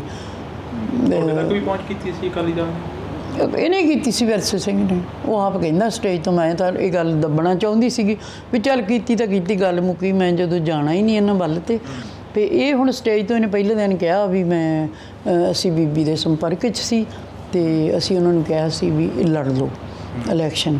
ਤੇ ਜਦੋਂ ਤੁਸੀਂ 19 ਦੇ ਵਿੱਚ ਤਾਂ ਬੀਬੀ ਜੰਗੀਰ ਕੌਰ ਨੂੰ ਪਲਾਂਟ ਕਰ ਲਿਆ ਕੇ ਪੈਰਲਰ ਮੇਰੀ ਹੈ ਨਾ, ਤੇ ਹੁਣ ਅੰਮ੍ਰਿਤਪਾਲ ਦੇ ਇਲੈਕਸ਼ਨ ਲੜਨ ਲੱਗਾ ਤੇ ਤੂੰ ਆ ਗਿਆ। ਹੁਣ ਵੀ ਇਲੈਕਸ਼ਨ ਦੀ ਇੰਚਾਰਜ ਮੈਂ ਹੀ ਹਾਂ, ਹੁਣ ਵੀ ਉਹੀ ਮੁੱਦੇ ਆ, ਹੁਣ ਵੀ ਉਹੀ ਮਨੁੱਖੀ ਅਧਿਕਾਰਾਂ ਦੇ ਮੁੱਦੇ ਆ। ਇਹ ਕੁਐਸਚਨ ਨਾ ਤਾਂ ਉਹਨੂੰ ਕਰਨਾ ਚਾਹੀਦਾ, ਨਾ ਮੀਡੀਆ ਨੂੰ ਸਾਨੂੰ ਕਰਨਾ ਚਾਹੀਦਾ ਵੀ ਜਦੋਂ ਅਸੀਂ ਆ ਹੀ ਗਏ ਹਾਂ ਮੈਦਾਨ ਦੇ ਵਿੱਚ ਤੇ ਫਿਰ ਅਸੀਂ ਉਹਦੀ ਮਦਦ ਕਿਵੇਂ ਕਰੀਏ। ਫਿਰ ਮੇਰਾ ਇੱਕ ਸਵਾਲ ਇਹ ਵੀ ਹੈ, ਅੰਮ੍ਰਿਤਪਾਲ ਤਾਂ ਉਦੋਂ ਬਿਲਕੁਲ ਬੱਚਾ ਹੀ ਹੋਣਾ ਜਦੋਂ ਦੀ ਮੈਂ ਤੁਰੀ ਹਾਂ, ਤੇ ਅਸੀਂ ਤਾਂ ਜਿਨ੍ਹਾਂ ਲੋਕਾਂ ਨਾਲ ਇਹ ਸਮਝੌਤੇ ਕੀਤੇ, ਜਦੋਂ ਇਹਨਾਂ ਨੇ ਸਮੇਧ ਸੈਣੀ ਨੂੰ DGP ਲਾਇਆ, ਜਦੋਂ ਇਹਨਾਂ ਨੇ ਇਜ਼ਹਾਰ ਆਲਮ ਨੂੰ ਉਹ ਬਣਾਇਆ, ਜਦੋਂ ਇੱਥੇ ਕਿਹੜਾ ਉਹ ਗੁਰੂ ਹੈ ਜਿਹਨੇ ਨਕੋਦਰ ਕਾਂਡ ਕੀਤਾ ਹੈ, ਦਰਬਾਰਾ ਗੁਰੂ, ਤੇ ਉਹ ਜੇ ਲੋਕਾਂ ਦੇ ਨਾਲ ਤੁਹਾਡੀਆਂ ਸਾਂਝਾਂ ਹੋਣ ਤੇ ਪਰਮਜੀਤ ਕੌਰ ਤੁਹਾਡੇ ਨਾਲ ਸਮਝੌਤੇ ਕਰ ਜੇ, ਇਹ ਸੰਭਵ ਨਹੀਂ ਹੈ, ਇਹ ਮੇਰੀ ਨੇਚਰ ਹੀ ਨਹੀਂ ਹੈ। ਮੈਂ ਤਾਂ ਮਨੁੱਖੀ ਅਧਿਕਾਰਾਂ ਦੇ ਪਲੇਟਫਾਰਮ 'ਤੇ ਲੜਾਈ ਦੇ ਰਹੀ ਹਾਂ। ਜਸਵੰਤ ਸਿੰਘ ਖਾਲੜਾ ਦੀ ਇਸੇ ਗੱਲ 'ਤੇ ਕੁਰਬਾਨੀ ਹੋਈ ਹੈ। ਪਰ ਇਹ ਇਹਨਾਂ ਦਾ ਲੋਕ ਕੀ ਸੋਚਦੇ ਆ ਕਿ ਅਸੀਂ ਇਹਨਾਂ ਨਾਲ ਜਿਵੇਂ ਸਮਝੌਤੇ ਕਰਨੇ ਹੁੰਦੇ ਨਾ, ਹੁਣ 30 ਸਾਲ ਪਹਿਲਾਂ ਮੈਂ ਇਲੈਕਸ਼ਨ ਵੀ ਲੜ ਸਕਦੀ ਸੀ, ਮੈਂ ਸਾਰਾ ਕੁਝ ਮੈਨੂੰ ਮਿਲ ਸਕਦੀ, ਪਰ ਅਸੀਂ ਸਮਾਜਿਕ ਲੜਾਈ ਦਿੱਤੀ ਆ, ਮਨੁੱਖੀ ਅਧਿਕਾਰਾਂ ਦੀ ਲੜਾਈ ਦਿੱਤੀ ਆ, ਇਹਨਾਂ ਦੀ ਇੰਟਰਨੈਟ ਖੜਕਾਈ ਆ। ਸਾਰੇ ਕੇਸ ਜਿਹੜੇ ਅਸੀਂ ਕੋਰਟ ਦੇ ਵਿੱਚ ਅਧੂਰਾ ਜਿਹੜਾ ਕੰਮ ਖਾਲੜਾ ਸਾਹਿਬ ਦਾ ਰਹਿ ਗਿਆ ਸੀਗਾ, ਉਹਨੂੰ ਸੁਪਰੀਮ ਕੋਰਟ ਤੱਕ ਲੈ ਕੇ ਗਏ ਆ, ਲੋਕਾਂ ਨੂੰ ਕੰਪਨਸੇਟ ਹੋਇਆ। ਔਰ ਸਭ ਤੋਂ ਵੱਡੀ ਗੱਲ ਇਹ ਹੈ ਵੀ ਜਿਹੜੇ ਲੋਕ, ਜਿਹੜੇ ਉਸ ਵੇਲੇ ਦੇ ਲੋਕ ਅੱਜ ਵੀ ਇੰਦਰਾ ਗਾਂਧੀ ਜਿਹਨੇ ਅਟੈਕ ਕਰਾਇਆ, ਜਾਂ ਹੁਣ ਇਹਨਾਂ ਦਾ ਅਡਵਾਨੀ ਹੈ ਜਿਹੜਾ ਕਹਿੰਦਾ ਵੀ ਅਸੀਂ ਅਟੈਕ ਕਰਾਇਆ, ਉਹਨਾਂ ਦੇ ਮਨ ਦੀ ਇਹ ਸ਼ੰਕਾ ਅਸੀਂ ਕੱਢੀ ਆ ਵੀ ਤੁਸੀਂ ਇੰਨੇ ਬੰਦੇ ਕਤਲ ਕੀਤੇ ਆ ਤੇ ਇਹਦੀ ਜ਼ਿੰਮੇਵਾਰੀ ਤੁਹਾਡੇ 'ਤੇ ਪੈਂਦੀ ਹੈ। ਇਹ ਕਹਿੰਦੇ ਸੀ ਵੀ ਸਿੱਖ ਜਵਾਨ ਜਿਹੜੇ ਆ ਇਹ ਖੜਕੂ ਆ, ਪਰ ਸਟੇਟ ਹੈ ਜਿਹੜੀ ਜਿਹਨੇ ਇੰਨਾ ਜੁਰਮ ਕੀਤਾ। ਮੈਂ ਸਮਝਦੀ ਹਾਂ ਵੀ ਇਹ ਸਟੇਟ ਅੱਤਵਾਦੀ ਹੈ। ਤੁਸੀਂ ਕਿਸ ਏਜੰਡੇ ਤੇ ਲੜ ਰਹੇ ਹੋ ਚੋਣ, ਜਿਹੜੀ ਇਹ ਚੋਣ ਲੜ ਰਹੇ ਇਹ ਮਨੁੱਖੀ ਅਧਿਕਾਰਾਂ ਦੇ ਏਜੰਡੇ ਤੇ ਲੜੀ ਜਾ ਰਹੀ ਹੈ ਚੋਣ। ਪੰਥਕ ਸੀਟ ਆ, ਪੰਥ ਦੇ ਨਾਂ ਤੇ ਪਿੱਛੇ ਇੱਕ ਬਿਆਨ ਵਾਇਰਲ ਹੁੰਦਾ। ਨਹੀਂ, ਤੁਸੀਂ ਸਾਨੂੰ ਪੰਥ ਤੋਂ ਬਾਹਰ ਸਮਝਦੇ ਹੋ? ਨਹੀਂ, ਅਸੀਂ ਪੰਥ ਉਹੀ ਗੱਲ ਕਰ ਰਹੇ ਹਾਂ ਨਾ, ਪੰਥਕ ਸੀਟ ਦੇ ਉੱਪਰ ਤੁਸੀਂ ਵੀ ਆਏ ਹੋ, ਮਨੁੱਖੀ ਅਧਿਕਾਰਾਂ ਦੀ ਗੱਲ ਕਰ ਰਹੇ ਹੋ, ਕਿਉਂਕਿ ਪਿੱਛੇ ਇੱਕ ਬਿਆਨ ਆਉਂਦਾ ਜਥੇਦਾਰ ਸਾਹਿਬ ਦਾ, ਉਹ ਕਹਿੰਦੇ ਕਿ ਧਰਮ ਦੇ ਨਾਂ ਤੇ ਵੋਟ ਨਾ ਮੰਗੀ ਜਾਵੇ। ਕਿਹੜੇ ਜਥੇਦਾਰ ਦਾ? ਦਮਦਮਾ ਸਾਹਿਬ ਤੋਂ ਹਰਪ੍ਰੀਤ ਸਿੰਘ ਜਥੇਦਾਰ ਸਾਹਿਬ। ਅੱਛਾ, ਕੋਈ ਨਹੀਂ, ਧਰਮ ਦੇ ਨਾਂ 'ਤੇ ਤਾਂ ਕੋਈ ਉਹਦੀ ਆਪ ਨੂੰ ਮਨਾਹੀ ਹੈ, ਇਲੈਕਸ਼ਨ ਕਮਿਸ਼ਨ ਦੀ ਹੈ ਵੀ ਉਹ ਤਾਂ ਕਹਿੰਦੇ ਗੁਰਦੁਆਰਿਆਂ 'ਚ ਮੀਟਿੰਗ ਵੀ ਨਾ ਕਰੋ। ਠੀਕ ਆ, ਜੇ ਉਹ ਕਾਇਦਾ ਕਾਨੂੰਨ ਹੈ। ਅਸੀਂ ਧਰਮ ਦੇ ਨਾਂ 'ਤੇ ਤਾਂ ਵੋਟ ਨਹੀਂ ਮੰਗਦੇ, ਅਸੀਂ ਤਾਂ ਮਨੁੱਖੀ ਅਧਿਕਾਰਾਂ ਦੇ ਹੋਏ ਘਾਣ ਦੀ ਗੱਲ ਕਰਕੇ ਵੋਟ ਮੰਗ ਰਹੇ ਹਾਂ। ਇਹਦੇ ਨਾਲ ਜ਼ੁਲਮ ਹੋਇਆ, ਇਕੱਲੇ ਅੰਮ੍ਰਿਤਪਾਲ ਨਾਲ ਨਹੀਂ ਹੋਇਆ, ਉਹਦੇ ਨਾਲ ਕਿੰਨੇ ਸਿੰਘ ਆ, 30 ਸਾਡੇ ਇੱਥੇ ਅੰਮ੍ਰਿਤਸਰ ਦੇ ਵਿੱਚ ਤਾੜੇ ਆ, ਅਤੇ ਜਿਹੜੇ 30 ਸਾਲ ਸਜ਼ਾ ਕੱਟ ਕੇ ਬੈਠੇ ਆ ਉਹ ਵੀ ਤਾੜੇ ਆ। ਅਸੀਂ ਤਾਂ ਲੜਾਈ ਇਹ ਦੇ ਰਹੇ ਹਾਂ ਕਿ ਬੰਦੀ ਸਿੰਘਾਂ ਦੀ ਰਿਹਾਈ ਹੋਵੇ ਸਭ ਤੋਂ ਪਹਿਲਾਂ, ਅਤੇ ਇਹ ਇੱਕ ਜ਼ਰੀਆ ਹੈ ਵੀ ਅਸੀਂ ਇਲੈਕਸ਼ਨ ਲੜਾ ਕੇ ਇਹਨੂੰ ਸੰਸਦ ਦੇ ਵਿੱਚ ਘੱਲੀਏ ਅਤੇ ਸੰਸਦ ਦੇ ਵਿੱਚ ਗੱਲ ਕਰੇ। ਅਤੇ ਸਾਨੂੰ ਇਸ ਵੇਲੇ ਇੱਕ ਘਾਟ ਵੀ ਬੜੀ ਰੜਕ ਰਹੀ ਹੈ ਵੀ ਸਾਨੂੰ ਕੋਈ ਜੁਰਤ ਵਾਲਾ ਲੀਡਰ ਚਾਹੀਦਾ, ਜਿਹੜਾ ਹਕੂਮਤ ਦੀ ਅੱਖ 'ਚ ਅੱਖ ਪਾ ਕੇ ਗੱਲ ਕਰੇ, ਜਿਹੜਾ ਉਹਨਾਂ ਤੋਂ ਜਵਾਬ ਮੰਗੇ। ਸਾਡੇ ਸੰਸਦ ਤਾਂ ਉੱਥੇ ਜਾਂਦੇ ਆ ਅਤੇ ਸੌਂ ਕੇ ਆ ਜਾਂਦੇ ਆ, ਅਤੇ ਆਪਦੀਆਂ ਤਨਖਾਹਾਂ ਲਈ ਜਾਂਦੇ ਆ, ਅਤੇ ਆਪਦੇ TADA ਲਈ ਜਾਂਦੇ ਆ। ਹੁਣ ਤੁਸੀਂ ਸਾਨੂੰ ਉੱਥੇ ਰੱਖ ਕੇ ਨਾ ਵੇਖੋ, ਅਸੀਂ ਪੰਜਾਬ ਦੇ ਭਲੇ ਦੀ ਗੱਲ ਤੋਰਨਾ ਚਾਹੁੰਦੇ ਹਾਂ। ਜਿਹੜਾ ਵੀ ਬੰਦਾ, ਸਾਡਾ ਦਿੱਲੀ ਵਾਲਿਆਂ ਨਾਲ ਸਾਨੂੰ ਪਤਾ ਹੈ ਵੀ ਸਾਡਾ ਕਿਹੋ ਜਿਹਾ ਰਾਬਤਾ ਇਹਨਾਂ ਰਵਾਇਤੀ ਪਾਰਟੀਆਂ ਨੇ ਬਣਾਇਆ। ਜੇ ਕਾਂਗਰਸ ਹੈ ਤਾਂ ਉਹਨਾਂ ਦੀ ਪਾਲਿਸੀ ਵੀ ਉੱਥੋਂ ਹੀ ਆਉਂਦੀ ਹੈ। ਜੇ ਹੁਣ ਕਾਂਗਰਸ ਨੇ ਸਮਝੌਤਾ ਕੀਤਾ ਹੋਇਆ ਆਪ ਨਾਲ, ਅਤੇ ਇਹ ਜਿਹੜੇ ਬਣਦੇ ਆ, ਜਿਹੜੇ 20 ਸਾਲ ਇਹਨਾਂ ਨੇ RSS ਨਾਲ ਰਲ ਕੇ ਚੋਣਾਂ ਲਈਆਂ, ਫਿਰ ਉਹ ਆਨੰਦ ਮਾਣਿਆ, ਸੱਤਾ ਦਾ ਆਨੰਦ ਮਾਣਿਆ, ਅਤੇ ਅੱਜ ਉਹ ਕਹਿੰਦੇ ਆ ਵੀ ਪਰਮਜੀਤ ਕੌਰ ਇਹਨਾਂ ਵੱਲੋਂ ਚੋਣ ਲੜ ਲਏ। ਕਹਿੰਦੇ ਦੁਬਾਰਾ ਪੰਜਾਬ ਨੂੰ ਉਸ ਅੱਗ ਦੇ ਵਿੱਚ ਨਾ ਤੱਕੋ ਜਿਹੜੀ ਪੰਜਾਬ ਨੇ ਭੋਗ ਚੁੱਕੀ ਹੈ। ਵਿਰੋਧੀਆਂ ਦੇ ਇਹ ਬਿਆਨ ਨਹੀਂ, ਅਸੀਂ ਚਾਹੁੰਦੇ ਹਾਂ ਜਿਨ੍ਹਾਂ ਨੇ ਦੁੱਖ ਹੰਢਾਏ, ਤੂੰ ਤਾਂ ਕੁਛ ਵੀ ਨਹੀਂ ਕੀਤਾ, ਤੈਨੂੰ ਤਾਂ ਰਾਜ ਸੱਤਾ ਮਿਲ ਗਈ, ਤੂੰ ਤਾਂ ਹੱਥ ਬਾਹਾਂ ਖੜੀਆਂ ਕਰਕੇ ਵੀ ਬਾਹਰ ਆ ਗਿਆ। ਲੋਕਾਂ ਤੋਂ ਪੁੱਛੋ ਕੀ ਐਲੀਗੇਸ਼ਨ ਤੇਰੇ 'ਤੇ। ਅਤੇ ਮੈਂ ਤਾਂ ਇਸ ਵਿਸ਼ੇ 'ਚ ਪੈਣਾ ਹੀ ਨਹੀਂ ਚਾਹੁੰਦੀ। ਅਸੀਂ ਤਾਂ ਸਾਫ਼ ਸੁਥਰੀ ਰਾਜਨੀਤੀ ਚਾਹੁੰਦੇ ਹਾਂ, ਅਤੇ ਇਹ ਸਾਫ਼ ਸੁਥਰੀ ਤਾਂ ਹੀ ਹੋਣੀ ਹੈ ਕਿ ਜੇ ਇਹਨੂੰ ਜ਼ੀਰੋ ਤੋਂ ਸ਼ੁਰੂ ਕੀਤਾ ਜਾਵੇ। ਜੇ ਤੇਰੇ ਵਰਗੇ ਜਿਹੜੇ ਕਹਿੰਦੇ ਆਪਦੇ ਆਪ ਨੂੰ ਮੈਂ ਝੂਠਾ ਹੈ, ਮੈਂ ਪਤਾ ਨਹੀਂ ਕੀ ਕਿਹਾ, ਉਹ ਤੁਸੀਂ ਸਾਰਿਆਂ ਨੇ ਸੁਣਿਆ ਆਪਦੇ ਆਪ ਨੂੰ ਕੀ ਕਹਿੰਦਾ, ਅਤੇ ਜੇ ਇਹੋ ਜਿਹੇ ਲੋਕਾਂ ਨੂੰ ਅੱਗੇ ਲਿਆ ਕੇ ਤਾਂ ਫਿਰ ਨਸ਼ੇ ਹੀ ਪ੍ਰਮੋਟ ਕਰ ਸਕਦੇ ਹਾਂ ਅਸੀਂ, ਫਿਰ ਅਸੀਂ ਸਿੱਖੀ ਸਮਾਜ ਦੀ ਗੱਲ ਨਹੀਂ ਕਰ ਸਕਦੇ। ਮੁਕਾਬਲਾ ਕਿਸ ਨਾਲ ਮੰਨਦੇ ਹੋ? ਇੱਥੇ ਖਡੂਰ ਸਾਹਿਬ ਹਲਕੇ ਦੀ ਗੱਲ ਕੀਤੀ ਜਾਵੇ ਤਾਂ ਵੇਖੋ ਜੀ, ਜਿਹੜੀ ਗੱਲ ਤੁਸੀਂ ਕਹਿਣਾ ਚਾਹੁੰਦੇ ਹੋ ਵੀ ਮੁਕਾਬਲਾ ਕਿਸ ਨਾਲ, ਸਾਡਾ ਕਿਸੇ ਨਾਲ ਕੋਈ ਮੁਕਾਬਲਾ ਨਹੀਂ ਗਾ। ਅਸੀਂ ਸਿਧਾਂਤ ਲਈ ਲੜ ਰਹੇ ਹਾਂ, ਅਸੀਂ ਮੁੱਦਿਆਂ ਲਈ ਲੜ ਰਹੇ ਹਾਂ। ਜੇ ਮੁੱਦਿਆਂ ਲਈ ਲੜਨ ਵਾਲੇ, ਸਿਧਾਂਤ ਨਾਲ ਲੜਨ ਵਾਲੇ ਜਿੱਤ ਹਾਰ ਦੀ ਪਰਵਾਹ ਨਹੀਂ ਕਰਦੇ। ਅਸੀਂ ਉਹ ਗੱਲਾਂ ਨਹੀਂ, ਅਸੀਂ ਜਿਹੜੀ ਤੁਸੀਂ ਕਹਿਣਾ ਚਾਹੁੰਦੇ ਹੋ ਨਾ ਵੀ ਤੁਹਾਡਾ ਮੁਕਾਬਲਾ ਕਿਹਦੇ ਨਾਲ। ਸਾਡਾ ਕਿਸੇ ਨਾਲ ਮੁਕਾਬਲਾ ਨਹੀਂ, ਕਿਸੇ ਨਾਲ ਧੜਾ ਨਹੀਂ, ਸਾਡਾ ਧੜਾ ਪਰਮਾਤਮਾ ਨਾਲ ਹੈ। ਸਾਡਾ ਚੋਣ ਮੈਨੀਫੈਸਟੋ ਗੁਰੂ ਗ੍ਰੰਥ ਸਾਹਿਬ ਹੈ। ਇਹਨਾਂ ਲੋਕਾਂ ਨੂੰ ਤੇ ਵੈਸੇ ਹੀ ਇਹਨਾਂ ਦੀ ਹੋਊਗਾ ਕਿਸੇ ਨਾਲ ਕੰਪੀਟੀਸ਼ਨ, ਸਾਡੇ ਕਿਸੇ ਨੇ ਕੋਈ ਕੰਪੀਟੀਸ਼ਨ। ਆਪ ਕਹਿੰਦੇ ਨੇ ਸਾਡਾ ਕਿਸੇ ਨਾਲ ਨਹੀਂ ਮੁਕਾਬਲਾ, ਸਾਡਾ ਆਪਣੇ ਆਪ ਨਾਲ ਹੀ ਆ। ਚਲੋ ਕੋਈ ਨਹੀਂ, ਤੇ ਫਿਰ ਹੁਣ ਸੰਗਤ ਨੇ ਫਤਵਾ ਦੇਣਾ ਹੈ ਨਾ, ਜੋ ਵੀ ਸੰਗਤ ਫਤਵਾ ਦੇ ਉਹਨੂੰ ਸਿਰੇ ਮੱਥੇ ਕਬੂਲ ਕਰਾਂਗੇ। ਬੀਬੀ ਇਦਾਂ ਕਿਉਂ ਹੁੰਦਾ ਵੀ ਪੱਗਾਂ ਵਾਲਿਆਂ ਦੇ ਬੈਰੀ ਬਣ ਜਾਂਦੇ ਨੇ? ਇਹ ਫਿਰ ਜਿਹੜੇ ਉਹ ਕੀ ਕਹਿੰਦੇ ਹੁੰਦੇ ਆ, ਕੁਛ ਆਪਣੀ ਹੈਗੇ ਆ ਸਮਾਜ ਦੇ ਵਿੱਚ ਜਿਹੜੇ ਆਪਦੇ ਆਪ ਨੂੰ ਅਸਲੀ ਜਿਵੇਂ ਸਿੱਖ ਕਹਾਉਂਦੇ ਆ, ਜਿਵੇਂ ਅੰਮ੍ਰਿਤਸਰ ਤੋਂ ਪਰਮਜੀਤ ਸੰਧੂ ਹੋ ਗਿਆ, ਤੇ ਜਿਹੜਾ ਉਹ ਵੀ ਕਹਿੰਦਾ ਕੈਪਟਨ ਵੀ ਕਹਿੰਦਾ ਮੈਂ ਸਿੱਖਾਂ ਦੇ ਮਸਲੇ ਹੱਲ ਕਰਾ ਦੂੰਗਾ। ਉਹਨੂੰ ਵੇਖ ਲਓ ਤੁਸੀਂ, ਗੁਟਕਾ ਸਾਹਿਬ ਦੀ ਸਹੁੰ ਖਾ ਕੇ ਮੈਂ ਨਸ਼ੇ ਬੰਦ ਕਰਾ ਦੂੰਗਾ, ਤੇ ਉਹ ਵੀ ਭਾਜਪਾ ਚਲੇ ਗਿਆ। ਇਹ ਨਾ ਤੁਸੀਂ ਜੇ ਇੱਧਰ ਨੂੰ ਮੈਨੂੰ ਤੋਰੋਗੇ, ਇਹ ਸਾਰੇ ਈਡੀ ਦੇ ਡਰ ਹੈ ਇਹਨਾਂ ਨੂੰ, ਵਿਜੀਲੈਂਸ ਦੇ ਡਰ ਹੈ ਇਹਨਾਂ ਨੂੰ। ਇਹ ਤਾਂ ਕੁਝ ਜਿਹੜੇ ਸਿੱਖ ਹੈ ਨਾ, ਇਹ ਕੈਟਾਗਰੀ ਦੇ ਲੋਕ ਹੈ। ਜਿਵੇਂ ਜੇ ਆ ਹੋ ਗਏ ਅੰਮ੍ਰਿਤਸਰ ਵਾਲੇ, ਮਜੀਠੀਆ ਉਹਦੀ ਪਰਿਵਾਰ ਦੀ, ਸਮੁੰਦਰੀ ਪਰਿਵਾਰ ਦੀ ਐਡੀ ਕੁਰਬਾਨੀ, ਤੇ ਤੂੰ ਮੇਰਾ ਖਿਆਲ ਹੈ ਵੀ ਕਿਤੇ ਝਾਕ ਤੇ ਬੈਠਾ ਹੋਣਾ ਵੀ ਜਿਵੇਂ ਪੁਰੀ ਹਾਰ ਗਿਆ ਤੇ ਉਹ ਮੰਤਰੀ, ਜੇ ਜੇਤਲੀ ਹਾਰ ਗਿਆ ਤੇ ਉਹ ਸਾਡਾ ਫਾਈਨਾਂਸ ਵੀ। ਇਹਨਾਂ ਨੂੰ ਜਿਹੜੇ ਲੋਕ ਆਪਦੇ ਆਪ ਨੂੰ ਹਾਈ ਫਾਈ ਸਮਝਦੇ ਨਾ, ਇਹ ਲੋਕ ਆਪਦੇ ਆਪ ਨੂੰ ਉੱਥੇ ਰੱਖ ਕੇ ਤੁਰਦੇ ਵੀ ਸਾਨੂੰ ਅਹੁਦਿਆਂ ਤੋਂ ਬਿਨਾਂ ਹੋਰ ਕੁਛ ਚਾਹੀਦਾ ਹੀ ਨਹੀਂ। ਕੈਪਟਨ ਦਾ ਵੀ ਇਹੋ ਹਿਸਾਬ ਹੈ ਵੀ ਮੈਨੂੰ ਕਿਤੇ ਗਵਰਨਰ ਹੀ ਲਾ ਦੇਣਗੇ। ਪਰ ਦੇਖੋ ਇੰਨਾ ਰਾਜ ਭਾਗ ਮਾਣ ਕੇ ਤੇ ਤੁਸੀਂ ਫੇਰ ਉਹ RSS ਦੇ ਪੈਰਾਂ 'ਚ ਬਹਿ ਗਏ ਜਾ ਕੇ, ਤੇ ਫਿਰ ਇਹ ਤਾਂ ਇਨਸਾਫ ਨਹੀਂ ਨਾ ਹੈਗਾ ਸਿੱਖੀ ਨਾਲ। ਸਿੱਖਾਂ ਦਾ ਤਾਂ ਸਿਧਾਂਤ ਹੈ ਵੀ ਕਿਰਤ ਕਰੋ, ਵੰਡ ਕਰੋ। ਫਿਰ ਜਿਹੜਾ ਗੁਰੂ ਨੇ ਸਾਨੂੰ ਸਿਧਾਂਤ ਦਿੱਤਾ, ਜੇ ਤੇ ਉਹਦੇ ਤੇ ਚੱਲਣਾ, ਤੇ ਫਿਰ ਇਹ ਉਹਦੇ ਕੋਈ ਮਾਨੇ ਨਹੀਂ ਰੱਖਦੇ।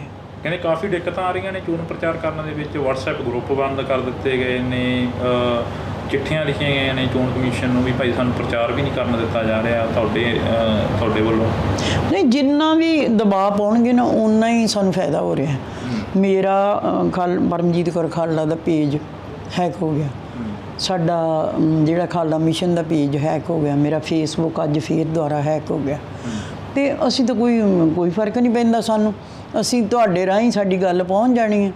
ਨਹੀਂ ਅਸੀਂ ਕਿਹੜਾ ਕੋਈ ਵਪਾਰ ਕਰਦੇ ਹਾਂ ਵੀ ਨਸ਼ਿਆਂ ਦਾ ਵਪਾਰ ਕਰਦੇ ਵੀ ਸਾਨੂੰ ਕੋਈ ਡਰ ਮਰਿਆ ਵੀ ਤੁਸੀਂ ਸਾਡੇ ਬੰਦ ਕਰੋਗੇ। ਜੇ WhatsApp ਗਰੁੱਪ ਬੰਦ ਕਰ ਦਿਓਗੇ, ਇੱਕ ਦਾ ਕਰ ਦਿਓਗੇ, ਕਿਹਦਾ ਕਰ ਦਿਓਗੇ, ਅਸੀਂ ਕਿਤੇ ਹੋਰ ਕੰਮ ਚੱਲ ਜੂਗਾ।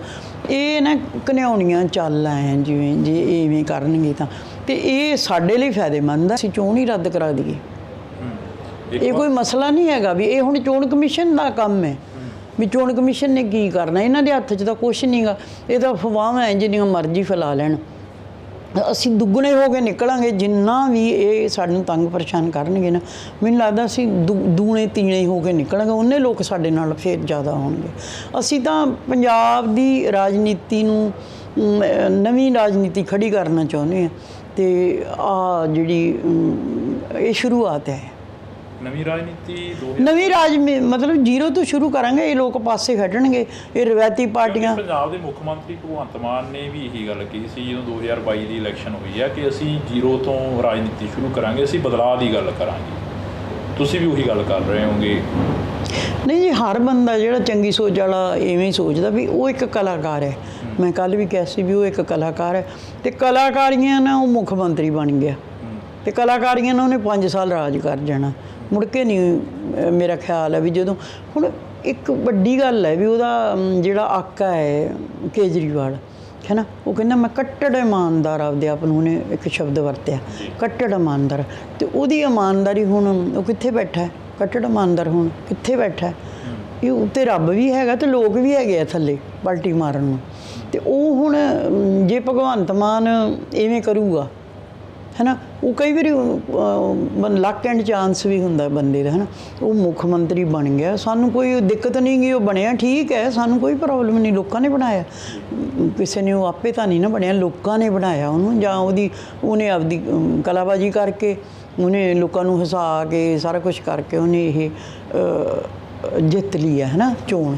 ਅਤੇ ਸਾਨੂੰ ਉਹਦੇ ਨਾਲ ਕੋਈ ਦਿੱਕਤ ਨਹੀਂ ਹੈਗੀ। ਅਸੀਂ ਕਹਿੰਦੇ ਹਾਂ ਵੀ ਉਹਨਾਂ 5 ਸਾਲ ਰਾਜ ਹੈ ਉਹ ਕਰੇ, ਅਤੇ 5 ਸਾਲਾਂ ਦੀ ਇਵੇਂ ਚੇਂਜ ਆਉਂਦੀ ਜਾਂਦੀ ਹੈ। ਕਿਤੇ ਬੇਗਮਪੁਰੇ ਦਾ ਰਾਜ ਵੀ ਤਾਂ ਆਉਣਾ ਹੈ ਨਾ, ਅਸੀਂ ਤਾਂ ਇੱਥੋਂ ਤੱਕ ਸੋਚ ਕੇ ਬੈਠੇ ਹਾਂ ਵੀ ਕਿਤੇ ਬਾਬੇ ਨਾਨਕ ਦਾ ਸਿਧਾਂਤ ਹੋਵੇ, ਕਿਤੇ ਬੇਗਮਪੁਰੇ ਦਾ ਰਾਜ ਹੋਵੇ, ਊਚ ਨੀਚ ਖਤਮ ਹੋਵੇ, ਜਾਤ ਪਾਤ ਖਤਮ ਹੋਵੇ, ਜਿਹੜੇ ਵੰਡੀਆਂ ਪਾਉਣ ਵਾਲੇ ਸਿਆਸੀ ਲੋਕ ਹੈ ਇਹਨਾਂ ਨੂੰ ਵੀ ਰੱਬ ਸਮੱਤ ਬਖਸ਼ੇ। ਤੇ ਸਾਡੀ ਤਾਂ ਅਸੀਂ ਤਾਂ ਕੋਈ ਮਨ 'ਚ ਮੈਲ ਨਹੀਂ ਰੱਖੀ ਵੀ ਅਸੀਂ ਕੀ ਕਰਨਾ, ਪਰ ਇਹ ਹੈ ਵੀ ਐ ਨਹੀਂ ਹੁੰਦਾ ਹਮੇਸ਼ਾ ਜਿਹੜਾ ਧਾੜਵੀ ਆ ਉਹੀ ਕਾਮਯਾਬ ਹੁੰਦਾ ਲਾਈਫ ਦੇ ਵਿੱਚ। ਪਰਮਾਤਮਾ ਕਈ ਵਾਰੀ ਮਦਦ ਕਰਦਾ। ਤੁਹਾਡੇ ਸਾਹਮਣੇ ਆ ਆਹ ਕਰੋਨਾ ਲੱਗਾ, ਸਾਰੀ ਦੁਨੀਆ ਪਰਮਾਤਮਾ ਨੇ ਤਾੜਤੀ ਸੀ ਨਾ ਅੰਦਰ ਜੀ। ਇਹੋ ਜਿਹਾ ਕੋਈ ਕਲਾ ਵੀ ਵਰਤ ਜਾਂਦੀ ਹੁੰਦੀ ਹੈ। ਕੀ ਪਤਾ ਏਸ਼ੀਆ ਦੇ ਖਿੱਤੇ 'ਚ ਕੀ ਹੋਣ ਵਾਲਾ ਹੈ ਹੁਣ। ਇਹ ਵੀ ਜਿਹੜੀ ਆਪਣੀ ਪੋਲਿਟਿਕਸ ਹੈ, ਜੀਓ ਪੋਲਿਟਿਕਸ ਹੈ, ਉਹਦੇ ਵਿੱਚ ਬੜਾ ਕੁਝ ਚੱਲ ਰਿਹਾ ਹੈ ਨਾ, ਵੀ ਅਸੀਂ ਤਾਂ ਨਿੱਕੇ ਨਿੱਕੇ ਐਫਰਟ ਕਰ ਰਹੇ ਹਾਂ। ਹੁਣ ਤੱਕ ਦਾ ਹੰਗਾਰਾ ਕਿੱਦਾਂ ਦਾ ਮਿਲਿਆ? ਪਿੰਡਾਂ ਦੇ ਵਿੱਚ ਕਾਫੀ 'ਚ ਵਿਚਰੇ ਹੋ, ਹਲਕਿਆਂ 'ਚ ਵਿਚਰੇ ਹੋ? ਹਾਂਜੀ, ਮੇਰੇ ਹਿਸਾਬ ਨਾਲ ਤੇ ਕੋਈ ਵੀ ਨਹੀਂ ਉਂਝ ਤਾਂ ਜਿਹੜਾ ਮਾਤੜ ਬੰਦਾ ਹੈ ਜਿਹਦੇ ਮਗਰ 4 ਬੰਦੇ ਨੇ ਉਹ ਵੀ ਕਹਿੰਦਾ ਮੇਰੀ ਬੜੀ ਵੇਵ ਚੱਲ ਰਹੀ ਹੈ। ਪਰ ਅਸੀਂ ਸੱਚਾਈ 'ਤੇ ਹਾਂ ਵੀ ਸਾਨੂੰ ਲੱਗਦਾ ਹੈ ਵੀ ਇਸ ਵਾਰੀ ਸਾਨੂੰ ਕੋਈ ਬਾਹਲੀ ਸਾਡੇ ਕੋਲੇ ਸਾਧਨ ਵੀ ਨਹੀਂ ਹੈਗੇ। ਜਿਹੜਾ ਬੰਦਾ ਆਜ਼ਾਦ ਲੜ ਰਿਹਾ ਉਹਦੇ ਕੋਲੇ ਸਾਧਨ ਵੀ ਨਹੀਂ ਹੈਗੇ। ਪਰਿਵਾਰ ਅੱਗੇ ਹੀ ਇਹਨਾਂ ਨੇ ਪਿੰਜਿਆ ਹੋਇਆ ਰੂਮ ਵਾਂਗੂ। ਅਤੇ ਦੂਜੀ ਗੱਲ ਹੈ ਵੀ ਵੇਵ ਇਹ ਕਹਿੰਦੀ ਹੈ ਜੇ ਵੇਵ ਆ ਜਾਵੇ ਨਾ ਫਿਰ ਸ਼ਾਇਦ ਕਿਸੇ ਚੀਜ਼ ਦੀ ਲੋੜ ਨਹੀਂ ਰਹਿੰਦੀ, ਨਾ ਸਾਧਨਾਂ ਦੀ, ਨਾ ਕੋਈ ਐਫਰਟ ਕਰਨ ਦੀ ਲੋੜ ਨਹੀਂ ਰਹਿੰਦੀ। ਅਤੇ ਮੈਨੂੰ ਲੱਗਦਾ ਵੀ ਵੇਵ ਇੰਨੀ ਚੰਗੀ ਹੈ ਨਾ, ਜਿਸ ਤਰ੍ਹਾਂ ਸਿਮਰਨਜੀਤ ਸਿੰਘ ਮਾਨ ਬਾਹਰ ਆਏ ਸੀਗੇ, ਇਸੇ ਤਰ੍ਹਾਂ ਹੀ ਮੈਨੂੰ ਲੱਗਦਾ ਹੈ ਵੀ ਪੂਰੀ ਮੈਨੂੰ ਆਸ ਹੈ ਕਿ ਅੰਮ੍ਰਿਤਪਾਲ ਬਾਹਰ ਆਊਗਾ ਅਤੇ ਗੱਲ ਕਰੂਗਾ, ਪੰਥ ਪੰਜਾਬ ਦੀ ਗੱਲ ਕਰੂਗਾ। ਅਸਲ 'ਚ ਇਹਨਾਂ ਲੋਕਾਂ ਨੂੰ ਸਾਡਾ ਬਾਣੀ ਅਤੇ ਬਾਣਾ ਦੋਨੋਂ ਹੀ ਨਹੀਂ ਪਾਉਂਦੇ। ਜੀਰਾ ਸਾਹਿਬ ਨਾਲ ਸਵੇਰੇ ਗੱਲ ਕਰ ਰਹੇ ਸੀ, ਉਹ ਕਹਿੰਦੇ ਕਿ ਜੇ ਵੋਟਾਂ ਨਾਲ ਹੀ ਬੰਦੇ ਬਾਹਰ ਆਉਂਦੇ ਹੁੰਦੇ, ਕਹਿੰਦੇ ਬਥੇਰਿਆਂ ਦੇ 302 ਲੱਗੀ ਆ, ਬਥੇਰਿਆਂ ਦੇ 307 ਲੱਗੀ ਆ, ਸਰਪੰਚੀ ਦੀਆਂ ਵੋਟਾਂ ਆਉਂਦੀਆਂ ਨੇ, ਨਗਰ ਕੌਂਸਲ ਦੀਆਂ ਵੋਟਾਂ ਆਉਂਦੀਆਂ ਨੇ, ਮਿਊਨਿਸਪਲ ਦੀਆਂ ਕਮੇਟੀ ਦੀਆਂ ਵੋਟਾਂ ਆਉਂਦੀਆਂ ਨੇ, ਫਿਰ ਕਹਿੰਦੇ ਉਹ ਤਾਂ ਹਰੇਕ ਹੀ ਇਲੈਕਸ਼ਨ ਲੜ ਲਿਆ ਕਰਨ। ਉਹਨੂੰ ਕਹੋ ਤੈਨੂੰ ਸਿਆਸੀ ਸਮਝ ਹਜੇ ਅਸੀਂ ਸਿਆਸਤ 'ਚ ਆਏ ਨਹੀਂ, ਪਰ ਸਾਨੂੰ ਸਿਆਸੀ ਸਮਝ ਇੰਨੀ ਕੁ ਹੈਗੀ ਹੈ ਵੀ ਇਹਦਾ ਕਸੂਰ ਅਸੀਂ ਤਾਂ ਪੁੱਛਦੇ ਹਾਂ। ਜਿਹੜਾ ਬੰਦਾ ਕਿਸੇ ਪੰਥ ਕੌਮ ਲਈ ਕਾਰਜ ਕਰਦਾ ਉਹ ਜੇਲ੍ਹ 'ਚ ਜਾਂਦਾ, ਉਹਦੇ 'ਤੇ ਨਜਾਇਜ਼ NSA ਲੱਗਾ ਅਤੇ ਉਹਦਾ ਤਾਂ ਸੰਭਵ ਹੈ ਆਉਣਾ ਬਾਹਰ। ਅਤੇ ਜੇ ਤੁਸੀਂ ਕਹੋ ਵੀ ਕਤਲ ਕਰਕੇ ਤੁਸੀਂ ਕਹੋ ਵੀ ਮੈਂ ਲੜ ਕੇ ਅਤੇ ਬਾਹਰ ਆ ਜਾਊਂਗਾ, ਇਹ ਸੰਭਵ ਨਹੀਂ। ਜੇ ਕਿਸੇ ਨੂੰ ਸਜ਼ਾ ਹੋਈ ਹੈ ਉਹ ਪਹਿਲੀ ਗੱਲ ਤਾਂ ਇਲੈਕਸ਼ਨ ਹੀ ਨਹੀਂ ਲੜ ਸਕਦਾ। ਇਹਦੇ 'ਤੇ ਤਾਂ ਹਜੇ ਕੋਈ ਚਾਰਜ ਹੀ ਫਰੇਮ ਨਹੀਂ ਹੋਇਆ, ਠੀਕ ਹੈ ਨਾ। ਉਹ ਮੈਨੂੰ ਬਾਹਲੇ ਕਾਨੂੰਨਾਂ ਦਾ ਨਹੀਂ ਪਤਾ, ਪਰ ਮੈਨੂੰ ਇੰਨਾ ਪਤਾ ਹੈ ਵੀ NSA ਦੇ ਵਿੱਚ ਜਦੋਂ ਹਜੇ ਉਹਦਾ ਕੋਈ ਨਹੀਂ ਹੈਗਾ। ਅੱਗੇ ਵੀ ਲੋਕ ਗਏ ਆ, ਜਿੱਤਦੇ ਆਏ ਆ, ਪਰੋਲ ਵੀ ਮਿਲਦੀ ਰਹੀ ਆ। ਅਸੀਂ ਚੰਗੇ ਕਾਰਜ ਲਈ ਚਾਹੁੰਦੇ ਹਾਂ ਵੀ ਅੰਮ੍ਰਿਤਪਾਲ ਬਾਹਰ ਆਵੇ। ਅਸੀਂ ਇਹ ਨਹੀਂ ਚਾਹੁੰਦੇ ਵੀ ਅੰਮ੍ਰਿਤਪਾਲ ਆ ਕੇ ਕੋਈ ਕੁਛ ਕਰਨਾ ਕਰੇ। ਇਹ ਸਾਡਾ ਮਨ ਦੀ ਇੱਛਾ ਹੈ, ਸਾਰੇ ਪੰਥ ਪੰਜਾਬ ਦੀ, ਸਾਰੇ ਲੋਕਾਂ ਦੀ ਇਹ ਇੱਛਾ ਹੈ। ਅਤੇ ਉਹਨੂੰ ਜੀਰੇ ਨੂੰ ਤਾਂ ਹੁਣ ਕੌਲ ਤੂੰ ਢਕਿਆ ਹੀ ਰਿਹਾ, ਕੋਈ ਮਸਲਾ ਨਹੀਂ ਹੈਗਾ। ਉਹਨੂੰ ਕਹੇ ਵੀ ਤੂੰ ਆ ਕੇ ਜਿਹੜੇ ਵੀ ਤੂੰ ਐਵੇਂ ਐਲੀਗੇਸ਼ਨ ਨਾ ਲਾ। ਉਹ ਕਾਇਦੇ ਕਾਨੂੰਨ ਜਿਹੜੇ ਬਣੇ ਆ ਨਾ ਅਸੀਂ ਉਹਦੇ ਅਨੁਸਾਰ ਹੀ ਚੱਲ ਰਹੇ ਹਾਂ। ਜਿਹੜੇ ਸੰਵਿਧਾਨ ਦੀ ਇਹ ਵਿਆਖਿਆ ਕਰਦੇ ਆ ਨਾ ਉਹਨਾਂ ਨੂੰ ਇਹ ਮੈਂ ਪੁੱਛਦੀ ਹਾਂ ਵੀ ਸਾਨੂੰ ਤਾਂ ਤੁਸੀਂ ਸੰਵਿਧਾਨ ਸਮਝਾਉਂਦੇ ਆ। ਸੰਵਿਧਾਨ 'ਚ ਤਾਂ ਕੁਛ ਵੀ ਮਾੜਾ ਨਹੀਂ ਹੈ, ਉਹਦੇ ਵਿੱਚ ਸਾਰੇ ਲੋਕਾਂ ਨੂੰ ਆਜ਼ਾਦੀਆਂ, ਸਾਰੇ ਲੋਕਾਂ ਨੂੰ। ਸੰਵਿਧਾਨ ਦੀ ਜਦੋਂ ਵਿਆਖਿਆ ਗਲਤ ਹੁੰਦੀ ਹੈ ਨਾ ਉਦੋਂ ਪ੍ਰੋਬਲਮ ਆਉਂਦੀ ਹੈ। ਜਿਹੜੇ ਬਾਕੀ NSA ਲੱਗਿਆ ਹੈਗਾ, ਜਿਵੇਂ ਅੰਮ੍ਰਿਤਪਾਲ ਸਿੰਘ ਦੇ ਚਾਚਾ ਜੀ 'ਤੇ NSA ਲੱਗਿਆ, ਬਸੰਤ ਸਿੰਘ 'ਤੇ NSA ਲੱਗਿਆ, ਗੁਰਮੀਤ ਸਿੰਘ ਬੁੱਕਣ ਵਾਲੀ 'ਤੇ NSA ਲੱਗਿਆ, ਕਾਫੀ ਨੌਜਵਾਨ ਨੇ ਜਿਹੜੇ ਨਾਲ ਗਏ ਹੋਏ ਨੇ, ਉਹਨਾਂ ਦਾ ਕੀ ਬਣੂਗਾ? ਅੰਮ੍ਰਿਤਪਾਲ ਸਿੰਘ ਜੇਕਰ ਜਿੱਤ ਵੇਖੋ ਬੇਟਾ, ਕਾਨੂੰਨ ਐਵੇਂ ਕਹਿੰਦਾ, ਅਸੀਂ ਅੱਗੇ ਹੀ ਵੇਖਦੇ ਹਾਂ, ਕਹਿੰਦਾ ਫਲਾਨਾ ਬੰਦਾ ਫਲਾਨੀ ਪਲੀ 'ਤੇ ਛੁੱਟ ਗਿਆ। ਜੇ ਅੰਮ੍ਰਿਤਪਾਲ ਬਾਹਰ ਆ ਜਾਂਦਾ ਹੈ ਇਹਨੂੰ ਤਾਂ ਉਹ ਸਭ ਤੋਂ ਵੱਧ ਮੰਨਦੇ ਆ ਵੀ ਇਹਦਾ ਹੀ ਸਾਰਾ ਕਸੂਰ ਹੈ। ਅਤੇ ਜਿਹੜੇ ਉਹ ਮੁੱਖ ਮੰਤਰੀ ਜੀ ਨੂੰ ਕਹਿੰਦੇ ਆ, ਜਿਹੜਾ ਪ੍ਰਧਾਨ ਮੰਤਰੀ ਜੀ ਨੂੰ ਕਹਿੰਦੇ ਆ ਹੈ ਨਾ, ਵੀ ਜਿਹੜਾ ਜੇਲ੍ਹ 'ਚ ਸੁੱਟਿਆ, ਉਹੋ ਜਿਹੇ ਬੰਦਿਆਂ ਨੇ ਨਾ ਕਦੇ ਕ੍ਰਾਈਮ ਕੀਤਾ, ਸਿਰਫ ਉਹ ਮੀਡੀਆ 'ਚ ਬੋਲਦਾ ਹੈਗਾ। ਅਤੇ ਜੇ ਉਹੋ ਜਿਹੇ ਬੰਦਿਆਂ ਨੂੰ ਇਹਨਾਂ ਨੇ ਅੰਦਰ ਸੁੱਟਿਆ ਹੈ ਅਤੇ ਉਹ ਕਦੇ ਪ੍ਰਧਾਨ ਮੰਤਰੀ ਬਣਦਾ ਨਾ ਬਣਦਾ, ਪਰ ਤੁਸੀਂ ਉਹਨੂੰ ਬਣਾਤਾ ਜੇਲ੍ਹ ਵਿੱਚ NSA ਲਾ ਕੇ। ਇਹੀ ਗੱਲ ਸਵੇਰੇ ਜੀਰਾ ਸਾਹਿਬ ਕਹਿ ਰਹੇ ਸੀ, ਕਹਿੰਦੇ ਕਿ ਫਿਰ ਪ੍ਰਧਾਨ ਮੰਤਰੀ ਬਾਜੇ ਕੇ ਕਹਿੰਦੇ ਸਾਡਾ ਲਾਹੌਰੀਆ ਭਰਾ ਹੈਗਾ, ਕਹਿੰਦੇ ਉਹਨੇ ਰਵਨੀਤ ਬਿੱਟੂ ਨੂੰ ਲਲਕਾਰਿਆ ਸੀ, ਕਹਿੰਦੇ ਫਿਰ ਲੁਧਿਆਣੇ ਤੋਂ ਉਹਨੂੰ ਵੀ ਲੜਾ ਦੇਣਾ ਸੀ, ਯਾਦ ਕਿਉਂ? ਉਹਨੂੰ ਕਹਿੰਦਾ ਨਹੀਂ ਇਹ ਨਾ ਸਾਨੂੰ ਆਹ ਇੱਕ ਲੜ ਲੈਣ ਦਿਓ ਅਤੇ ਤੇਰੇ ਖਿਲਾਫ ਹੀ ਲੜਾਵਾਂਗੇ ਜਦੋਂ ਤੂੰ ਅਗਲੀ ਵਾਰੀ ਆਇਆ ਨਾ 27 'ਚ। ਉਹਨੂੰ ਕਿ ਤੇਰੇ ਖਿਲਾਫ ਉਹਨੂੰ ਪ੍ਰਧਾਨ ਮੰਤਰੀ ਪੂਰੀ ਮੰਨ ਕੇ ਚੱਲੇ ਹੋ ਵੀ 27 ਦੇ ਵਿੱਚ 117 ਤੇ 117 ਕੈਂਡੀਡੇਟ ਖੜੇ ਕਰਨੇ ਆ? ਨਹੀਂ, ਇਹ ਪ੍ਰੀ ਪਲੈਨਿੰਗ ਨਹੀਂ ਮੈਂ ਕਰਦੀ ਕਦੇ ਵੀ, ਪਰ ਇਹ ਹੈ ਵੀ ਜੇ ਚੰਗੀ ਸਾਨੂੰ ਆਸ ਹੋਊਗੀ ਅਤੇ ਚੰਗੇ ਲੋਕ ਅੱਗੇ ਆਉਣਾ ਚਾਹਣਗੇ ਤੇ ਫਿਰ ਤੇ ਆਪਣੇ ਆਪ ਹੀ ਯੂਨਿਟੀ ਹੋ ਜਾਣੀ ਹੈ ਵੀ ਇਹ ਪ੍ਰੀ ਪਲੈਨਿੰਗ ਹੈ। ਹਾਲ ਦਾ ਸਾਡਾ ਸਾਰਾ ਜ਼ੋਰ ਇਹ ਹੈ ਵੀ ਪਹਿਲਾਂ ਅੰਮ੍ਰਿਤਪਾਲ ਨੂੰ ਅਸੀਂ ਪ੍ਰਮੋਟ ਕਰਕੇ ਉੱਥੇ ਸੰਸਦ 'ਚ ਭੇਜੀਏ ਤੇ ਫਿਰ ਆਪਾਂ ਉੱਥੇ ਜਾ ਕੇ ਜਦੋਂ ਅੱਖ ਚੱਖ ਪਾ ਕੇ ਉਹਨਾਂ ਦੀ ਹਕੂਮਤ ਦੇ ਗੱਲ ਕਰੂਗਾ। ਕਦੇ ਤੁਹਾਨੂੰ ਦੱਸਿਆ ਵੀ ਕੋਈ ਬੰਦਾ ਸਾਡਾ ਸੰਸਦ ਉੱਥੇ ਸਾਡੇ ਪੰਜਾਬ ਦੀ ਗੱਲ ਕਰਦਾ? ਉੱਥੇ ਝੂਠ ਮੂਠ ਮਾਰ ਆਉਂਦੇ ਆ ਤੇ ਸੌਂ ਕੇ ਆ ਜਾਂਦੇ ਆ। ਤੇ ਅਸੀਂ ਚਾਹੁੰਦੇ ਹਾਂ ਵੀ ਕੋਈ ਸਾਨੂੰ ਇਸ ਤਰ੍ਹਾਂ ਦਾ ਲੀਡਰ ਜਿਹੜਾ ਮਿਲੇ ਅੰਮ੍ਰਿਤਪਾਲ ਵਰਗਾ ਤੇ ਉਹ ਗੱਲ ਕਰੇ। ਉਹਨੇ ਧੜੱਲੇ ਨਾਲ ਗੱਲਾਂ ਕੀਤੀਆਂ, ਸਾਰੇ ਲੋਕਾਂ ਨੇ ਸੁਣੀਆਂ, ਡਰਦੇ ਤਾਂ ਇਹ ਉਹਦੀ ਆਵਾਜ਼ ਤੋਂ। ਹੁਣ ਐਲੀਗੇਸ਼ਨ ਉਹਨਾਂ ਨੂੰ ਕਹੋ ਤੁਸੀਂ ਨਾ ਹੀ ਲਾਓ ਤੇ ਤੁਹਾਡੇ ਤੇ ਬਕਾਇਦਾ ਬਹੁਤ ਐਲੀਗੇਸ਼ਨ ਹੈ। ਤੇ ਜਿਹੜਾ ਇਹ ਮੈਨੂੰ ਵੀ ਚੈਲੰਜ ਕਰਦੇ ਆ ਵੀ ਅੰਮ੍ਰਿਤਪਾਲ ਨੂੰ ਚੈਲੰਜ ਕਰਦੇ ਆ ਜਾਂ ਕਾਨੂੰਨੀ ਚੈਲੰਜ ਕਰਦੇ ਆ, ਉਹ ਸਾਰੇ ਲੋਕ ਜਿਹੜੇ ਸੰਵਿਧਾਨ ਦੇ ਅੰਡਰ ਤੁਸੀਂ 25,000 ਬੰਦਾ ਲਾਪਤਾ ਕਰਕੇ ਮਾਰਿਆ ਤੇ ਉਹਨਾਂ ਦਾ ਹਿਸਾਬ ਨਹੀਂ ਦਿੱਤਾ, ਉਹਨਾਂ ਦੇ ਡੈਥ ਸਰਟੀਫਿਕੇਟ ਦਿੱਤੇ, ਉਹ ਕਿਹੜਾ ਸੰਵਿਧਾਨ ਹੈ? ਤੁਸੀਂ ਸਾਰਾ ਕੁਝ ਸੰਵਿਧਾਨ ਦੇ ਅੰਡਰ ਕੀਤਾ।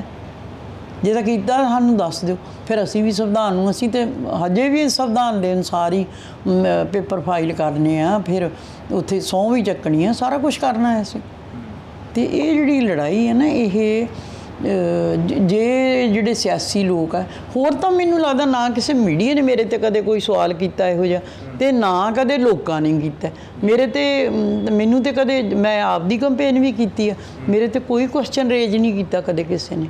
ਅਤੇ ਨਾ ਅਸੀਂ ਕਿਸੇ ਕੁਰਬਾਨੀ ਨੂੰ ਕਿਸੇ ਸਿਆਸਤ ਦੀ ਤੱਕੜੀ ਵਿੱਚ ਮੈਂ ਤੋਲ ਕੇ ਵੇਖਦੀ ਹਾਂ ਵੀ ਜਸਵੰਤ ਸਿੰਘ ਦੀ ਕੁਰਬਾਨੀ ਹੋਈ ਹੈ ਜੀ, ਹੁਣ ਤੁਸੀਂ ਮੈਨੂੰ ਆਹ ਕਰ ਦਿਓ ਅਤੇ ਉਹ ਕਰ ਦਿਓ। ਅਸੀਂ ਬੜੇ ਤਿਆਗ ਨਾਲ, ਠਰਮੇ ਨਾਲ ਇਹ ਲੜਾਈ ਲੜੀ ਹੈ। 30 ਸਾਲ ਮੈਂ ਸੜਕਾਂ 'ਤੇ ਫਿਰ ਕੇ ਆਪਣੇ ਛੋਟੇ ਛੋਟੇ ਨਿਆਣਿਆਂ ਨੂੰ ਕੰਮਾਂ ਵਾਲਿਆਂ ਦੇ ਆਸਰੇ ਛੱਡ ਕੇ ਮੈਂ ਇਹ ਲੜਾਈ ਲੜੀ ਹੈ। ਮੈਂ ਹੁਣ ਜੇ ਕੋਈ ਕਵੇ ਵੀ ਹੁਣ ਇਹ ਸਮਝੌਤੇਵਾਦੀ ਗੱਲ ਹੈ, ਨਹੀਂ, ਇਹ ਹੁਣ ਲੜਾਈ ਹੱਕ ਸੱਚ ਇਨਸਾਫ ਲਈ ਹੈ। ਇਹ ਲੜਾਈ ਅਸੀਂ ਲੜਨੀ ਹੈ, ਭਾਵੇਂ ਅਸੀਂ ਜੀ ਜਾਨ ਨਾਲ ਲੜਨੀ ਹੈ ਔਰ ਅਖੀਰ ਤੱਕ ਲੜਨੀ ਹੈ। ਖਾਲੜਾ ਮਿਸ਼ਨ ਦਾ ਜਿੰਨਾ ਕੰਮ ਹੈ, ਜਿੰਨਾ ਮਨੁੱਖੀ ਅਧਿਕਾਰਾਂ ਦਾ ਕੰਮ ਹੈ, ਜਿੱਥੇ ਵੀ ਵਾਇਲੇਸ਼ਨ ਹੋਊਗੀ ਅਸੀਂ ਜਾਣਾ ਹੈ। ਅਸੀਂ ਸਮਝਿਆ ਹੈ ਕਿ ਇਹ ਵਾਇਲੇਸ਼ਨ ਹੈ NSA ਦੀ, ਅਤੇ ਤਾਂ ਅਸੀਂ ਇਹਨਾਂ ਦੇ ਮਗਰ ਆਏ ਹਾਂ। ਜੀ ਬਹੁਤ ਬਹੁਤ ਸ਼ੁਕਰੀਆ। ਤਾਂ ਅਸੀਂ ਜਿਹੜੀ ਕਿ ਗੱਲਬਾਤ ਉਹ ਕਰ ਰਹੇ ਹਾਂ ਇੱਥੇ ਬੀਬੀ ਪਰਨੀਤ ਕੌਰ ਖਾਲੜਾ ਹੋਰਾਂ ਦੇ ਨਾਲ। ਬੀਬੀ ਜੀ, ਜਿਵੇਂ ਤੁਸੀਂ NSA ਦੀ ਗੱਲ ਕਰੀ ਆ, ਕਾਂਗਰਸ ਤੋਂ ਉਮੀਦਵਾਰ ਐਲਾਨੇ ਗਏ ਸੰਗਰੂਰ ਦੇ ਵਿੱਚ ਜਿਹੜੇ ਸੁਖਪਾਲ ਸਿੰਘ ਖਹਿਰਾ, ਉਹ ਵੀ NSA ਦੀ ਗੱਲ ਪੂਰੀ ਹਿੱਕ ਠੋਕ ਕੇ ਕਰਦੇ ਰਹੇ ਨੇ ਹੁਣ ਤੱਕ। ਉਹ ਵੀ ਕਹਿੰਦੇ ਰਹੇ ਨੇ ਕਿ ਨੌਜਵਾਨਾਂ 'ਤੇ ਜੋ NSA ਲੱਗੀ ਉਹ ਗਲਤ ਲੱਗੀ ਆ। ਦੇਖੋ, ਉਹਨੂੰ ਤਾਂ ਹੀ ਤਾਂ ਸੰਗਰੂਰ 'ਚ ਭੇਜਿਆ ਗਿਆ ਵੀ ਸ਼ਾਇਦ ਉਹਦੇ ਮਨ 'ਚ ਭੁਲੇਖਾ ਹੈ ਵੀ ਇਹਦੇ ਨਾਲ ਉਹ ਸਿੱਖ ਵੋਟ ਕੈਪਚਰ ਕਰੂਗਾ ਅਤੇ ਸਿਮਰਨਜੀਤ ਸਿੰਘ ਮਾਨ ਨੂੰ ਨੁਕਸਾਨ ਪਹੁੰਚਾਊਗਾ। ਪਰ ਮੈਂ ਕਹਿੰਦੀ ਹਾਂ ਵੀ ਮੈਨੂੰ ਤਾਂ ਹਜੇ ਤੱਕ 5 ਸਾਲਾਂ ਤੋਂ ਪਹਿਲਾਂ ਤਾਂ ਮੈਂ ਜਾਣਦੀ ਨਹੀਂ ਸੀਗੀ ਖਹਿਰਾ ਸਾਹਿਬ ਨੂੰ। 5 ਸਾਲਾਂ 'ਚ ਮੈਂ ਵੇਖਦੀ ਹਾਂ ਵੀ ਉਹ ਇੱਕ ਈਡੀਅਮ ਹੈ ਪੰਜਾਬੀ ਦਾ ਵੀ ਆ ਬਲਾਏ ਦੁਪਹਿਰਾ ਕੱਟ ਜਾ, ਹਰ ਬਲਾ ਨੂੰ ਆਪਦੇ ਗਲ ਪਵਾਈ ਜਾਂਦਾ ਹੈ ਨਾ। ਹੁਣ ਉਹਦਾ ਸੰਗਰੂਰ ਜਾਣਾ ਮੈਨੂੰ ਨਹੀਂ ਸਮਝ ਲੱਗਿਆ ਵੀ ਉਹ ਸੰਗਰੂਰ ਜਾਣਾ ਉਹਦਾ ਕਿਵੇਂ ਠੀਕ ਹੈ, ਕਿਉਂਕਿ ਇੱਕ ਤਾਂ ਉਹਨੂੰ ਬਠਿੰਡੇ 'ਚੋਂ ਜਿਹੜਾ ਕੁਛ ਮਿਲਿਆ ਫਿਰ ਉਹਨੂੰ ਮਾफ़ੀ ਮੰਗਣੀ ਪਈ ਵੀ ਮੇਰੀ ਉਹਨੇ ਕਿਹਾ ਗਲਤੀ ਸੀਗੀ, ਅਤੇ ਹੁਣ ਸੰਗਰੂਰ ਵਾਲੀ ਗਲਤੀ ਨੂੰ ਕਿਵੇਂ ਸੰਭਾਲੂਗਾ ਉਹ, ਹੈ ਨਾ। ਸਾਡਾ ਉਹਦੀ ਪਾਰਟੀ ਦਾ ਹੁਕਮ ਹੈ, ਉਹ ਇਲੈਕਸ਼ਨ ਲੜ ਰਿਹਾ, ਪਰ ਬੰਦੇ ਦੀ ਆਪਦੀ ਜ਼ਮੀਰ ਵੀ ਹੁੰਦੀ ਹੈ। ਜੇ ਉਹ NSA ਦੀ ਗੱਲ ਕਰਦਾ ਰਿਹਾ, ਅੰਮ੍ਰਿਤਪਾਲ ਦੇ ਹੱਕ 'ਚ ਵੀ ਬੋਲਦਾ ਰਿਹਾ, ਫਿਰ ਤਾਂ ਉਹਨੂੰ ਚਾਹੀਦਾ ਸੀ ਇਲੈਕਸ਼ਨ ਨਾ ਲੜਦਾ ਅਤੇ ਉੱਥੋਂ ਭਾਵੇਂ ਘਰੇ ਵੀਡੀਓ ਪਾਈ ਜਾਂਦਾ ਵੀ ਭਾਈ NSA ਦੇ ਖਿਲਾਫ ਜਾਣਾ ਚਾਹੀਦਾ। ਅਤੇ ਹੁਣ ਉਹ ਆਪ ਵੀ ਕਾਇਦੇ ਕਾਨੂੰਨਾਂ 'ਚ ਫਸਿਆ ਹੋਇਆ, ਉਹਦੇ 'ਤੇ ਵੀ NDP ਦਾ ਜਿਹੜਾ ਵੱਡਾ ਐਲੀਗੇਸ਼ਨ ਔਰ ਉਹ ਸਜ਼ਾ ਕੱਟ ਕੇ ਆਇਆ ਹੈ ਨਾ। ਉਸ ਕੇਸਾਂ ਨੂੰ ਅੰਮ੍ਰਿਤਪਾਲ ਵਾਲੇ NSA ਨਾਲ ਕੰਪੇਅਰ ਨਹੀਂ ਕੀਤਾ ਜਾ ਸਕਦਾ। ਉਹ ਕਿਹੜੇ ਕੇਸ 'ਚ ਅੰਦਰ ਹੈ, ਕੇਜਰੀਵਾਲ ਕਿਹੜੇ ਕੇਸ 'ਚ ਅੰਦਰ ਹੈ, ਇਹ ਸਾਰਾ ਕੁਝ ਵੱਖਰੇ ਵੱਖਰੇ ਵਿਸ਼ੇ ਆ। ਅਤੇ ਅੰਮ੍ਰਿਤਪਾਲ ਤਾਂ ਮੈਂ ਸਮਝਦੀ ਵੀ ਨਹੀਂ, ਇਹਦਾ ਕ੍ਰਾਈਮ ਕੀ ਹੈ, ਇਹਦੇ 'ਤੇ ਐਲੀਗੇਸ਼ਨ ਕੀ ਹੈ। ਬਸ ਇਹੋ ਹੀ ਆ ਵੀ ਉਹ ਸਿੱਖੀ ਸਿਧਾਂਤ ਦੀ ਗੱਲ ਕਰਦਾ ਅਤੇ ਉਹ ਨਸ਼ੇ ਛਡਾਉਣ ਦੀ ਗੱਲ ਕਰਦਾ। ਜੇ ਨਸ਼ੇ ਛੁੱਟ ਗਏ ਤਾਂ ਇਹਨਾਂ ਲੋਕਾਂ ਨੂੰ ਤਾਂ ਪ੍ਰੋਬਲਮ ਤਾਂ ਇਹੋ ਹੀ ਆ ਵੀ ਨਸ਼ੇ ਜੇ ਇੱਕ ਹੁੰਦਾ ਨਸ਼ੇ ਛਡਾਉਣਾ ਵੀ ਜਿਹੜੇ ਨਸ਼ੇ ਦੇ ਸੌਦਾਗਰ ਆ ਉਹਨਾਂ ਨੂੰ ਇਹ ਕਹਿੰਦੇ ਆ ਉਹ ਖ਼ਤਮ ਕਰ ਦਿਆਂਗੇ, ਪਰ ਅੰਮ੍ਰਿਤਪਾਲ ਨੇ ਆਪਣੇ ਅੰਮ੍ਰਿਤ ਰਾਹੀਂ ਅੰਮ੍ਰਿਤ ਛਕਾ ਕੇ ਬੱਚਿਆਂ ਨੂੰ ਅੰਮ੍ਰਿਤ ਛਡਾਉਣ ਦੀ ਗੱਲ ਕੀਤੀ। ਇਹਦਾ ਜਵਾਬ ਉਹਨਾਂ ਕੋਲ ਹੈ ਨਹੀਂ ਗਾ। ਅਤੇ ਮੈਨੂੰ ਲੱਗਦਾ ਹੈ ਵੀ ਸਾਨੂੰ ਸਮਾਂ ਇਹ ਮੰਗ ਕਰਦਾ ਹੈ ਕਿ ਜਿਹੜਾ ਅਮਨ ਨਸ਼ੇ ਛੁਡਾਉਣ ਦਾ ਤਰੀਕਾ ਇੱਕੋ ਇੱਕ ਹੈ ਕਿ ਕੌਮ ਨੂੰ ਅੰਮ੍ਰਿਤਧਾਰੀ ਕੀਤਾ ਜਾਵੇ ਤੇ ਪਰਿਵਾਰਾਂ ਦੇ ਵਿੱਚ ਪ੍ਰਚਾਰ ਹੋਵੇ ਤਾਂ ਇਹ ਨਸ਼ੇ ਛੁੱਟ ਸਕਦੇ। ਅਸੀਂ ਤੇ ਦੂਜਾ ਜਿਹੜੇ ਅਕਾਲੀ ਦਲ ਵਾਲੇ ਇਹ ਕਹਿੰਦੇ ਆ ਵੀ 10 ਲੱਖ ਰੁਪਈਆ ਅਸੀਂ ਤੁਹਾਨੂੰ ਲੋਨ ਲੈ ਕੇ ਦੇਵਾਂਗੇ ਜੇ ਤੁਹਾਡਾ ਬੱਚਾ ਬਾਹਰ ਜਾਣਾ ਚਾਹੁੰਦਾ ਹੈ ਤਾਂ। ਇਹਨਾਂ ਦਾ ਕੀ ਹੈ ਮਕਸਦ ਕੀ ਹੈ ਵੀ ਅਸੀਂ ਤਾਂ ਚਾਹੁੰਦੇ ਹਾਂ ਵੀ ਲੋਕਾਂ ਦੇ ਇੱਕ ਦੋ ਬੱਚੇ ਆ ਵੀ ਉਹ ਇੱਥੇ ਰਹਿਣ, ਉਹਨਾਂ ਨੂੰ ਰੁਜ਼ਗਾਰ ਮਿਲੇ, ਉਹ ਨਸ਼ਿਆਂ ਤੋਂ ਰਹਿਤ ਹੋਣ। ਤੇ ਇਹ ਕਹਿੰਦੇ ਵੀ ਇਹਨਾਂ ਨੂੰ ਇੱਥੋਂ ਕੱਢ ਕੇ ਤੇ ਭਈਆਂ ਦੀਆਂ ਵੋਟਾਂ ਲੈ ਕੇ ਤੇ ਅਸੀਂ ਬਣਦੇ ਰਹੀਏ। ਇਹ ਹੁਣ ਗੱਲਾਂ ਨਹੀਂ ਚੱਲਣੀਆਂ। ਪੰਥ ਪੰਜਾਬ ਬਚਾਓ ਯਾਤਰਾ ਕਰ ਰਿਹਾ ਅਕਾਲੀ ਦਲ, ਉਹ ਤਾਂ ਮੁੱਕ ਗਈ ਹੁਣ। ਨਾ ਸੁਖਬੀਰ ਸਿੰਘ ਲੜ ਰਿਹਾ, ਨਾ ਮਜੀਠੀਆ ਲੜ ਰਿਹਾ। ਹਰਸਿਮਰਤ ਕੌਰ ਨੂੰ ਦਾਅ 'ਤੇ ਲਾਇਆ, ਉਹ ਤਾਂ ਉਹਨਾਂ ਦੀ ਮਜਬੂਰੀ ਹੈ, ਨਹੀਂ ਤਾਂ ਉਹਨੇ ਭੱਜ ਜਾਣਾ ਸੀ ਵੀ ਬਹਿ ਜਾਓ ਘਰੇ ਕੋਈ ਗੱਲ ਨਹੀਂ। ਤੇ ਪਰ ਇਹ ਹੈ ਵੀ ਇਹ ਆਪਣੀ ਲੜਾਈ ਕਾਹਦੀ ਲੜ ਰਹੇ ਆ। ਅਕਾਲੀ ਦਲ ਹੁਣ ਜਿੱਤਣ ਦੇ ਤਰੀਕੇ ਨਾਲ ਨਹੀਂ ਲੜ ਰਿਹਾ। ਅਕਾਲੀ ਦਲ ਤਾਂ ਹੁਣ ਅੰਮ੍ਰਿਤਪਾਲ ਦੀ ਚੋਣ ਨੂੰ ਸਾਬੋਤਾਜ ਕਰਨ ਦੇ ਲਈ ਲੜ ਰਿਹਾ, ਕਿਉਂਕਿ ਉਹਨਾਂ ਨੇ ਬੰਦਾ ਹੀ ਪ੍ਰੋਪਰ ਵਿੱਚ ਖੜਾ ਕਰਤਾ। ਜਾਂ ਉਹ ਚਾਹੁੰਦੇ ਆ ਵੀ ਪੰਥ ਨੂੰ ਵੇਚ ਵੱਟ ਕੇ ਤੇ ਅਮਿਤ ਸ਼ਾਹ ਕੋਲੇ ਫੜਾ ਆਈਏ। ਇਹ ਹੁਣ ਲੋਕ ਸਿਆਣੇ ਹੋ ਗਏ, ਸੋਸ਼ਲ ਮੀਡੀਆ ਦਾ ਯੁੱਗ ਹੈ। ਹੁਣ ਲੋਕ ਇਹਨਾਂ 'ਤੇ ਵਿਸ਼ਵਾਸ ਨਹੀਂ ਕਰਦੇ, ਨਾ ਸੁਖਬੀਰ ਬਾਦਲ ਤੇ ਨਾ ਬਿਕਰਮ ਸਿੰਘ ਮਜੀਠੀਆ 'ਤੇ। ਹੁਣ ਤੇ ਲਲਕਾਰੇ ਮਾਰੀ ਜਾਣ, ਆਪੇ ਹਟ ਜਾਣਗੇ ਮਾਰ ਕੇ। ਇਸ ਇਲੈਕਸ਼ਨ ਦੇ ਵਿੱਚ ਮੈਨੂੰ ਲੱਗਦਾ ਵੀ ਇਹਨਾਂ ਦੀ ਕੋਈ ਨਹੀਂ ਕੋਈ ਜ਼ੀਰੋ ਆਉਣੀ ਹੈ ਇਸ ਵਾਰੀ ਇਹਨਾਂ ਦੀ, ਤੇ ਆਪੇ ਨਵੀਂ ਉਸਾਰੀ ਹੋਊਗੀ। ਅਸੀਂ ਅਕਾਲੀ ਦਲ ਦੇ ਥੋੜ੍ਹੀ ਖਿਲਾਫ ਹੈ। ਅਸੀਂ ਤਾਂ ਜਿਹੜੇ ਇਹਨਾਂ ਦੇ ਧੱਕੇ ਨਾਲ ਵਾਰਸ ਬਣ ਗਏ। ਤੇ ਪੰਜਾਬ ਦੇ ਵਿੱਚ ਇਹਨਾਂ ਦਾ ਜਦੋਂ ਰਾਜ ਸੀ, ਇਹਨਾਂ ਨੇ ਪੈਰਲਰ ਜਥੇਦਾਰ ਖੜੇ ਕੀਤੇ ਸੀਗੇ MLA ਦੇ ਵੀ ਪਰਚੇ ਦਰਜ ਕਰਾਓ। ਉਹ ਰਾਜਨੀਤੀ ਜਿਹੜੀ ਇਹਨਾਂ ਨੇ ਕੀਤੀ ਹੈ ਨਾ, ਉਹ ਸਾਰੀ ਖਤਮ ਹੋਣੀ ਚਾਹੀਦੀ ਹੈ। ਹੋਰ ਕੁਛ ਕਹਿਣਾ ਚਾਹੁੰਦੇ ਜਾਂਦੇ ਨਹੀਂ ਜੀ, ਬਸ ਸਭ ਠੀਕ ਹੈ। ਬਸ ਇਹੋ ਮੇਰੀ ਅਪੀਲ ਹੈ ਕਿ ਇਸ ਵਾਰ ਅਸੀਂ ਵੀ ਇਮਤਿਹਾਨ ਵਿੱਚ ਹਾਂ ਤੇ ਤੁਸੀਂ ਵੀ ਖਡੂਰ ਸਾਹਿਬ ਦੀ ਸੰਗਤ, ਈਵਨ ਸਾਰੇ ਪੰਜਾਬ ਦੀ ਸੰਗਤ ਇਮਤਿਹਾਨ ਦੇ ਵਿੱਚ ਹੈ। ਖਡੂਰ ਸਾਹਿਬ ਤੋਂ ਪਹਿਲ ਕਦਮੀ ਕਰਦੇ ਹਾਂ। ਤੁਸੀਂ ਜਿਹੜੀ ਹੈ ਉਹਨਾਂ ਨੂੰ ਜਿਤਾਓ ਤੇ ਅਸੀਂ ਜਿਹੜੀ ਪੰਜਾਬ ਦੀ ਵਿਉਂਤਬੰਦੀ ਕਰਨਾ ਚਾਹੁੰਦੇ ਹਾਂ, ਤਾਂ ਕਿ ਜਿਹੜੀ ਅਸਲੀ ਬੰਦੇ ਜਿਹੜੇ ਹੱਕਦਾਰ ਹੈ ਉਹ ਅੱਗੇ ਆਉਣ ਤੇ ਇਹ ਜਿਹੜੀਆਂ ਰਵਾਇਤੀ ਪਾਰਟੀਆਂ ਇਹ ਹੁਣ ਹੱਥ ਬੰਨ੍ਹ ਦੇਣ ਲੋਕਾਂ ਨੂੰ। ਫਿਰ ਵੀ ਨਹੀਂ, ਅਸੀਂ ਜੋ ਖੱਟ ਲਿਆ ਕਮਾ ਲਿਆ ਉਹ ਸਾਡਾ ਲਾਹੀ ਦਾ। ਤੇ ਹੁਣ ਤੁਸੀਂ ਆਪਣੀ ਸਿਆਸਤ ਸੰਭੋ। ਅਸੀਂ ਚਾਹੁੰਦੇ ਹਾਂ ਨੌਜਵਾਨ ਅੱਗੇ ਆਉਣ, ਨੌਜਵਾਨ ਆ ਕੇ ਆਪਣੀ ਵਾਂਗਡੋਰ ਸੰਭਾਲਣ ਪੰਜਾਬ ਦੀ। ਵੀ ਅਸੀਂ ਤਾਂ ਬਸ ਸਿਰਫ ਪੰਜਾਬ ਦੇ ਭਲੇ ਲਈ ਕੰਮ ਕਰ ਰਹੇ ਹਾਂ ਤੇ ਪੰਜਾਬ ਦੇ ਭਲੇ ਅਸੀਂ ਪਹਿਲਾਂ ਪੰਜਾਬ ਨੂੰ ਸੁਧਾਰਨਾ ਚਾਹੁੰਦੇ ਹਾਂ। ਦਿੱਲੀ ਦੱਖਣ ਨਾਲ ਸਾਡਾ ਕੋਈ ਵਾਸਤਾ ਨਹੀਂ ਹੈਗਾ। ਨਾ ਅਸੀਂ ਧਰਮਾਂ ਤੋਂ ਮਜ਼ਹਬਾਂ ਤੋਂ ਉੱਚੇ ਉੱਠ ਕੇ, ਨਾ ਸਾਡੇ ਕਿਸੇ ਭਾਈਚਾਰੇ ਨਾਲ ਕੋਈ ਵਿਤਕਰਾ। ਅਸੀਂ ਤਾਂ ਹਿੰਦੂਆਂ ਨੂੰ ਵੀ ਗੱਲ ਲਾਉਣਾ ਚਾਹੁੰਦੇ ਹਾਂ, ਦੂਜੀਆਂ ਉਹ ਵੀ ਤਾਂ ਜਿਹੜੀ ਕਿਸੇ ਆਸ 'ਤੇ ਇੱਥੇ ਉਹਨਾਂ ਦਾ ਐਡਾ ਵੱਡੇ ਕਾਰੋਬਾਰ ਹੈ ਪੰਜਾਬ ਦੇ ਵਿੱਚ। ਅਸੀਂ ਚਾਹੁੰਦੇ ਉਹਨਾਂ ਦੇ ਕਾਰੋਬਾਰ ਵਧਣ ਫੁੱਲਣ। ਪਰ ਜਿਹੜੀ ਸਾਨੂੰ ਸਿੱਖਾਂ ਨੂੰ ਸਮੱਸਿਆ ਦੇ ਰਹੇ ਆ ਨਾ ਇਹ ਲੋਕ, ਅਸੀਂ ਉਹ ਤੋਂ ਸੁਰਖਰੂ ਹੋਣਾ ਚਾਹੁੰਦੇ ਹਾਂ। ਬਸ ਇਹੋ ਮੇਰੀ ਬੇਨਤੀ ਹੈ ਕਿ ਪੰਜਾਬ ਦੀ ਫਿਜ਼ਾ ਨੂੰ ਬਦਲ ਦਿਓ, ਪੰਜਾਬ ਵਿੱਚ ਸਿਧਾਂਤਕ ਰਾਜਨੀਤੀ ਲਿਆਓ ਜਿਹਦੇ ਨਾਲ ਆਪਾਂ ਪੰਜਾਬ ਦੇ ਭਲੇ ਦੀ ਗੱਲ ਸੋਚ ਸਕੀਏ। ਵਾਹਿਗੁਰੂ ਜੀ ਕਾ ਖਾਲਸਾ, ਵਾਹਿਗੁਰੂ ਜੀ ਕੀ ਫਤਿਹ। ਅਸੀਂ ਇਸ ਵਕਤ ਬੀਬੀ ਪਰਮਜੀਤ ਕੌਰ ਖਾਲੜਾ ਹੋਰਾਂ ਦੇ ਨਾਲ ਜਿਹੜੀ ਕਿ ਮੁਲਾਕਾਤ ਆ ਉਹ ਕਰ ਰਹੇ ਸੀ। ਤਾਂ ਪੰਥ, ਪੰਜਾਬ ਤੇ ਰਾਜਨੀਤੀ, ਇਹਨਾਂ ਮੁੱਦਿਆਂ ਦੇ ਉੱਪਰ ਚਰਚਾਵਾਂ ਹੁੰਦੀਆਂ ਰਹਿਣੀਆਂ ਨੇ, ਲੰਮੀਆਂ ਬਾਤਾਂ ਪੈਣੀਆਂ ਨੇ। ਫਿਰ ਮੌਕਾ ਮਿਲਿਆ ਫਿਰ ਅਸੀਂ ਰੂਬਰੂ ਕਰਾਵਾਂਗੇ। ਤੁਸੀਂ ਜੁੜੇ ਰਹਿਣਾ ਹਿੰਦੋਸ TV ਨਾਲ। ਪੰਜਾਬ, ਪੰਥ, ਰਾਜਨੀਤੀ ਕਿਵੇਂ ਦੇਖਦੇ ਹੋ ਇਸ ਸਾਰੇ ਮਾਹੌਲ?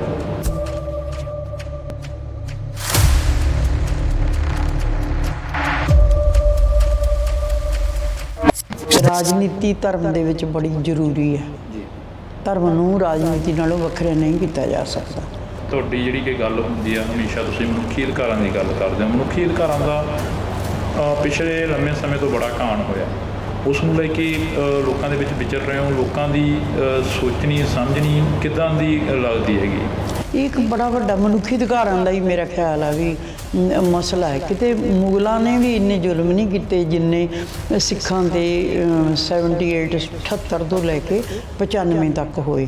ਇਹ ਜਿਵੇਂ ਇੱਕ ਜਸਵੰਤ ਸਿੰਘ ਨੇ ਵੀ ਕਿਹਾ, ਮੈਂ ਜਿਹੜੀ ਵੀ ਗੱਲ ਕਰੂੰਗਾ ਮਨੁੱਖੀ ਅਧਿਕਾਰਾਂ ਦੇ ਪਲੇਟਫਾਰਮ ਤੋਂ ਕਰੂੰਗਾ। ਤੇ ਫਿਰ ਉਹਨਾਂ ਨੂੰ ਇਸੇ ਗੱਲ ਤੇ ਜਦੋਂ ਉਹਨਾਂ ਨੇ ਇਹ ਮਸਲਾ ਚੁੱਕਿਆ ਤੇ ਉਹਨਾਂ ਦੀ ਸ਼ਹਾਦਤ ਵੀ ਇਹ ਮਨੁੱਖੀ ਅਧਿਕਾਰਾਂ ਦੀ ਗੱਲ ਕਰਨ ਕਰਕੇ ਹੀ ਹੋਈ। ਤੁਹਾਡੀਆਂ ਅਕਸਰ ਅਸੀਂ ਇੰਟਰਵਿਊਆਂ ਸੁਣਦੇ ਹਾਂ, ਅਕਸਰ ਅਸੀਂ ਸਪੀਚਾਂ ਸੁਣਦੇ ਹਾਂ, ਸਾਡੀ ਕੌਮ ਦੇ ਉਹ ਯੋਧੇ ਜਿਹੜੇ ਇਸ ਦੁਨੀਆ ਦੇ ਵਿੱਚੋਂ ਚਲੇ ਗਏ ਨੇ, ਪਰ ਤੁਸੀਂ ਵੀ ਉਸ ਇੰਟਰਵਿਊ ਦੇ ਵਿੱਚ ਇੱਕ 'ਚ ਦੱਸ ਰਹੇ ਸੀ ਕਿ ਬਾਹਰ ਪਾਰਕਿੰਗ ਦੇ ਵਿੱਚ ਖੜੇ ਸੀ, ਗੱਡੀ ਧੋ ਰਹੇ ਸੀ, ਕਾਰ ਵਾਸ਼ ਕਰ ਰਹੇ ਸੀ, ਉਹਨਾਂ ਨੂੰ ਚੁੱਕ ਕੇ ਲੈ ਗਏ ਬੜੇ। ਹਾਂਜੀ, ਨਹੀਂ ਘਰੋਂ ਲੈ ਕੇ ਗਏ ਆ। ਮਤਲਬ ਕਿ ਬਹੁਤ ਜਸਵੰਤ ਸਿੰਘ ਜੀ ਵੀ ਤਾਂ ਬਹੁਤ ਗੜ੍ਹ ਸੀਗਾ। ਉਹਨੇ ਸ਼ਹਾਦਤ ਨੂੰ ਮੰਨ ਕੇ ਹੀ ਉਹਨਾਂ ਦਿਨਾਂ 'ਚ ਚੱਲਣਾ ਸ਼ੁਰੂ ਕਰ ਦਿੱਤਾ ਸੀਗਾ। ਕਾਫੀ ਲੰਮਾ ਸਮਾਂ ਤੋਂ ਸਪੀਚਾਂ ਬਾਹਰ ਹੀ ਨਹੀਂ ਆਈਆਂ। ਉਸ ਤੋਂ ਬਾਅਦ ਸਪੀਚਾਂ ਹੌਲੀ ਹੌਲੀ ਬਾਹਰ ਆਉਣ ਲੱਗੀਆਂ। ਫਿਰ ਪਤਾ ਲੱਗਿਆ ਕਿ ਇਹਨਾਂ ਜਰਮਾਨਿਆਂ ਨੇ ਸਾਡੇ ਕਿੰਨੇ ਨੌਜਵਾਨ ਜਿਹੜੇ ਕਿ ਸ਼ਹੀਦ ਕਰ ਦਿੱਤੇ ਆ। ਤੇ ਉਹ ਇੱਕ ਸਟੇਟ ਬੈਂਕ ਦੇ 2 ਜਿਹੜੇ ਡਾਇਰੈਕਟਰ ਸੀ ਉਹ ਵੀ ਡਿਸਪੀਅਰ ਹੋ ਗਏ। ਇਹ ਉਹਨਾਂ ਸੱਜਣਾਂ ਦੀ ਭਾਲ ਵਿੱਚ ਨਿਕਲੇ ਸੀਗੇ। ਜਦੋਂ ਸ਼ਮਸ਼ਾਨ ਘਾਟ ਗਏ ਤੇ ਉੱਥੇ ਤਾਂ ਰਜਿਸਟਰ ਮਿਲ ਗਿਆ ਇਹਨਾਂ ਨੂੰ, ਤੇ ਉਹ ਟੈਕਨੀਕਲ ਗਲਤੀ ਕਰਕੇ ਫਸ ਗਏ ਵੀ ਜਦੋਂ ਸਾਰਾ ਕੁਝ ਤਾਂ ਤੁਹਾਡੇ ਕੋਲੇ ਹੈਗਾ। ਤੁਸੀਂ ਕਾਫੀ ਲੰਮੇ ਸਮੇਂ ਤੋਂ ਸਿੱਖ ਸੰਘਰਸ਼ ਦੇ ਉਹਨਾਂ ਯੋਧਿਆਂ ਸੂਰਵੀਰਾਂ ਨੂੰ ਮਿਲੇ ਹੋ, ਜਿਹੜਿਆਂ ਦੇ ਪਰਿਵਾਰਾਂ ਨੂੰ ਮਿਲੇ ਹੋ, ਜਿਹੜੇ ਉਸ ਸੰਘਰਸ਼ ਦੇ ਵਿੱਚ ਲਾਪਤਾ ਹੋਏ ਜਾਂ ਸ਼ਹੀਦ ਹੋ ਗਏ।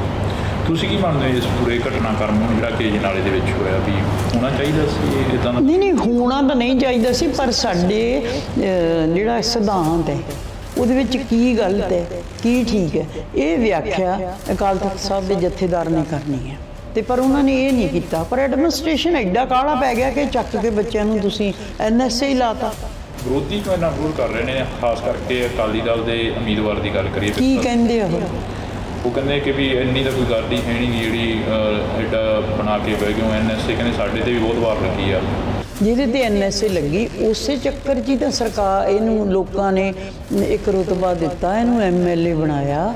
ਇਹ ਤਾਂ ਦੂਜੇ ਪਾਸੇ ਪੈ ਗਿਆ, ਸਿਆਸਤ ਵਾਲੇ ਪਾਸੇ ਪੈ ਗਿਆ।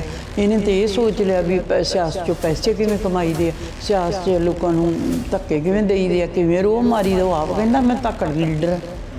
ਵੀ ਮੇਰਾ ਇਹ ਸਵਾਲ ਹੈ ਵੀ ਹੁਣ ਉਹ ਕਿਹੜੇ ਏਜੰਡੇ ਤੇ ਇਲੈਕਸ਼ਨ ਲੜ ਰਿਹਾ, ਉਹ ਆਪਣਾ ਕੋਈ ਦੱਸੇ ਸਬਜੈਕਟ ਕੀ ਆ। ਕਹਿੰਦੇ ਅਸੀਂ ਪੰਥ ਬਚਾ ਰਹੇ ਹਾਂ, ਪੰਜਾਬ ਬਚਾ ਰਹੇ ਹਾਂ, ਯਾਤਰਾਵਾਂ ਕੱਢ ਰਹੇ ਹਾਂ। ਪੰਥ ਨੂੰ ਤਾਂ ਕੁਝ ਨਹੀਂ ਹੋਇਆ।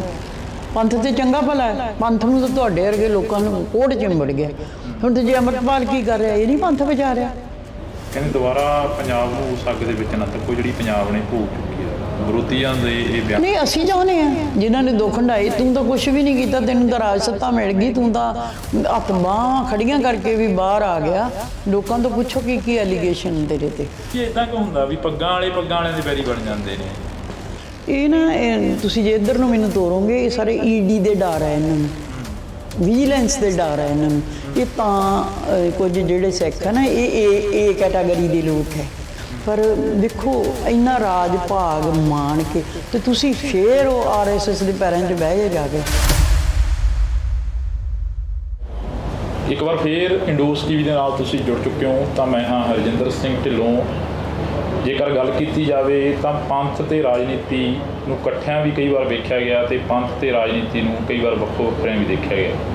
ਪਰ ਅੱਜ ਅਸੀਂ ਸ਼ਹੀਦ ਭਾਈ ਜਸਵੰਤ ਸਿੰਘ ਖਾਲੜਾ ਜੀ ਦੇ ਧਰਮ ਪਤਨੀ ਬੀਬੀ ਪਰਮਜੀਤ ਕੌਰ ਖਾਲੜਾ ਜੀ ਹੋਰਾਂ ਦੇ ਨਾਲ ਬੈਠੇ ਹਾਂ। ਤਾਂ ਕਾਫੀ ਜਿਹੜੀਆਂ ਕਿ ਗੱਲਾਂ ਬਾਤਾਂ ਹੋਣੀਆਂ ਨੇ, ਕਿਉਂਕਿ ਚੋਣ ਮੈਦਾਨ ਦੇ ਵਿੱਚ ਭਾਈ ਸਾਹਿਬ ਭਾਈ ਅਮਰਤਪਾਲ ਸਿੰਘ ਹੋਰਾਂ ਦੀ ਕੰਪੇਨ ਕਰ ਰਹੇ ਨੇ।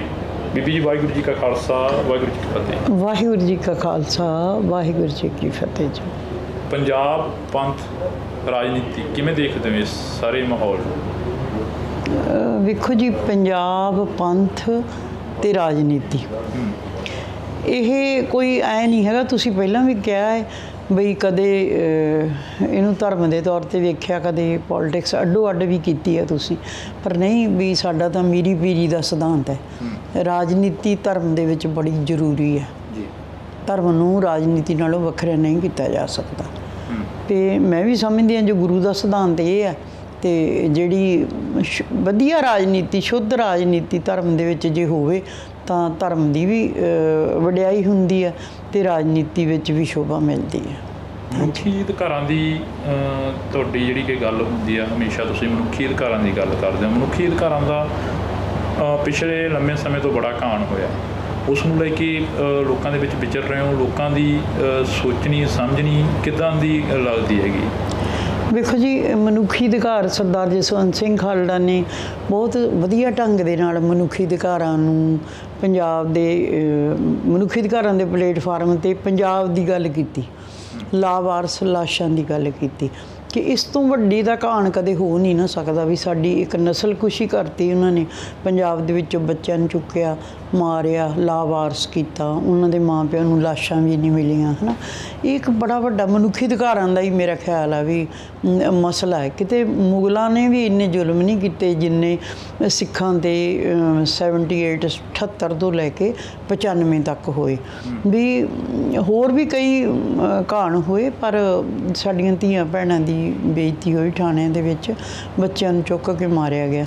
ਇਹ ਜਿਵੇਂ ਇੱਕ ਜਸਵੰਤ ਸਿੰਘ ਨੇ ਵੀ ਕਿਹਾ, ਮੈਂ ਜਿਹੜੀ ਵੀ ਗੱਲ ਕਰੂੰਗਾ ਮਨੁੱਖੀ ਅਧਿਕਾਰਾਂ ਦੇ ਪਲੇਟਫਾਰਮ ਤੋਂ ਕਰੂੰਗਾ, ਕਿਉਂਕਿ ਆਪਣੀ ਉਹਨਾਂ ਨੇ ਆਪਦੇ ਭਾਸ਼ਣ ਦੇ ਵਿੱਚ ਵਿਆਖਿਆ ਕੀਤੀ ਸੀ ਵੀ ਜੇ ਤੁਸੀਂ ਆਪਣੇ ਮਨੁੱਖੀ ਅਧਿਕਾਰ ਹੀ ਨਹੀਂ ਬਚਾ ਸਕੋਗੇ ਤੇ ਫਿਰ ਗੁਰੂ ਨੇ ਤਾਂ ਤੁਹਾਨੂੰ ਥਾਪਿਆ ਸਾਰੇ ਸੰਸਾਰ ਦੇ ਸਾਰੇ ਧਰਮਾਂ ਦੇ ਮਨੁੱਖੀ ਅਧਿਕਾਰਾਂ ਦੀ ਰਾਖੀ ਕਰਨ ਵਾਸਤੇ, ਪਰ ਤੁਸੀਂ ਜੇ ਆਪਦੇ ਹੀ ਨਹੀਂ ਬਚਾ ਸਕਦੇ ਤੇ ਫਿਰ ਉਹਨਾਂ ਨੂੰ ਇਸੇ ਗੱਲ 'ਤੇ ਜਦੋਂ ਉਹਨਾਂ ਨੇ ਇਹ ਮਸਲਾ ਚੁੱਕਿਆ ਤੇ ਉਹਨਾਂ ਦੀ ਸ਼ਹਾਦਤ ਵੀ ਇਹ ਮਨੁੱਖੀ ਅਧਿਕਾਰਾਂ ਦੀ ਗੱਲ ਕਰਨ ਕਰਕੇ ਹੀ ਹੋਈ।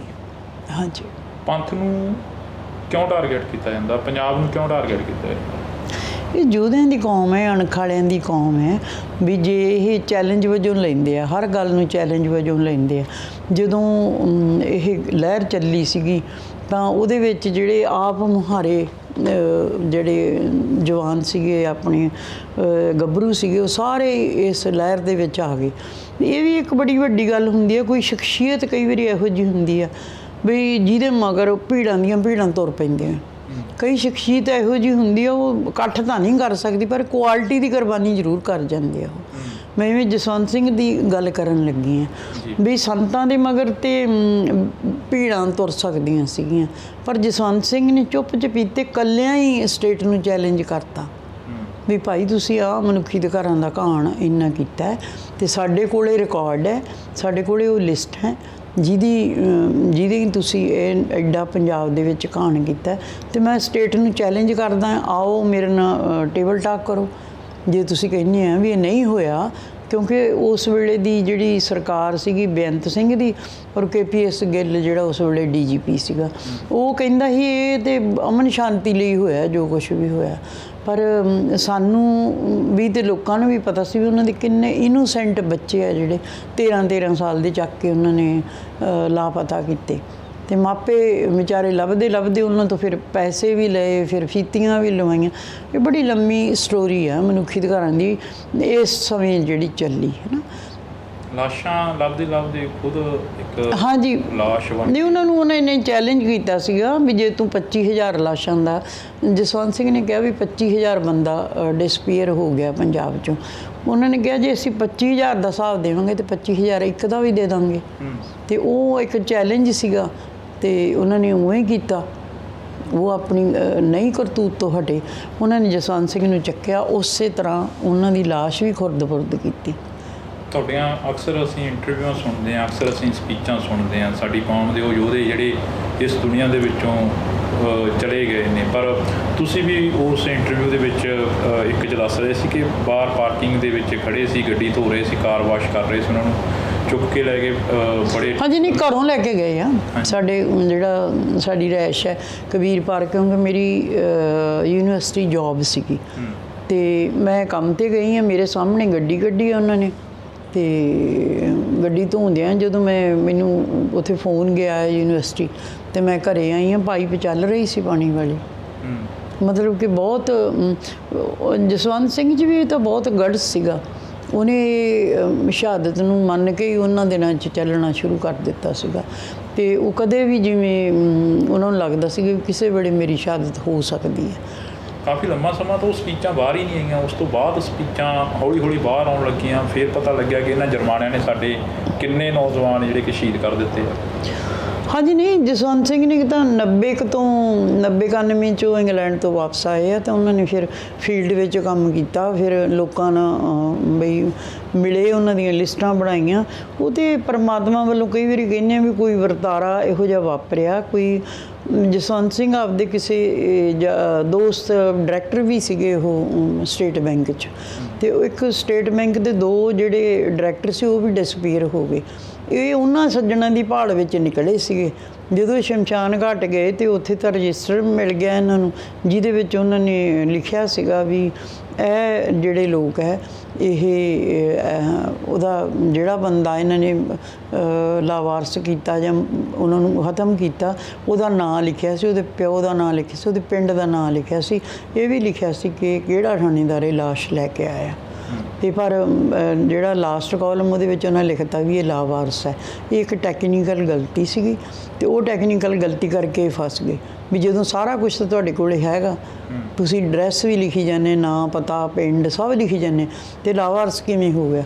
ਇਹਨਾਂ ਨੇ ਉਹਨਾਂ ਨੂੰ ਲਾਵਾਰਸ ਕਰਤਾ। ਇਹਦੀ ਵੀ ਇੱਕ ਵਜ੍ਹਾ ਸੀਗੀ ਵੀ ਜਦੋਂ ਝੂਠੇ ਪੁਲਿਸ ਮੁਕਾਬਲੇ ਬਣਾਉਂਦੇ ਸੀਗੇ ਅਤੇ ਪਿੰਡਾਂ ਦੇ ਪਿੰਡ ਇਕੱਠੇ ਹੋ ਕੇ ਅਤੇ ਉਹਨਾਂ ਦੇ ਭੋਗਾਂ 'ਤੇ ਬਹੁਤ ਤਕੜਾ ਇਕੱਠ ਹੋ ਜਾਂਦਾ ਸੀ, ਅਤੇ ਇਹ ਸਰਕਾਰ ਨੂੰ ਨਹੀਂ ਸੀ ਚੰਗਾ ਲੱਗਿਆ ਵੀ ਇਹ ਤਾਂ ਇੰਨਾ ਲੋਕ ਮਗਰ ਆ ਗਏ ਆ।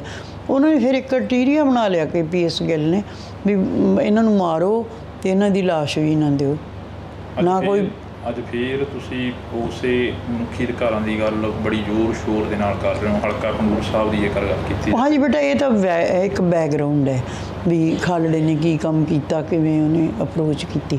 ਪਰ ਅੱਜ ਫਿਰ ਮੈਂ ਮਤਲਬ ਕਿ 29 ਵਰ੍ਹੇ ਹੋ ਜਾਣੇ ਆ ਸਤੰਬਰ ਦੇ ਵਿੱਚ ਜਸਵੰਤ ਸਿੰਘ ਨੂੰ ਚੱਕਿਆ, ਕਿਉਂਕਿ 1995 ਦੀ ਇਹ ਗੱਲ ਹੈ।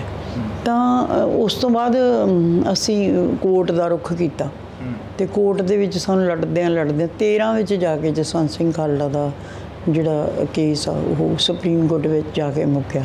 ਸੁਪਰੀਮ ਕੋਰਟ ਤੋਂ ਸ਼ੁਰੂ ਹੋਇਆ, ਸੁਪਰੀਮ ਕੋਰਟ ਤੋਂ ਹੀ ਜਾਇਆ। ਅਸੀਂ ਲੋਕਾਂ ਦੇ ਇੰਨੇ ਵਾਕਫ ਹੋ ਗਏ ਉਹਨਾਂ ਸ਼ਹੀਦ ਪਰਿਵਾਰਾਂ ਦੇ, ਕਿਉਂਕਿ ਰੋਜ਼ ਦੀ ਇਹ ਮਸਲਾ ਸੀਗਾ। ਕਦੇ ਕਿਸੇ ਨੂੰ ਉੱਥੇ ਲੈ ਕੇ ਜਾਣਾ, ਕਦੇ ਕਿਸੇ ਦਾ ਐਫੀਡੇਵਿਟ ਲਾਉਣਾ, ਇਹ ਸਾਰਾ ਕੁਛ ਅਸੀਂ ਕਾਨੂੰਨੀ ਢੰਗ ਨਾਲ ਇਹ ਲੜਾਈ ਲੜਦੇ ਰਹੇ। ਅਤੇ ਪਰ ਅਸੀਂ ਨਾਲ ਨਾਲ ਜਿਹੜੀ ਪੰਜਾਬ ਦੀ ਪੋਲੀਟਿਕਸ ਹੈ ਨਾ, ਉਹਦੇ 'ਤੇ ਵੀ ਸਾਡਾ ਜਿਹੜੀ ਨਿਗਾਹ ਰਹਿੰਦੀ ਆ, ਅੱਗੇ ਵੀ ਰਹਿੰਦੀ ਸੀ, ਹੁਣ ਵੀ ਰਹਿੰਦੀ ਆ। ਹੁਣ ਆਪਾਂ ਆਹ ਸ਼ੁਰੂ ਕਰਦੇ ਹਾਂ ਚੋਣ ਕੰਪੇਨ ਦੀ ਗੱਲ। ਮੈਨੂੰ ਲੱਗਦਾ ਵੀ ਜਦੋਂ ਮੈਂ ਆਹ ਮੋਰਚਾ ਇਹਨਾਂ ਨੇ ਲਾਇਆ ਸੀਗਾ ਪਰਿਵਾਰ ਨੇ, ਵੀ ਪਹਿਲਾਂ ਤਾਂ ਇਹਨਾਂ ਨੂੰ ਦਿਬੜੂਗੜ੍ਹ ਜੇਲ੍ਹ ਦੇ ਵਿੱਚ 18 ਮਾਰਚ ਨੂੰ ਪਿਛਲੇ ਸਾਲ ਭੇਜਿਆ ਸੀਗਾ। ਫਿਰ ਇਹਨਾਂ ਦਾ NSA ਜਿਹੜਾ ਉਹ ਇਹਨਾਂ ਨੇ ਐਕਸਟੈਂਡ ਕਰ ਲਿਆ ਸਾਲ ਵਾਸਤੇ। ਫਿਰ ਪਰਿਵਾਰਾਂ ਨੇ ਮੋਰਚਾ ਇਸ ਗੱਲ 'ਤੇ ਲਾਇਆ ਕਿ ਇਹਨਾਂ ਬੱਚਿਆਂ ਨੂੰ ਪੰਜਾਬ ਲਿਆਂਦਾ ਜਾਵੇ ਤਾਂ ਕਿ ਸਾਡੀਆਂ ਮੁਲਾਕਾਤਾਂ ਸੌਖੀਆਂ ਹੋ ਜਾਣ। ਪਰ ਸਰਕਾਰ ਦਾ ਜਿਹੜਾ ਰਵੱਈਆ ਕੀ ਹੈ, ਸਰਕਾਰ ਨੇ ਕੀ ਕੀਤਾ ਵੀ ਇਹਨਾਂ ਨੂੰ ਜਿਹੜੇ ਇਹਨਾਂ ਦੇ ਮਾਪੇ ਆ ਉਹਨਾਂ ਨੂੰ ਵੀ ਜੇਲ੍ਹ 'ਚ ਸੁੱਟਤਾ, ਅਤੇ ਜੇਲ੍ਹ 'ਚ ਸੁੱਟ ਕੇ ਅਤੇ ਇਹਨਾਂ ਦੇ ਵੀ 751 ਲੱਗ ਗਈ। ਇਹ ਹੁਣ ਜ਼ਮਾਨਤਾਂ 'ਤੇ ਆਏ ਹੋਏ ਆ। ਤੁਹਾਡੀ ਮੁਲਾਕਾਤ ਕਦੋਂ ਹੁੰਦੀ ਹੈ ਪਰਿਵਾਰ ਨਾਲ? ਮੇਰੀ ਜਦੋਂ ਮੋਰਚਾ ਲੱਗਦਾ। ਜਦੋਂ ਮੋਰਚਾ ਲੱਗਦਾ? ਹਾਂਜੀ, ਜਦੋਂ ਮੋਰਚਾ ਲੱਗ ਗਿਆ ਅਤੇ ਫਿਰ ਅਸੀਂ ਜਿਵੇਂ ਵਾਚ ਕਰਦੇ ਸੀਗੇ, ਮੋਰਚਾ ਲੱਗਿਆ, ਮੈਂ 2-4 ਵਾਰੀ ਪਹਿਲਾਂ ਵੀ ਮੋਰਚੇ 'ਚ ਗਈ ਅਤੇ ਫਿਰ ਮੈਂ ਵੇਖਿਆ ਵੀ ਜਦੋਂ ਇਹਨਾਂ ਦੇ ਫਿਰ ਪੁਲਿਸ ਨੇ ਇਹ ਤਾਂ ਵਿਚਾਰੇ ਇਹਨਾਂ ਨੇ ਭੁੱਖ ਹੜਤਾਲ ਰੱਖ ਲਈ ਸੀਗੀ, ਅਤੇ ਭੁੱਖ ਹੜਤਾਲ 'ਚ ਇਹਨਾਂ ਦੀ ਜਿਹੜੀ ਸਰੀਰਕ ਜਿਹੜੀ ਉਹ ਵੀ ਕਮਜ਼ੋਰੀ ਆਈ ਸੀ, ਪਰ ਇਹਨਾਂ ਨੇ ਕੋਈ ਲਿਹਾਜ਼ ਨਹੀਂ ਕੀਤਾ। ਇਹਨਾਂ ਨੇ ਉਹਨਾਂ ਨੂੰ ਚੱਕ ਕੇ ਦਿਬੜੂਗੜ੍ਹ ਜੇਲ੍ਹ 'ਚ ਮੁਲਾਕਾਤਾਂ ਲਈ ਲੱਗਦੀ ਹੈ, ਅਤੇ ਇਹਨਾਂ ਨੇ ਇਹਨਾਂ ਨੂੰ ਉੱਥੇ ਦਮਦਮਾ ਸਾਹਿਬ ਜਾਣ ਤੋਂ ਰੋਕਣ ਕਰਕੇ ਅਤੇ ਜੇਲ੍ਹ 'ਚ ਸੁੱਟਤਾ। ਮੈਂ ਇੱਥੇ ਇੱਕ ਗੱਲ ਵੀ ਐਡ ਕਰਨਾ ਚਾਹੁੰਦੀ ਹਾਂ ਵੀ ਜਦੋਂ ਇਹ ਮਸਲਾ ਜਿਵੇਂ ਖੜ੍ਹਾ ਹੋਇਆ ਵੀ ਅੰਮ੍ਰਿਤਪਾਲ ਨੂੰ ਕਿਉਂ ਅਜਨਾਲਾ ਦੇ ਕਾਂਡ ਕਰਕੇ ਇਹਨਾਂ ਨੂੰ ਕੀਤਾ, ਹੋਰ ਇਹਨੇ ਕੋਈ ਕਤਲ ਨਹੀਂ ਕੀਤਾ, ਕੋਈ ਮੇਰਾ ਖਿਆਲ ਉਹਦੇ 'ਤੇ ਕੋਈ ਐਲੀਗੇਸ਼ਨ ਤਾਂ ਹੈ ਨਹੀਂ ਅੰਮ੍ਰਿਤਪਾਲ 'ਤੇ। ਸਿਰਫ ਇੱਕ ਐਲੀਗੇਸ਼ਨ ਲਾਉਂਦੇ ਆ ਵੀ ਅਜਨਾਲੇ ਦੇ ਵਿੱਚ ਗੁਰੂ ਗ੍ਰੰਥ ਸਾਹਿਬ ਜੀ ਨੂੰ ਥਾਣੇ ਵਿੱਚ ਲੈ ਕੇ ਗਏ ਅਤੇ ਉਹਦੇ ਕਰਕੇ ਬੇਅਦਬੀ ਹੋਈ। ਮੈਂ ਇਹ ਸਵਾਲ ਪੁੱਛਣਾ ਚਾਹੁੰਦੀ ਹਾਂ ਵੀ ਜਦੋਂ ਸਾਡੀ ਕੋਈ ਛੋਟੀ ਵੀ ਬੇਅਦਬੀ ਹੋ ਜਾਏ ਨਾ, ਅਤੇ ਫਿਰ ਸਾਡੀ ਇੱਕ ਸੰਸਥਾ ਹੈ, ਸ਼੍ਰੋਮਣੀ ਕਮੇਟੀ ਹੈ, ਅਕਾਲ ਤਖਤ ਸਾਹਿਬ ਸਾਡਾ, ਇਦੋਂ ਸੁਪਰੀਮ ਤਾਂ ਕੋਈ ਹੈ ਨਹੀਂ, ਅਤੇ ਫਿਰ ਅਕਾਲ ਤਖਤ ਸਾਹਿਬ ਨੇ ਜ਼ਰੂਰ ਇਹਨਾਂ ਨੂੰ ਚਾਹੀਦਾ ਸੀਗਾ ਵੀ ਉਹ ਤਲਬ ਕਰਦੇ ਅੰਮ੍ਰਿਤਪਾਲ ਨੂੰ, ਸਜ਼ਾ ਲਾਉਂਦੇ, ਉਹਨੂੰ ਪੁੱਛਦੇ ਕਾਕਾ ਤੂੰ ਕਿਵੇਂ ਲੈ ਕੇ ਗਿਆ ਉੱਥੇ, ਵੀ ਗਲਤ ਜਾਂ ਠੀਕ ਦਾ ਨਿਬੇੜਾ ਹੋ ਜਾਣਾ ਸੀ ਜੇ ਅਕਾਲ ਤਖਤ ਸਾਹਿਬ ਉਹਨਾਂ ਨੂੰ। ਤੁਸੀਂ ਕੀ ਮੰਨਦੇ ਹੋ? ਤੁਸੀਂ ਕਾਫੀ ਲੰਮੇ ਸਮੇਂ ਤੋਂ ਸਿੱਖ ਸੰਘਰਸ਼ ਦੇ ਉਹਨਾਂ ਯੋਧਿਆਂ ਸੂਰਵੀਰਾਂ ਨੂੰ ਮਿਲੇ ਹੋ, ਜਿਹੜਿਆਂ ਦੇ ਪਰਿਵਾਰਾਂ ਨੂੰ ਮਿਲੇ ਹੋ, ਜਿਹੜੇ ਉਸ ਸੰਘਰਸ਼ ਦੇ ਵਿੱਚ ਲਾਪਤਾ ਹੋ ਗਏ ਜਾਂ ਸ਼ਹੀਦ ਹੋ ਗਏ।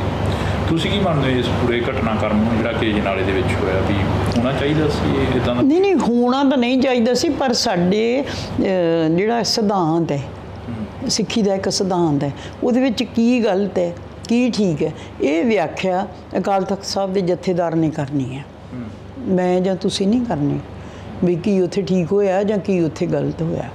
ਤੇ ਇਹ ਮੈਨੂੰ ਲੱਗਦਾ ਹੈ ਵੀ ਉਹਨਾਂ ਦਾ ਇਸ਼ੂ ਸੀਗਾ, ਇਹ ਆਪਣਾ ਸਿੱਖੀ ਦਾ ਇਸ਼ੂ ਸੀਗਾ, ਵੀ ਜੇ ਕਿਤੇ ਬੇਅਦਬੀ ਹੁੰਦੀ ਹੈ ਤੇ ਅਕਾਲ ਤਖਤ ਇੰਟਰਵੀਨ ਕਰਦਾ ਇਸ ਗੱਲ ਦੇ ਵਿੱਚ, ਹੈ ਨਾ। ਤੇ ਪਰ ਉਹਨਾਂ ਨੇ ਇਹ ਨਹੀਂ ਕੀਤਾ, ਪਰ ਐਡਮਿਨਿਸਟ੍ਰੇਸ਼ਨ ਐਡਾ ਕਾਹਲਾ ਪੈ ਗਿਆ ਕਿ ਚੱਕ ਕੇ ਬੱਚਿਆਂ ਨੂੰ ਤੁਸੀਂ NSA ਹੀ ਲਾਤਾ, ਫਿਰ ਤੁਸੀਂ ਹੁਣ ਐਕਸਟੈਂਡ ਕਰਤਾ।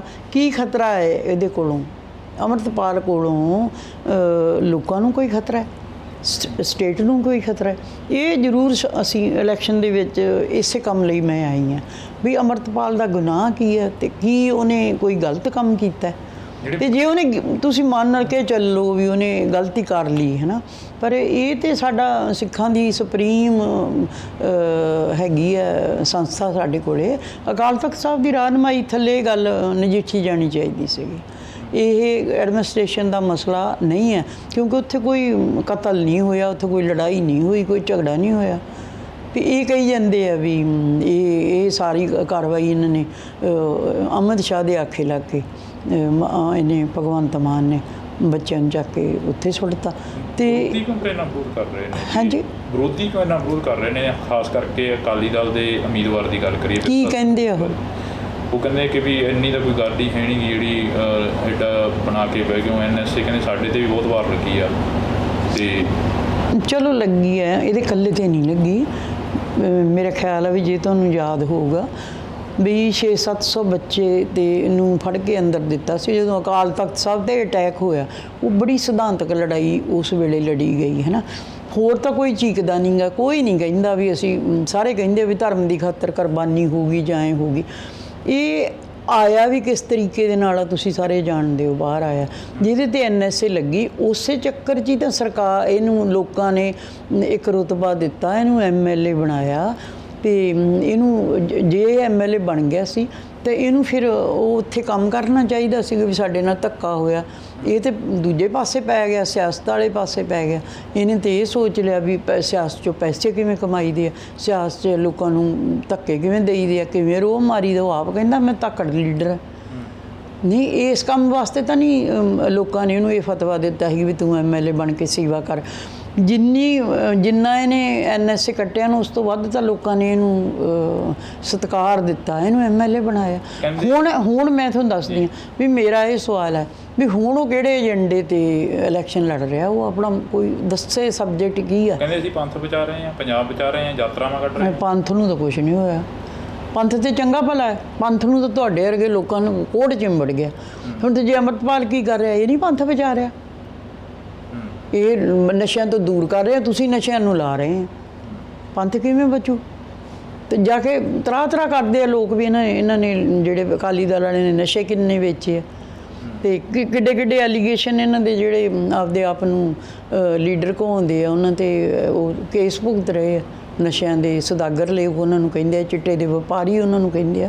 ਕੋਈ ਆ ਕੇ ਕੋਈ ਬਹਿਸ ਤਾਂ ਕਿਸੇ ਵਿਸ਼ੇ ਤੇ ਕਰਨੀ ਬਣਦੀ ਹੈ ਨਾ, ਵੀ ਤੁਹਾਨੂੰ ਲੋਕ ਕੀ ਫਤਵਾ ਦਿੰਦੇ ਆ। ਕਹਿੰਦੇ ਸਾਡੇ ਨਾਲ ਬਹਿਸ ਕਰ ਲਓ, ਕਹਿੰਦੇ ਬੈਠ ਕੇ, ਕਹਿੰਦੇ ਅਸੀਂ ਦੱਸ ਦਿਆਂਗੇ। ਨਹੀਂ, ਜੇ ਕੋਈ ਕੁਐਸਚਨ ਨਹੀਂ ਹੈਗਾ, ਜਦੋਂ ਬੰਦਾ ਨੂੰ ਕੋਈ ਗੱਲ ਨਾ ਆਵੇ, ਫਿਰ ਬੰਦਾ ਮਾਨਸਿਕ ਤੌਰ ਤੇ ਇਹੋ ਜਿਹੀਆਂ ਗੱਲਾਂ ਕਰਦਾ ਹੈ। ਤੇ ਅਸੀਂ ਕਾਹਤੋਂ ਉਹਦੇ ਨਾਲ ਬਹਿਸ ਕਰੀਏ? ਜਿਹੜੇ ਤੇਰੇ ਥੱਲੇ ਕਮੈਂਟ ਆਉਂਦੇ ਆ, ਜਦੋਂ ਤੂੰ ਉਹ ਉੱਥੇ ਬਹਿਨਾ ਚੈਨਲਾਂ 'ਤੇ ਜਾ ਕੇ, ਉਦੋਂ ਤੂੰ ਬਹਿਸ ਕਰਦਾ, ਲੋਕ ਤੇਰੀ ਬੇਇੱਜ਼ਤੀ ਕਰਦੇ ਆ, ਥੱਲੋਂ ਤੈਨੂੰ ਕਮੈਂਟ ਦਿੰਦੇ ਆ, ਉਹੋ ਹੀ ਸਾਡੀ ਬਹਿਸ ਹੈ। ਹਾਂ, ਦੂਜੀ ਗੱਲ ਇਹ ਆ ਵੀ ਅੰਮ੍ਰਿਤਪਾਲ ਨੂੰ ਜਿੱਤ ਕੇ ਆ ਲੈਣ ਦੋ, ਤੇਰੀ ਤੇ ਅੰਮ੍ਰਿਤਪਾਲ ਦੀ ਬਹਿਸ ਜ਼ਰੂਰ ਕਰਾ ਦੂੰਗੀ, ਮੈਂ ਕਰਾ ਦੂੰਗੀ ਅੰਮ੍ਰਿਤਪਾਲ ਦੀ ਤੇ ਤੇਰੀ ਬਹਿਸ। ਬਲਟੋਆ ਸਾਹਿਬ ਕਹਿੰਦੇ ਸਾਡੇ ਨਾਲ ਧੋਖਾ ਹੋਇਆ, ਕਹਿੰਦੇ ਮੈਂ ਪਰਿਵਾਰ ਨੂੰ ਮਿਲਦਾ ਰਿਹਾ, ਆਖਰੀ ਦਿਨਾਂ ਤੱਕ ਮਿਲਦਾ ਰਿਹਾ, ਪਰਿਵਾਰ ਕਹਿੰਦਾ ਰਿਹਾ ਵੀ ਅਸੀਂ ਚੋਣ ਨਹੀਂ ਲੜਾਂਗੇ, ਭਾਈ ਸਾਹਿਬ ਚੋਣ ਦੇ ਵਿੱਚ ਮੈਦਾਨ ਦੇ ਵਿੱਚ ਨਹੀਂ ਉਤਰਨਗੇ। ਤੇ ਮੇਰੀ ਹਮਾਇਤ ਕਰਨ ਦੀ ਹਾਮੀ ਭਰੀ ਸੀ? ਨਹੀਂ, ਇਹ ਵੇਖੋ ਕਿੱਡਾ ਗਲਤ ਕੁਐਸਚਨ ਹੈ। ਤੁਹਾਨੂੰ ਵੀ ਨਹੀਂ ਇਹ ਕੁਐਸਚਨ ਕਰਨਾ ਚਾਹੀਦਾ ਵੀ ਜਦੋਂ ਅੰਮ੍ਰਿਤਪਾਲ ਨੇ ਜਦੋਂ ਆਪਾਂ ਨਹੀਂ, ਮੈਂ ਹੁਣ ਕਿਹਾ ਵੀ ਮੈਂ ਪਹਿਲਾਂ ਕਹਿਤਾ ਵੀ ਮੈਂ ਇਲੈਕਸ਼ਨ ਨਹੀਂ ਲੜਨੀ ਹੈ ਨਾ, ਤੇ ਗੱਲ ਮੁੱਕ ਗਈ।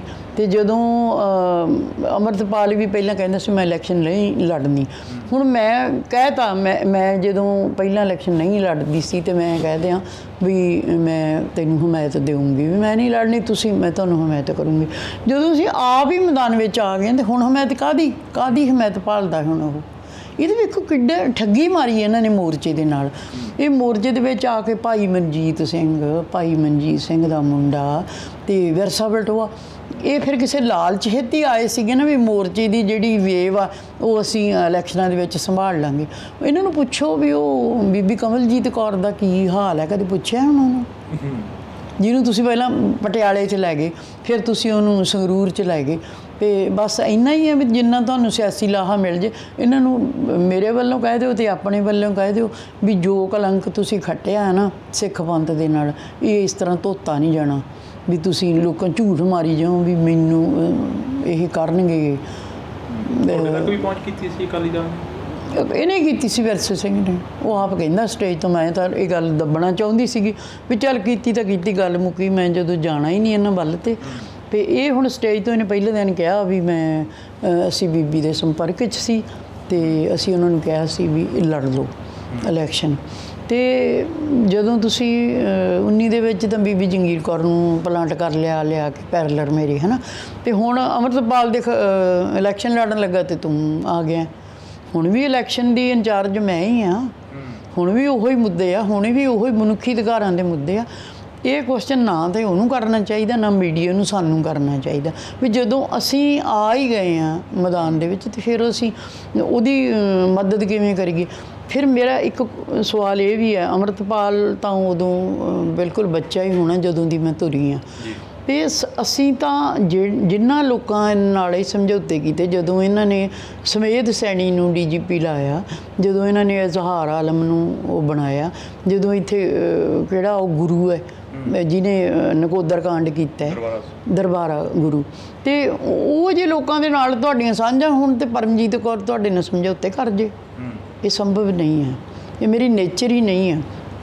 ਮੈਂ ਤਾਂ ਮਨੁੱਖੀ ਅਧਿਕਾਰਾਂ ਦੇ ਪਲੇਟਫਾਰਮ 'ਤੇ ਲੜਾਈ ਦੇ ਰਹੀ ਹਾਂ। ਜਸਵੰਤ ਸਿੰਘ ਖਾਲੜਾ ਦੀ ਇਸੇ ਗੱਲ 'ਤੇ ਕੁਰਬਾਨੀ ਹੋਈ ਹੈ। ਪਰ ਇਹ ਇਹਨਾਂ ਦਾ ਲੋਕ ਕੀ ਸੋਚਦੇ ਆ ਕਿ ਅਸੀਂ ਇਹਨਾਂ ਨਾਲ ਜਿਵੇਂ ਸਮਝੌਤੇ ਕਰਨੇ ਹੁੰਦੇ ਨਾ, ਹੁਣ 30 ਸਾਲ ਪਹਿਲਾਂ ਮੈਂ ਇਲੈਕਸ਼ਨ ਵੀ ਲੜ ਸਕਦੀ ਸੀ, ਮੈਂ ਸਾਰਾ ਕੁਝ ਮੈਨੂੰ ਮਿਲ ਸਕਦੀ, ਪਰ ਅਸੀਂ ਸਮਾਜਿਕ ਲੜਾਈ ਦਿੱਤੀ ਆ, ਮਨੁੱਖੀ ਅਧਿਕਾਰਾਂ ਦੀ ਲੜਾਈ ਦਿੱਤੀ ਆ, ਇਹਨਾਂ ਦੀ ਇੰਟਰਨੈਟ ਖੜਕਾਈ ਆ।